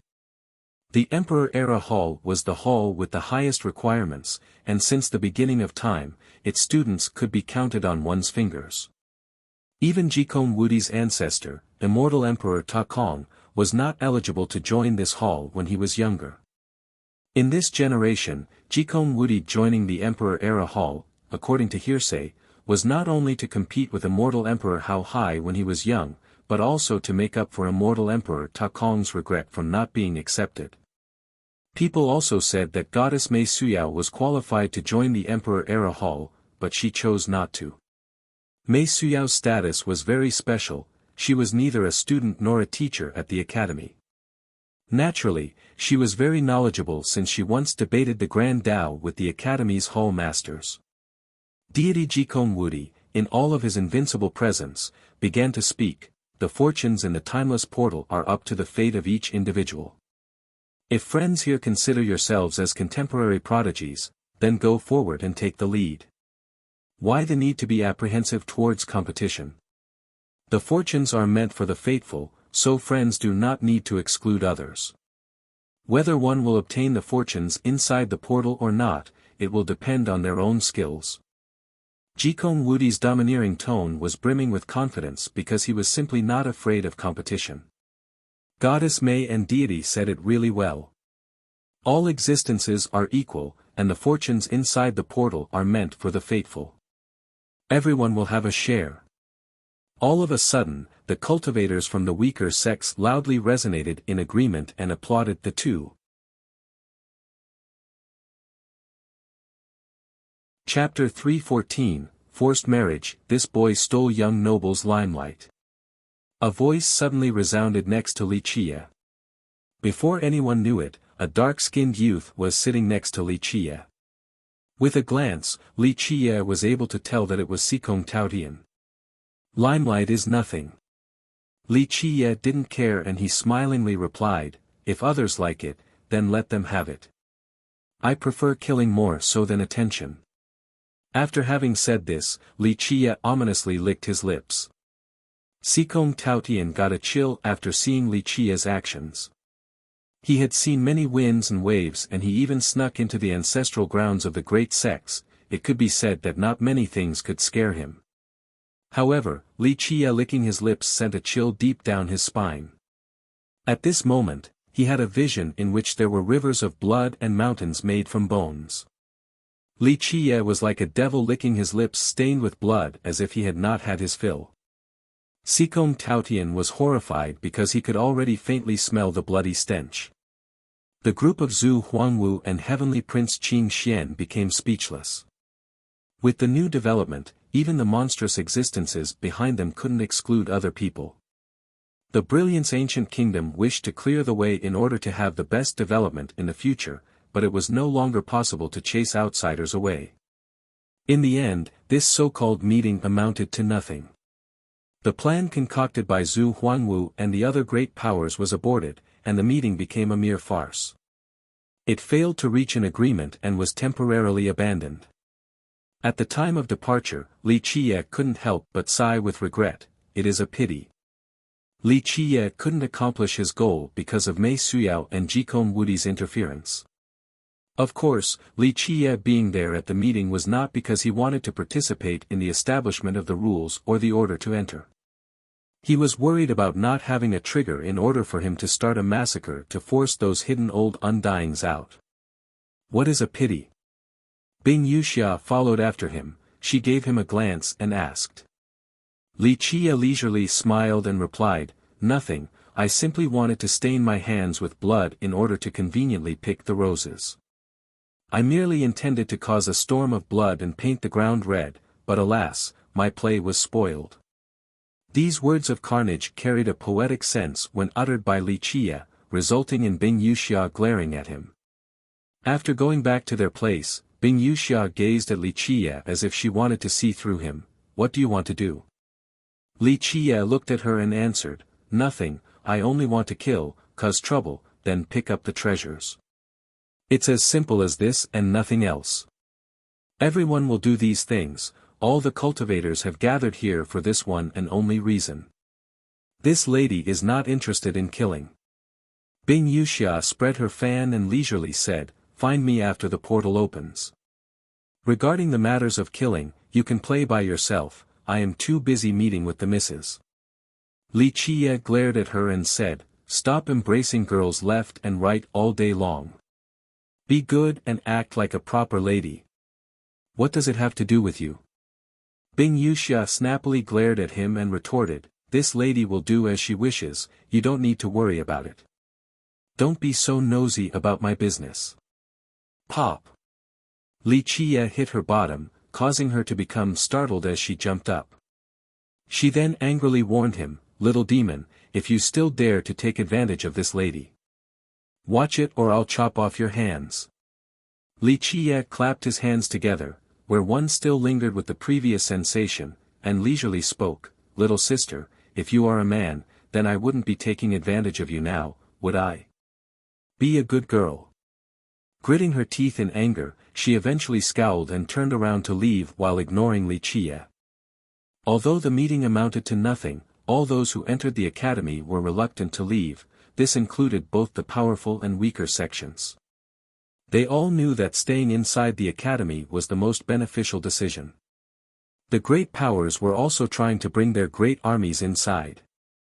Of course, such a thing amplified the pressure felt by the weaker sections. The big armies were a direct threat to them. Meanwhile, as the host, the Heavenly Tao Academy was completely silent with its eyes closed. It completely ignored all matters, foregoing all involvements. This attitude made many people realize that the academy was truly in big trouble this time. It was as if it couldn't fend for itself. The great calamity was approaching, and the academy itself had no solution, so how could it have the time to worry about other matters? Especially when the academy's earth was splitting even more violently, allowing others to realize that the academy was really succumbing to an imminent disaster. Having thought to this point, their greed took over as their eyes became red and they started to uncontrollably salivate. After thinking about it, the academy had been accumulating treasures for millions of years, so how many great immortal and divine treasures did it have? They became impatient and started to sneak around. Some tried to secretly penetrate the academy's ancestral ground, delving into its innermost depths. The Lion's Roar Gate did not evacuate since they initially came to lend the academy a hand. It quietly watched the ongoing changes to see where this storm would lead them. The next day, Qi Xiaodao suddenly rushed in while Li Qiye was meditating in his room. Qi Xiaodao treated Li Qiye as if he was his savior and urgently said, "Brotherly, it's not looking too good. You have to quickly come and save my sister." Li Qiye stood up and asked with a frown, "What is the matter?" Li Qiye's impression of Qi Xiaodai was someone who would not cause trouble.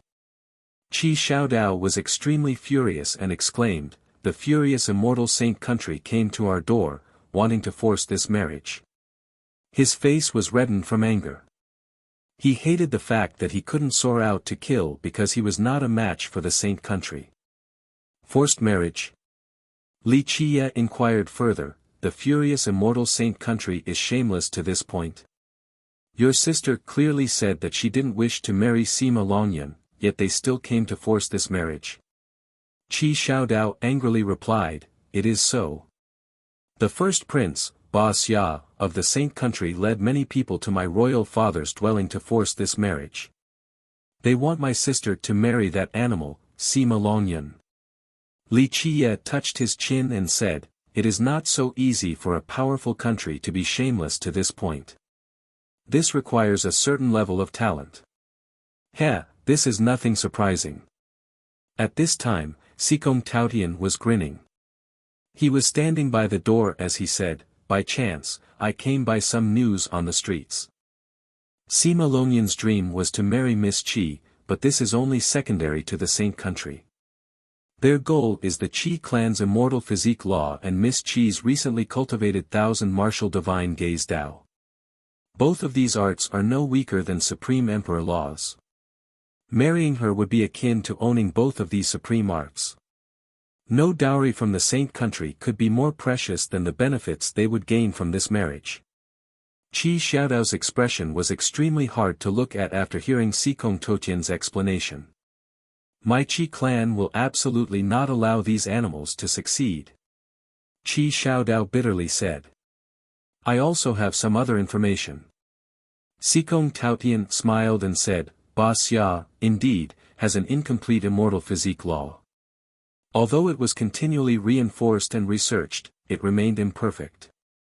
I heard that Ba Xia recently wanted to undergo his minor physique tribulation, but his physique devil was too fierce and his inner physique was too impure. Even if he could surpass this tribulation, he would not be able to completely get rid of the imperfection. A hidden backlash will remain for his future grand physique tribulation. Ba Xia is very anxious and really wants to complete the saint country's immortal physique law. He heard that your Qi clan's immortal physique law was actually passed down from the old desolate era and was not created by your ancestor. This is a complete immortal physique law, so Ba Xia wants to look at it and see if it could make up for his own physique law's failed points." At this point, Sikong Taotian sucked in some air and smilingly said while looking at Qi Xiaodao, "In fact, it is not just one great power in the eastern 100 cities craving for your Qi clan's physique law. This is the reason why no one is taking action. For example, if the furious immortal saint country destroys your Lion's Roar Gate to steal the immortal physique law, then another great power will use this excuse to launch a crusade against it. At that point, maybe everyone will have a copy of the Qi clan's physique law." Qi Xiaodao couldn't help but clench his fists. The truth was that he had never seen the Qi clan's physique law, only his grandfather knew of it. It was not strange for others to covet this physique law. In the end, this thing was more valuable than emperor laws and was even comparable to heaven's will secret laws. If it wasn't for the Qi ancestor, the Lion's Roar Heavenly King still being alive while having great relationships with the Academy's Hall Masters, then someone would have already taken action against the Lion's Roar Gate. However, for many great powers, it would still not be too late to make a move now. At this moment, the Academy couldn't even guarantee its own survival, so it would not have the time to help the Lion's Roar Gate. Amidst such chaos with forged alliances, when would the Saint Country seize the Qi clan's physique law if not now? Chapter 315, Kill Without Mercy, Brotherly, Hurry and Come, Ba Xia is already at our door. Qi Xiaodao anxiously urged Li Qie. Li Qie couldn't help but smile, he nodded his head and said, "Fine, they're just in time. Since they came to our place to seek their deaths, it would be a sin if I didn't kill them." Seeing Li Qie's bright smile, Sikong Taotian, with chills down his spine, felt that a fierce, bloodthirsty beast was opening its jaws. He simply wanted to escape right away. "Where are you going?" Li Qie slowly spoke, "It is time for you to contribute, otherwise, how could I trust you?" The Sikong Taotian who wanted to run froze up after hearing this, and he quickly replied, "Nowhere, I'm not going anywhere. On your command, I shall traverse any treacherous path." Li Qie nodded his head with seriousness and said without any jest, "Very well, prepare for a great massacre then." Sikong Taotian frowned and followed along. Fighting directly was not his style, but he didn't have any other choice right now. Ba Xia, along with Sima Longyun, came for the marriage proposal with an aggressive momentum. They were determined to achieve victory. After a rejection, and especially when the lady in question maintained her position, other people would not be thick-skinned enough to come again. But this time, Ba Xia and Sima Longyun boldly came without any hesitation. Their attitudes made it clear that Qi Xiaodai could not reject this marriage. Ba Xia courteously spoke, "Royal Lord Qi, 3 virtuous paragon true treasures are included in the dowry for Miss Qi. I think this sufficiently demonstrates our goodwill." 3 of these treasures were indeed heaven-shaking no matter the location because they were monstrous, priceless items. If it was another minor sect, then they would be quite honored in the face of such a dowry. Meanwhile, the Lion's Roar Royal Lord had an exasperated expression while Qi Xiaodai was shivering in anger with sparks in her eyes. The Royal Lord coldly said, "Nephew, please return. The Saint Country is a contemporary world power, my Lion's Roar Gate does not deserve to climb up so high." Ba Xia boldly came not to propose, but to force a marriage regardless of Qi Xiaodie's opinion. As her father, how could the Royal Lord accept this? It was too humiliating. Ba Xia's gaze turned sharp and oppressive as he spoke, "Royal Lord Qi, do not make a mistake. My junior brother is a contemporary prodigy. Regarding looks, talents, and personalities, he and Miss Qi are a match made by the heavens. My royal father will personally preside over their marriage that will be blessed by our ancestor. This is a grand occasion, and I trust that this marriage will be wonderful. My Saint Country will not mistreat Miss Qi, and this is also a great honor to the Lion's Roar Gate's ancestors." Great honor to the Lion's Roar Gate's ancestors. A lazy voice came about, "Even the furious immortal Saint Country's progenitor is nothing. How can one even dare to compare him against the Qi clan's ancestor, the 100 Battles God King? When your progenitor was alive, he was only worthy of carrying the God King's shoes." Li Qie. Having heard this voice, Sima Longyun suddenly jumped as if he had been stung by a scorpion and screamed. Li Qie leisurely strolled forward, he simply glanced at Ba Xia once, and then he didn't put him in his eyes again. Ba Xia's sharp gaze exuded an aura as torrential as a flood. He took a step forward, shaking the mountains and rivers. His surging blood energy rendered others breathless. Qi Xiaodai breathed a sigh of relief after seeing Li Qie.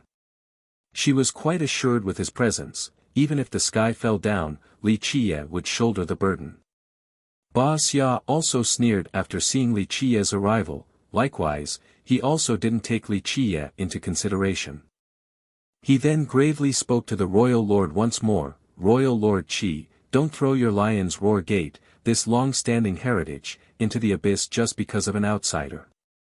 If you still possess any foresight, then you should chase a certain someone out of the lion's roar gate, lest he brings about a disaster to your sect." Another voice rang out, "Ba Xia is completely right." Hu Yu of the Tiger's Howl School also rushed in, the lion's roar disciples couldn't stop him. His powerful advance portrayed him as an arrogant dragon soaring in an empty sky, no one was able to hinder his steps. The royal lord was quite displeased to see Hu Yu's blatant intrusion. His actions didn't give the lion's roar gate any respect. Hu Yu stepped inside and looked around, then he smilingly added, "I also feel that Brother Sima and Miss Qi are a match made in heaven. Miss Qi being able to marry into the Saint country is all due to the grace of her ancestors. Brother Ba Xia, instead of choosing a day, why not just get them married today? You." At this point, the Qi family was furious. Qi Xiaodao stood out and angrily shouted, "Your Tiger's Howl School shouldn't push people too far." Too far. Hu Yu looked at Qi Xiaodao with contempt and said, "Qi Xiaodao, heed my warning, do not follow this little bratly. In the future, if you still dare to appear around the Baoyun clan, then I will personally cut off your limbs and destroy your cultivation so that you will be a cripple for the rest of your life. Brother Yun, go and greet your father-in-law." Ba Xia sneered and said. The ecstatic Sima Longyun quickly stepped forward to bow towards the royal lord. However, he was only met with blood-vomiting anger from the royal lord and Qi Xiaodai. His greeting was also blocked by Li Qie, who was standing in front of the royal lord. Li Qie then quipped, You wish to bow down to your grandfather? Unfortunately, I do not have such an unfilial grandson like you." A surge of rage overcame Sima Longyun. At this moment, he finally lost his mind from anger. However, he had the support of Ba Xia and the Saint country, so he was no longer afraid of Li Qie. "Little animal, I've had enough of you."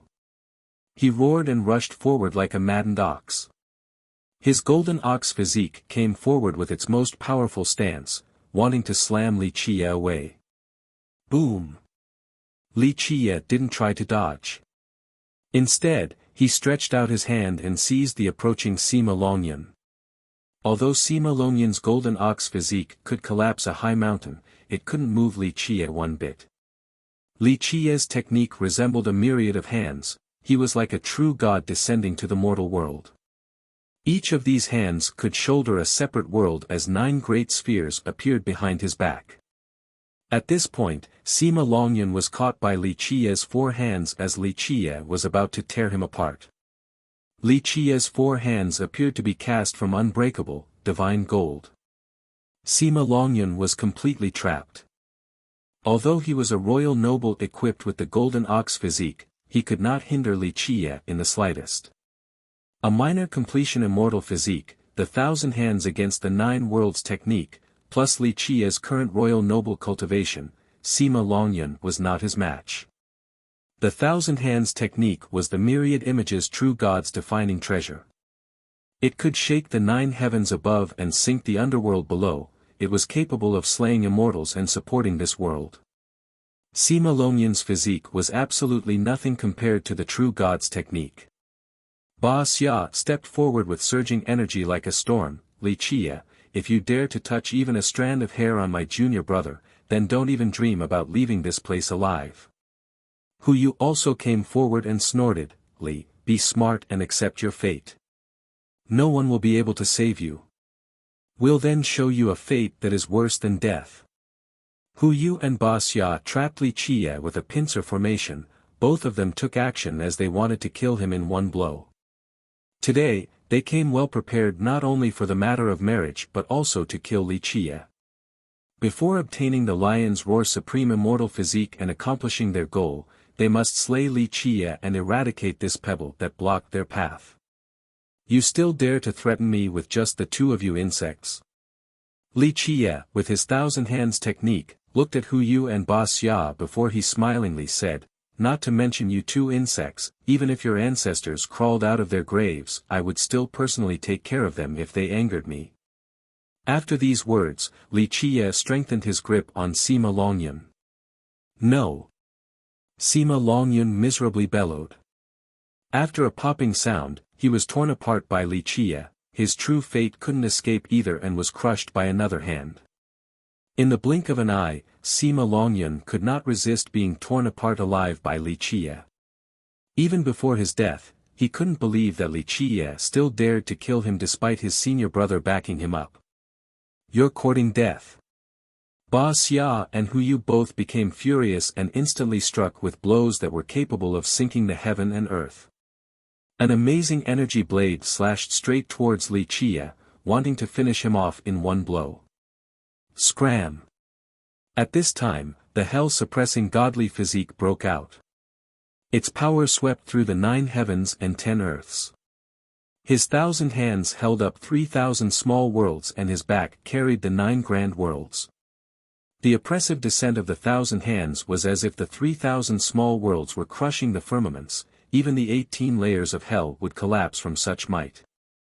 Royal noble power, minor completion immortal physique, and a true god's defining technique, the 3 of these combined would even easily defeat an ancient saint. All of these things were not just empty names. Boom! A deafening noise filled the air as the Lion's Roar Gates camp cracked under this blow. Hu Yu and Ba Xia's combined effort did not amount to anything. They were struck flying away by the 1,000 hands into the Lion's Roar Gates camp. Chapter 316, Only using one's hand versus 2 experts. At this moment, the Lion's Roar Royal Lord was sent into a daze. Even Qi Xiaodao, who was mentally prepared, became shocked. Only Qi Xiaodai remained calm and took a deep breath. On the other hand, Sikong Taotian felt that this was the natural flow of events. He was very fearful of Li Qiye and thought that Ba Xia and Hu Yu were suicidal maniacs. The royal lord stood there, speechless. He heard his daughter telling him that Li Qiye was extremely powerful, but he felt that no matter how powerful he was, the enlightened being realm was his limit. However, after seeing Li Qiye blow away the 2 geniuses today, he wouldn't believe it if he didn't see it with his own eyes. Rumble. 2 explosions roared from beneath the flat ground. Hu Yu and Ba Xia were like 2 falling stars as they were knocked away by Li Qiye from the Lion's Roar Gate, eventually creating 2 huge pits. What happened? This sudden event caused many cultivators from the nearby camps to rush out of their dwellings and look around to find out what was going on. Many people were left aghast after seeing Hu Yu and Ba Xia getting pounded away. Especially, the younger generation, they were rendered in disbelief. Someone lost their calm and shouted as they noticed Li Qiye exit from the collapsing Lion's Roar Gate camp, Li Qiye. Suddenly, everyone turned their gazes towards him. The younger ones couldn't sit still inside, all of them ran out to watch, including the students from the academy. Ba Xia and Hu Yu were the most excellent geniuses in the eastern 100 cities of today. Ba Xia had the natural tyrannical physique, one of the 24 king physiques, and he cultivated the saint countries defining lower tyrannical immortal physique law. Rumor has it that he made some progress with his physique, so others were very wary of his skills. With Ba Xia's cultivation, if his physique was at minor completion, then he could massacre ancient saints as easily as flipping one's palm. If this wasn't the case, then people wouldn't praise a grand completion immortal physique as something that could stop even immortal emperors. Hu Yu was no weaker than Ba Xia. Rumor has it that he became a 5 celestials enlightened being a long time ago. The extremely mysterious blood of the tiger god also flowed within his body. At this point, their setback, caused by Li Qiye, created a huge commotion and no one could bear to miss this spectacle. All the devilish geniuses from the Sacred Era Hall also poured out, including the Crouching Dragon Cliff's descendant and the Saint Child of the Rampaging Divine Mountain. Heavenly Prince Qing Xian also came to observe Li Qiye from afar with an emotionless pair of eyes while being shrouded in an azure mist. Last time, at the evil-infested ridge, he lost and almost died to Li Qiye. After several years, he became a lot stronger than before, but the humiliation still haunted him. Rumble. Hu Yu and Ba Xia soared into the sky. In an instant, one went to block Li Qie from the front while the other went to his back. Although they were sent flying away, it was only a minor injury, far from being fatal. A thunderous noise boomed. Ba Xia and Hu Yu's blood energy crazily surged as their life wheels appeared, emitting a monstrous source of power. Qi Xiaodao became slightly worried and asked, "They are about to unleash their killing moves, will Brotherly be fine fighting the both of them alone?" "Don't worry." Sikong Taotian shook his head and said, "You do not know of his past conquests. If you found out about his battles inside the heavenly ancient corpse burial ground, then you would not be able to sleep for 3 days, and you surely wouldn't have the guts to call him a brother." Ba Xia and Hu Yu, they are nothing. Even if the saint country's ancestor personally came, he himself wouldn't know the reasons for his inevitable demise. Qi Xiaodao was quite astonished to hear these words. Even the Lion's Roar royal lord felt that Sikong Totian's words were underestimating the two contemporary geniuses, Hu Yu and Ba Xia, too much. Only Qi Xiaodai remained silent, for she knew Li Qie's terrifyingness more than her father and brother. Even an ancestral character like old Daoist Peng was apprehensive of him, so one could only imagine his true might. Sikong Taotian then continued to murmur to himself, no matter where or when, I wouldn't be afraid of fighting against that little brat, Jikong Wudi. Only young noble Li, the first person to instill fear inside me, the first person that I could not fathom, would be someone I would never cross. Even the son of a god would die if they provoked him." "What did you say?" Qi Xiaodao couldn't hear him clearly, so he had to ask. Sikong Taotian shook his head and looked up, then he smilingly answered, "Nothing, just wait and see. Someone will die a very, very miserable death, but the fault lies with them for provoking someone they couldn't afford to." The atmosphere became tense as Ba Xia and Hu Yu summoned their life wheels. The longevity blood poured into the wheel, creating a torrential storm. Clouds of worldly essence as dense as fog focused on their bodies. At this moment, they were quite mighty. Ba Xia aggressively declared, "Li, you shouldn't have messed with me today. Even if you are an ancient saint, only death will await you." At this time, after mustering his power, Ba Xia's body emitted a bright brilliance as a divine flame surrounded his body. His blood energy, that was as vast as an ocean, floated above his head and enshrouded the sky itself. Boom! His blood energy rose one level as a magnificent ring appeared around his body, giving him quite a transcendent appearance. Seeing this divine ring developing around his body, someone shouted in horror, "Heavenly Sovereign, could it be that he has reached this realm?" Although Heavenly Sovereign was only one realm above Ancient Saint, one couldn't fathom just how much more frightening a sovereign was compared to an ancient saint. Reaching this level meant that one reached the Grand Tao, and one would be able to recreate its profoundness. If a heavenly king was a ruler of this world that reigned over millions of existences, then a heavenly sovereign was the Grand Tao leading to the Golden Throne. To most cultivators, Ancient Saint was the end of the path and Heavenly Sovereign was the sublime pinnacle, the starting point to reach the Grand Tao to become enlightened. They would no longer be confined to the limits of their previous path and would begin to develop their own Tao. The Heavenly Sovereign realm was where the foundation for becoming an invincible virtuous paragon gets laid, and it was the first step towards the Heaven's will. If all the realms before Heavenly Sovereign were part of the heaven and earth's path, then being a Heavenly Sovereign meant that one had finally entered the great palace of the heaven and earth. One Heavenly Sovereign could easily subdue an ancient saint, since they have already escaped the boundary of an ordinary Grand Tao and touched upon the heaven and earth's Grand Tao. Without their presence, ancient saints and royal nobles would be in charge of worldly affairs. However, upon the arrival of but a single Heavenly Sovereign, said two realms couldn't reach the apex. No, it is the furious immortal tyrannical physique. A devilish genius from Sacred Era Hall said with gravity while wearing a serious expression. After hearing this name, many people took a cold breath. One person murmured, "Furious immortal tyrannical physique, could this physique be at minor completion?" A predecessor cultivator said with a shocked expression, "This physique increases one's battle prowess as their cultivation temporarily goes up by one level.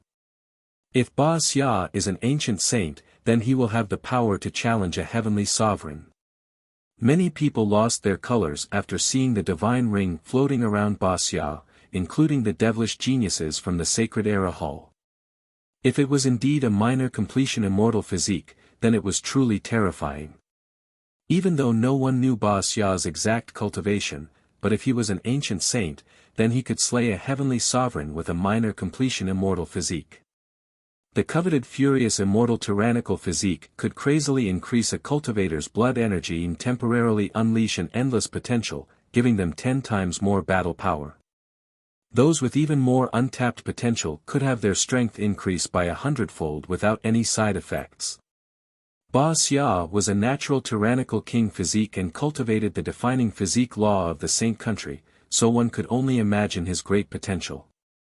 Little demon, today, I will show you what people call a fate worse than death. After Ba Xia unleashed his physique, Hu Yu did not falter behind. Suddenly, his blood energy roared like a divine tiger as Hu Yu's fate palace opened. A pagoda made of gold appeared with flames surrounding it. It was Hu Yu's true fate weapon, and it was created by a powerful heavens will true stone. At this time, 7 stars emerged to carry the pagoda. Then, this tower suddenly lit up and a loud boom resounded. The pagoda opened up as if it was the entrance to the realm of the deities. Dragon cries and phoenix hymns, accompanied with a black tortoise's roar, spewed forth. Then, an azure dragon flew out of the pagoda, followed by a vermilion bird while a black tortoise shouldered the ocean. Hu Yu's blood energy turned into a white tiger with a divine presence that filled the sky. At this second, the azure dragon, vermilion bird, and black tortoise gathered around to protect the white tiger. Seeing the 7 stars supporting the pagoda, the eastern 100 cities' inhabitants were quite shocked. 7 celestials enlightened being. He is already a 7 celestials. I only heard that he was a 5 celestials before. So he was hiding his strength. This is not the most scary matter. An old cultivator who knew about the tiger's howl school emotionally said, "His heavens will true treasure is the most terrifying part." This 4 divine beasts pagoda was created from a heavens will true stone with 4 daos. A younger cultivator asked in confusion, even though a 4 daos heavens will true stone is precious, but with Hu Yu's gifts, he should have a better stone. I feel, at the very least, that it should be 7 daos. No. His royal lord then corrected him, the value of a heavens will true stone does not lie in its dao quantity. The more is not necessarily better. The truth is that it is difficult to discern the power and advantages of these stones. We refer to them by the daos inside them only for the sake of classification. Chapter 317, 1,000 Hands Against the 9 Worlds. A heavens will true stone was the foundation of a cultivator's true treasure, it was quintessential in the creation process. For cultivators, a true treasure connected directly to their true fate, along with their Tao. It was the real method for cultivators to exert their true strength and potential. These stones were created by the heaven and earth, so very few people knew their true origin. Since time immemorial, most assumed that they were divine stones born from the inception of this world. Due to this theory, it also explained the reason why the heaven and earth's Tao might also be found within these stones. Each of the Tao found within were different and were still in their original forms. Only through the refinement of cultivators would these Tao become even stronger. The Tao encompassed within these stones were named heavenly accumulation, so a stone with 1 heavenly accumulation was also referred to as a 1 Tao heavens will true stone. If there were 2 heavenly accumulations inside, then the stone was called a 2 Tao heavens will true stone, and so on and so forth. For beasts divine pagoda. A Sacred Era genius exclaimed. The Sacred Era's group of disciples didn't dare to underestimate Hu Yu's true treasure, and one of them whispered, the tiger god's blood flows within Hu Yu's body, so this pagoda is too fitting for him. Inside the treasure's 4 heavenly accumulations, the azure dragon, the vermilion bird, the black tortoise, and the white tiger all worship his tiger god's bloodline. As a result, the white tiger is the leader of the 4 beasts and gets protected by the other 3. With the help of the tiger god's bloodline, he can actually exert the power of the stone to its utmost limit. A true treasure at the same rank cannot compare to this synergy. Another Sacred Era student took a cold breath and uttered. Hu Yu's luck was great. He managed to obtain a true stone with 4 beast heavenly accumulations while having the tiger god's bloodline. This allowed him to use the stone to its utmost potential as he refined it into his own true treasure by using his true fate. Although this true treasure was only at the same level as him, a 7 celestials enlightened being true treasure, it could fight evenly against a heavenly sovereign. Other enlightened beings using a heavenly king true treasure would still be at a disadvantage when fighting against Hu Yu's pagoda. The majority of cultivators could only use 30 to 40% of a life treasure or true treasure from someone else. This also applied to emperor-level weapons. However, one's own true treasure combined with their fate was different. One could utilize its full strength, or even greatly exceed it. This was the reason why each cultivator had to refine their own true treasures. For heavenly accumulations led by the white tiger, using the tiger god's bloodline to control them, this is using the heavenly accumulations to their maximum potential, seeing the 4 divine beasts, that were led by the white tiger, soaring in the sky that caused the heaven and earth to tremble, an enlightened being of the previous generation couldn't help but become emotional. Although there were no clear distinctions or ranks regarding the amount of heavenly accumulations within a heavens will true stone, but to most cultivators, the more the better. For heavenly accumulations was better than 3, in the end, it was an extra Tao. For example, if Hu Yu's pagoda only had 3 heavenly accumulations, then it would only have the azure dragon, the vermilion bird, and the black tortoise. The most important thing for cultivators was to find a suitable one. The priority did not lie with the amount of heavenly accumulations inside. Like Hu Yu, his 4 divine beast pagoda was the most fitting for him since his bloodline allowed him to unleash its endless potential. If it was a different true stone, then even with 7 heavenly accumulations, compared to this pagoda, it wouldn't necessarily be stronger after refinement for Hu Yu. At this time, Ba Xia and Hu Yu roared at the same time, "Kill!" Ba Xia didn't have a weapon nor technique, instead, he rushed forward with his strongest stance. His immortal physique furiously exploded like an angry immortal that wanted to destroy the heaven and earth along with all the other gods. The sweep of his hand was enough to defeat all things as well as flush out the clouds and rain. Meanwhile, Hu Yu's pagoda, along with the 4 beasts, soared together in the sky with their endless Tao power. The white tiger roared, the azure dragon glided in the sky, the vermilion bird attacked from above, and the black tortoise raised the ocean. In this second, the 4 beasts arrived as if they were about to destroy the heavens. The roar of the white tiger destroyed all spirits like a wave made out of a myriad of swords that rushed up high above. Once these swords plunged down, all would be massacred. The azure dragon fluttered around. To a dragon, its gigantic body was its most powerful weapon. Under its impact, a giant mountain was no different than a piece of paper. The vermilion bird swooped down to the ground, its unblockable sharp wings could tear the grand beginning as well as the primordial chaos. At this second, the vast earth became nothingness under the blows from Hu Yu and Ba Xia. The spectators, both young and old, were lamenting, so strong. Ba Xia and Hu Yu's attacks were nothing like those from inexperienced youths. An ancient saint unleashing his life's strongest attack would not be much more potent than this. Such an invincible and dominating strike actually came from 2 young men. Boom! The earth shook after a deafening explosion as cracks began to appear. With several clanks, the universal laws, in the shape of divine lotus vines, held the shattered earth together. If this earth was not strengthened by the Academy's Emperor Foundation, then it would have completely collapsed from that earlier strike. At this time, the place where Li Qie once stood was now replaced by a giant crater. That strike could have rendered him into ashes. Is it over?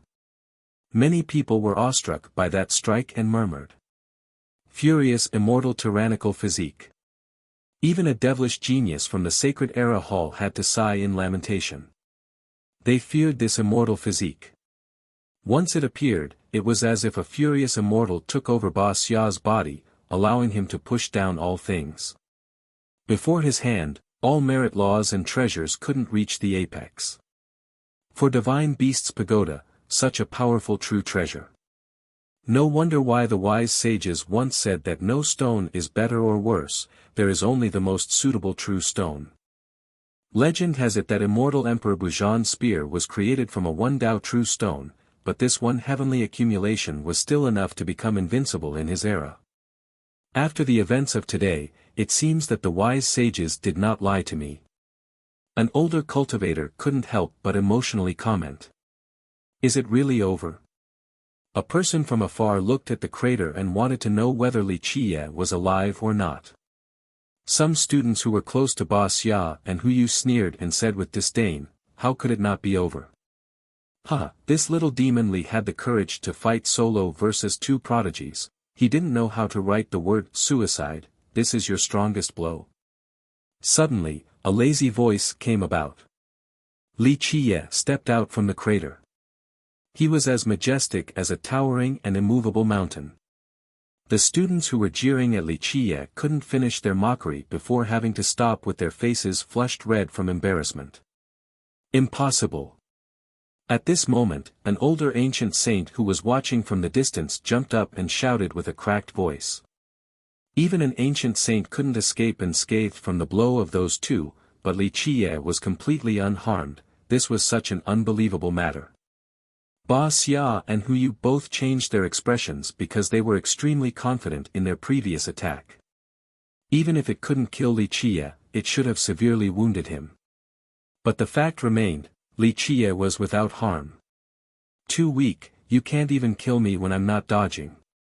At this point, Li Qie then slowly activated his 1,000 hands against the 9 worlds as if he was actually the myriad images true God. Once these hands came together, they turned into a solid steel wall. Li Qie then calmly smiled and said, my turn. The moment these words came out, a boom erupted. The 6 Tao were affected along with the screams of a myriad of laws.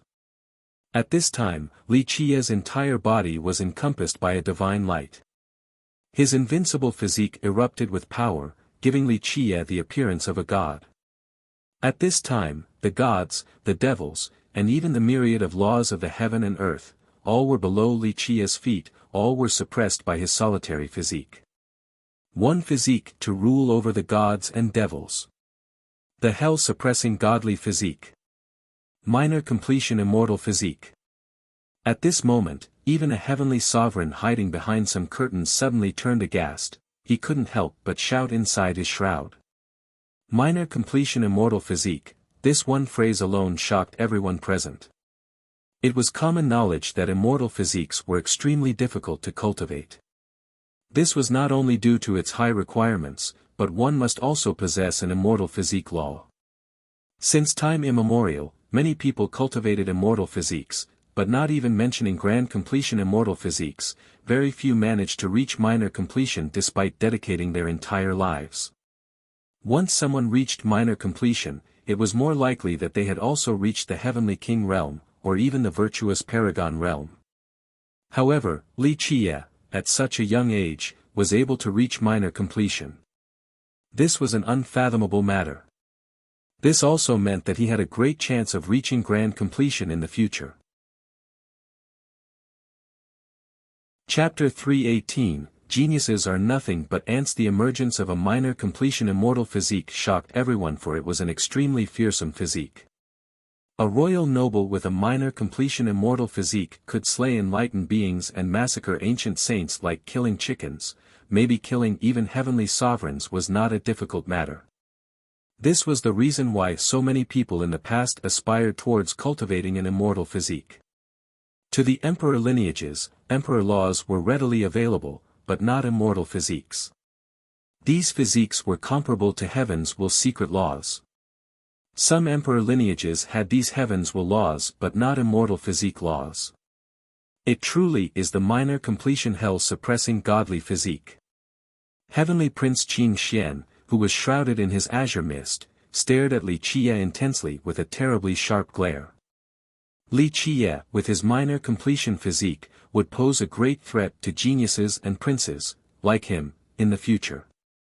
At this point, the lion's roar royal lord's mouth was wide open. He couldn't have even imagined about this matter. His father spent his entire life to research immortal physiques, and he even cultivated the furious immortal tyrannical physique, but he couldn't reach minor completion. However, Li Qie accomplished this task at such a young age, and the royal lord understood the significance of this matter. This. I can't believe it. I heard grandfather say that in order to reach the minor completion of an immortal physique, even someone with a saint physique and a perfect immortal physique law would require at least 100 years unless it was an insanely talented genius. Even so, they would need 30, no, 50 years. How old is he? This is too frightening. This is not the most terrorizing aspect about him. Sikong Taotian slowly spoke, Li Qie's most fearful edge lies with his calculations. Just wait, one day, you will see him scheme against the entire world. Only then will you understand that his greatest strength is not his might, but his mind. One still wouldn't know how they were caught in his trap even after dying. At this point, Ba Xia and Hu Yu's expressions became extremely hard to look at. This time, they came prepared not only to force the marriage and take over the Lion's Roar Gate, but also to kill Li Qie.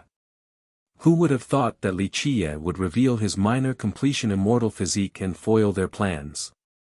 Your saint country's trash physique still dares to call itself a supreme immortal physique law in this world. Li Qie deliberately said, "Today, I will open your eyes so that you can see what a real immortal physique is, so that you can stop dreaming about dominating everything just by learning a little portion of an immortal physique law." Kill! Ba Xia and Hu Yu both roared.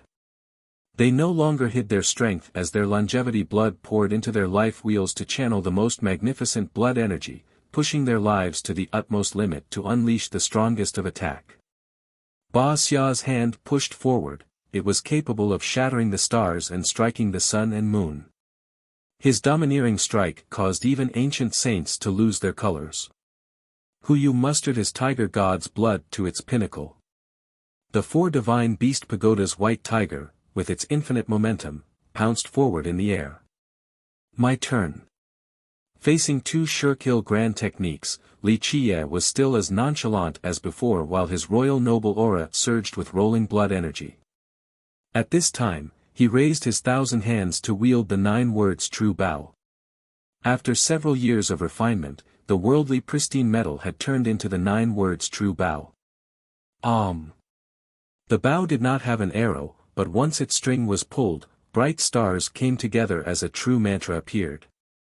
This mantra materialized into an immortal scripture. Once this scripture was unleashed, an immortal arrow descended right into the bow. Clang! The string that was pulled and tense was now readied with an arrow as great as the mountains, and then a true mantra arrow was shot out. This arrow pierced through the sky and destroyed a myriad of firmaments. This one bow carried the heaven's power. 9 words true arrow, 9 words to form a mantra. Soldiers and fighters, all of you arrange yourselves and proceed forward. This was the #1 mantra in this world.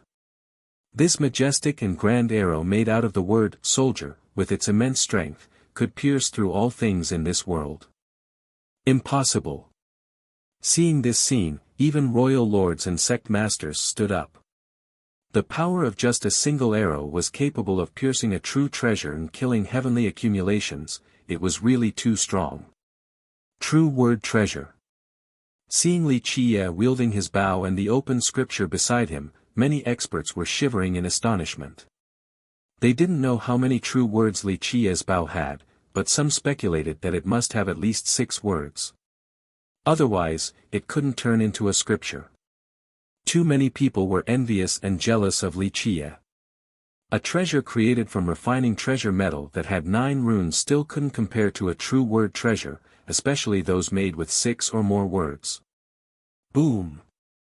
At this time, the thousand hands technique unleashed the power akin to a true god and lifted a myriad of worlds. When the thousand hands came down, suppressing all existences, the wounded Hu Yu and Ba Xia mustered all of their destructive laws. However, they still could not escape from Li Chia's grasp.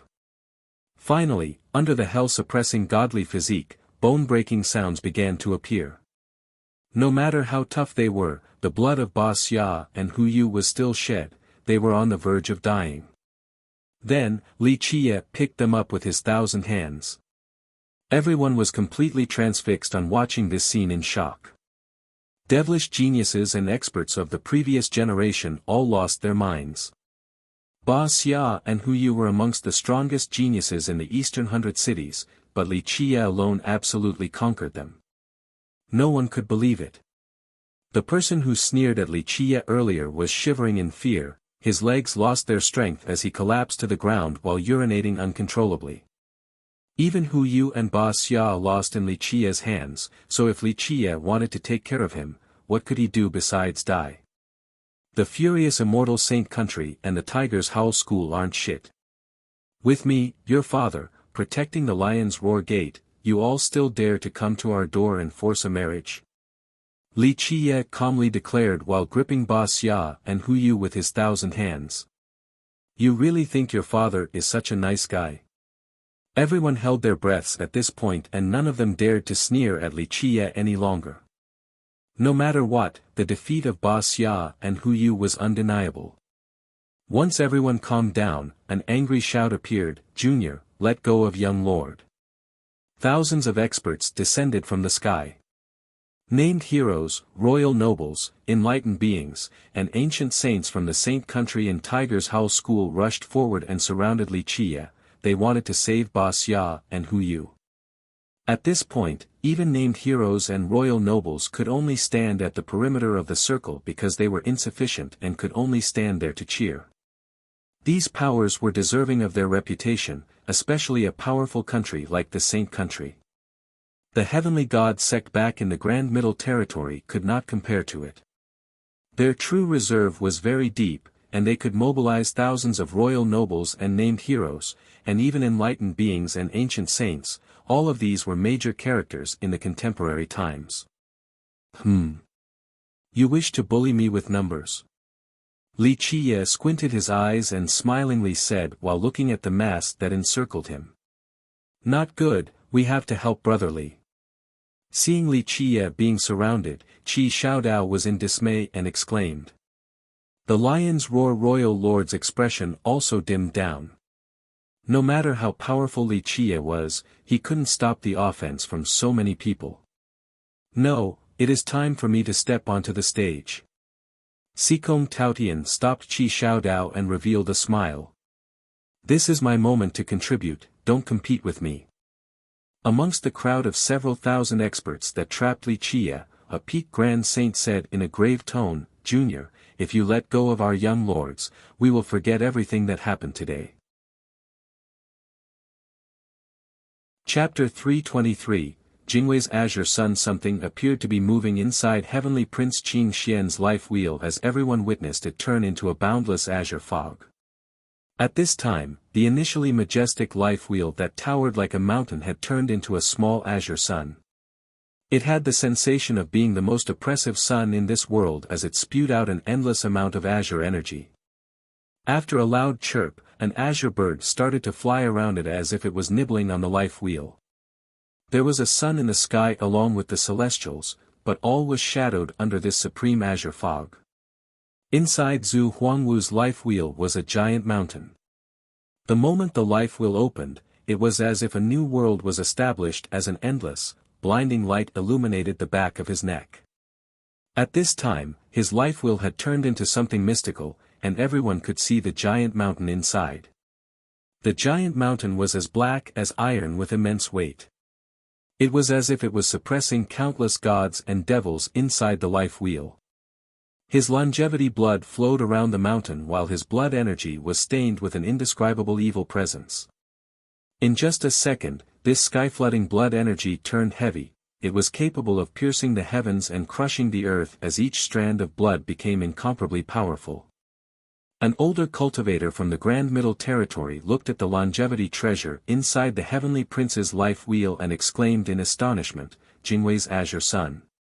Meanwhile, the Lion's Roar Royal Lord saw Zhu Huangwu's life wheel and murmured, "Could it be that this is the Brilliance Ancient Kingdom's evil-subduing mountain that had always been passed down?" Jingwei's azure sun and evil-subduing mountain, all who knew their identities were startled. Although the role of longevity treasures was not as great as life or true weapons, they still had a power that could not be ignored. Jingwei's azure sun is a longevity treasure that was once used by the legendary immortal Emperor Qing Xian. It was created from the life ring of a divine Jingwei, and it helped immortal Emperor Qing Xian sweep through the world during his youth. Later on, after accomplishing his grand Tao, immortal Emperor Qing Xian abandoned it.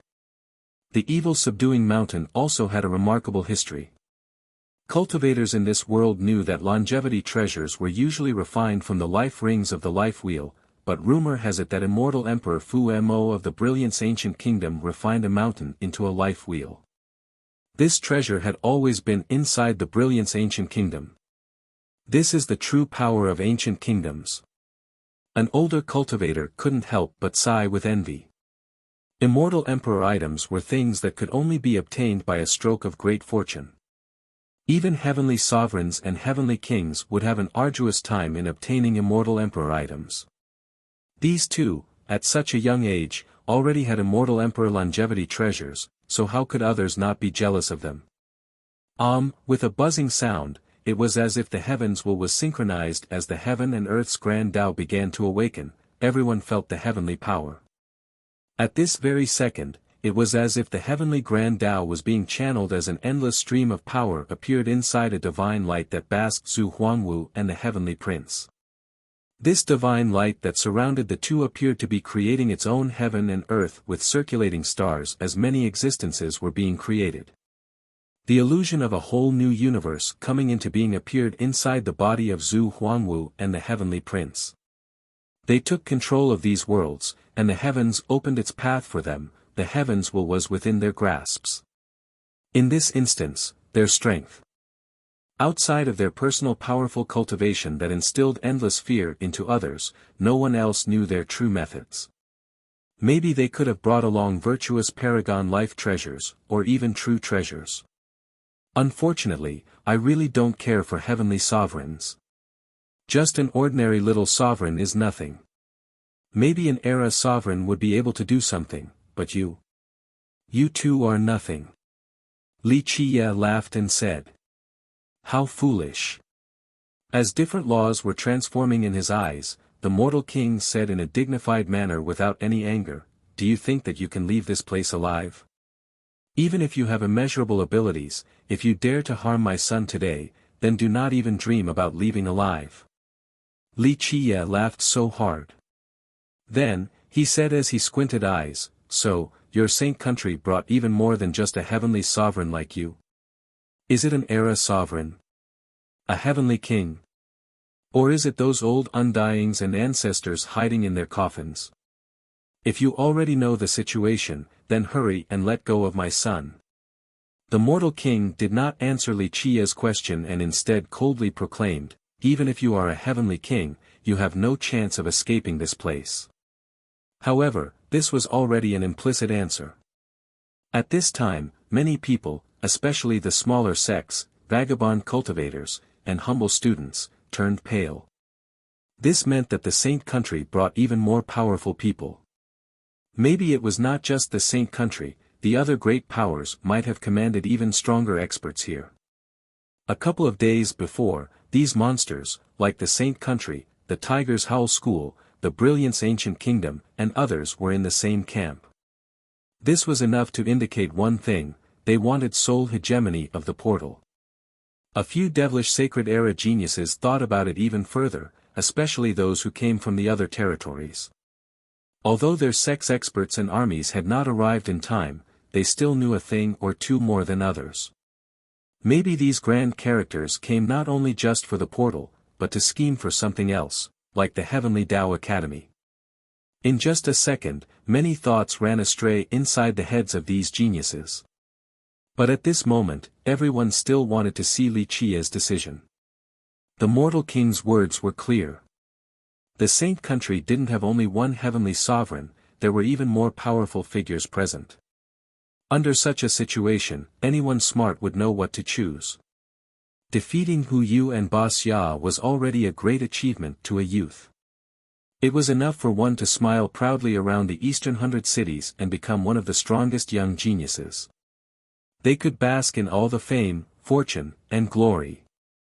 Regardless of Li Qia's origin, this was already more than enough, so why the need to create a life or death feud against the Saint Country and Tiger's Howl School? If he let Ba Xia and Hu Yu go, then not only would he have obtained the prestige and honor from beating them, but he could also safely retreat. To many people, this was the clear choice. Young noble Li, take a step back to take in the height of the sky and vastness of the sea. At this time, the lion's roar royal lord couldn't help but shout loudly. He was very worried for Li Qia.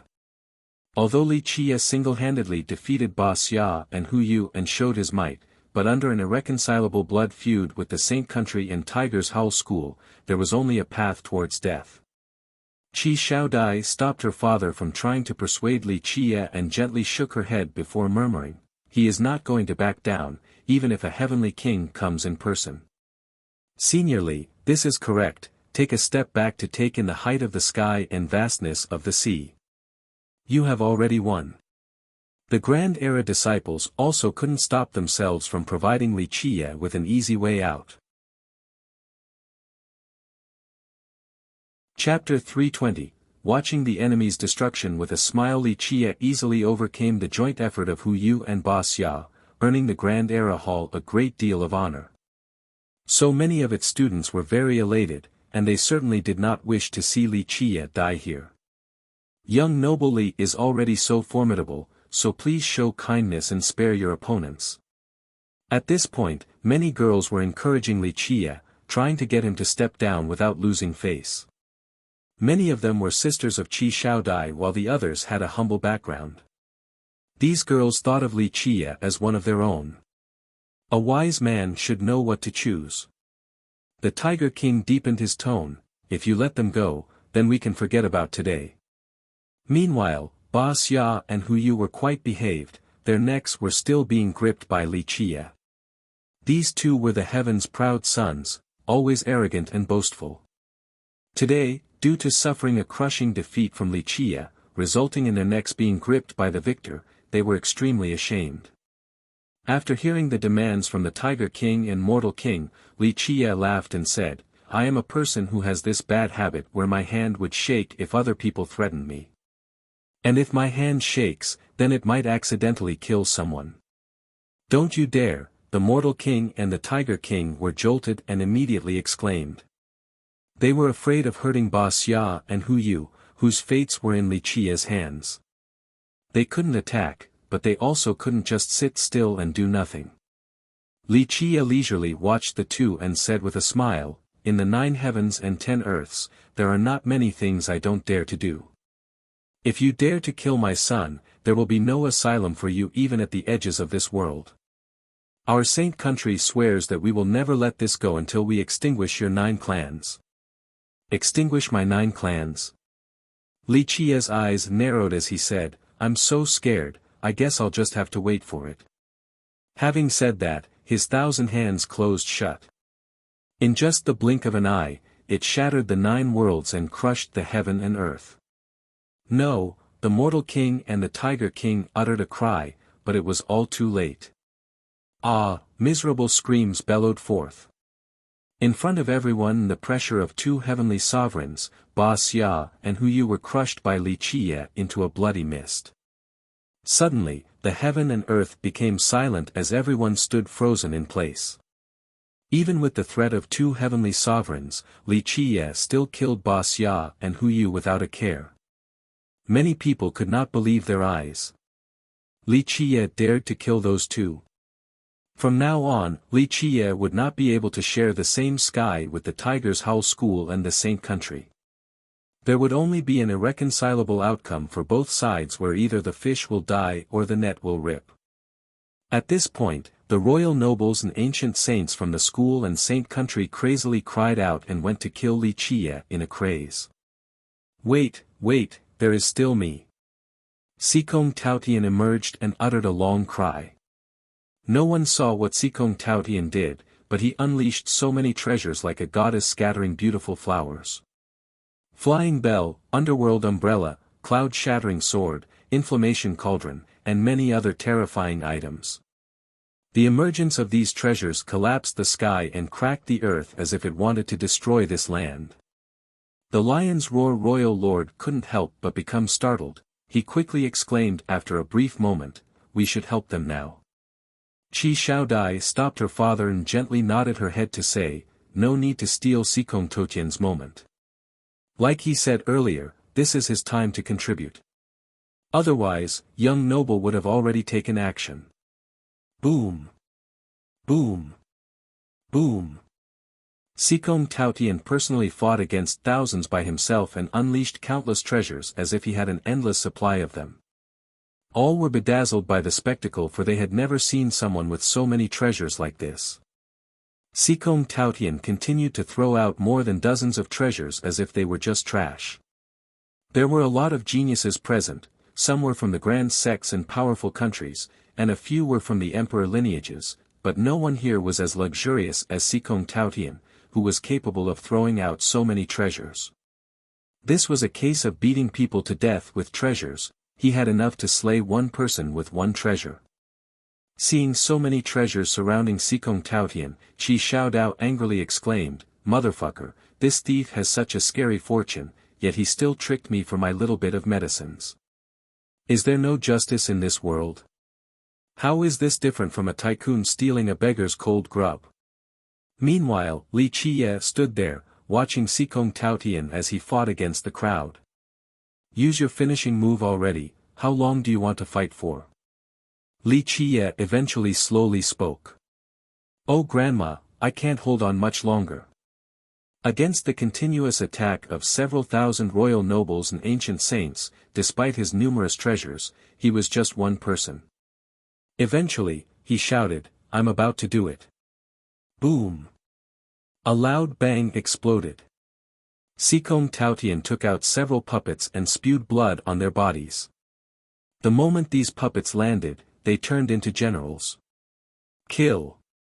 These puppets were as powerful as Sikong Taotian.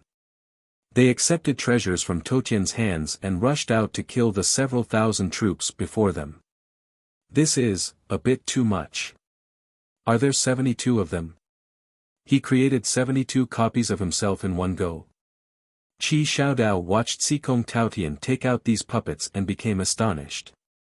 It was as if each of these puppets was the embodiment of Sikong Taotian. This boss-killing move is also coming. The mud cannon opened a giant black hole, and then Little Autumn screamed, "Taste my invincible grand zero-dimension banishment." Boom! The cannon shot out and dimensional black holes appeared in the sky. The Tiger King that was initially evading was now locked up by these black holes. No, when all of the black holes came together, the Tiger King could escape no longer and was suddenly devoured. Before dying, he miserably screamed one last time. Chapter 321, The battle begins. After his scream, the Tiger King disappeared just like that. Many people became astonished after seeing this. This was a 9 rings heavenly sovereign, yet he was killed by a fat worm. It was too unbelievable, and no one would believe such a thing if they were told.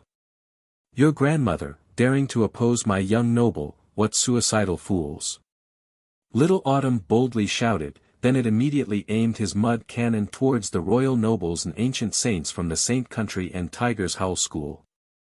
Bang, bang, bang, right afterward, Little Autumn shot out blast after blast. Once struck by his cannon, royal nobles and ancient saints would immediately disappear. This scene instilled a creepy sensation to all the spectators. This was even more frightening than dying due to a direct physical blow. Anywhere where Little Autumn pointed his cannon, the opponents would run around crazily like chickens with their heads cut off. They simply didn't dare to block his shots. Kill. Sikong Taotian also went mad from killing. The wooden puppets that looked exactly like him began their massacre. They possessed the same power as the controller, he was no less than any other devilish genius. At this moment, each of the wooden puppets were given several divine treasures so one could only imagine their battle prowess. In just a short amount of time, the experts of the Saint Country and the Tiger's Howl School started to miserably scream as they fell one after another. In just a flash, the sky was filled with a bloody rain that was amplified by shrill bellows across the plains. Little Autumn and Sikong Taotian, alone, took care of the several thousand experts from the two powers. Li Qie essentially didn't do anything at all, he simply stood there and calmly observed. This scene caused everyone to turn pale as they held their breaths. This was a bit too heaven-defying. At this moment, the people present understood why Li Qie dared to challenge the two powers, this guy already had an ace card up his sleeve. Humph. Amidst the bloody battle, in the highest reaches of the sky, an incomparable gaze that was hidden inside an invisible fog, eluding all eyes, appeared as if a prehistoric beast was awakening. In the depths of this mysterious place, a towering despotic air drowned the surroundings. Don't, this is not the time. Right when this person wanted to take action, another emotionless voice appeared in this hiding place. This brat is pushing us too far. The old undying that wanted to take action had a hard time swallowing this anger. There will be someone else to take care of him. Our time has yet to come. Keep on watching the Heavenly Tao Academy's land as it continues to split. Be patient a bit more, they will not be able to hold on much longer. Compared to the timeless Emperor Foundation of the Academy, a few several thousand disciples are nothing. The cold voice resounded again in the darkness. Finally, the eager old undying managed to calm down and closed his brilliant eyes. In the middle of the battlefield, Li Qie stared towards the horizon and couldn't help but smirk.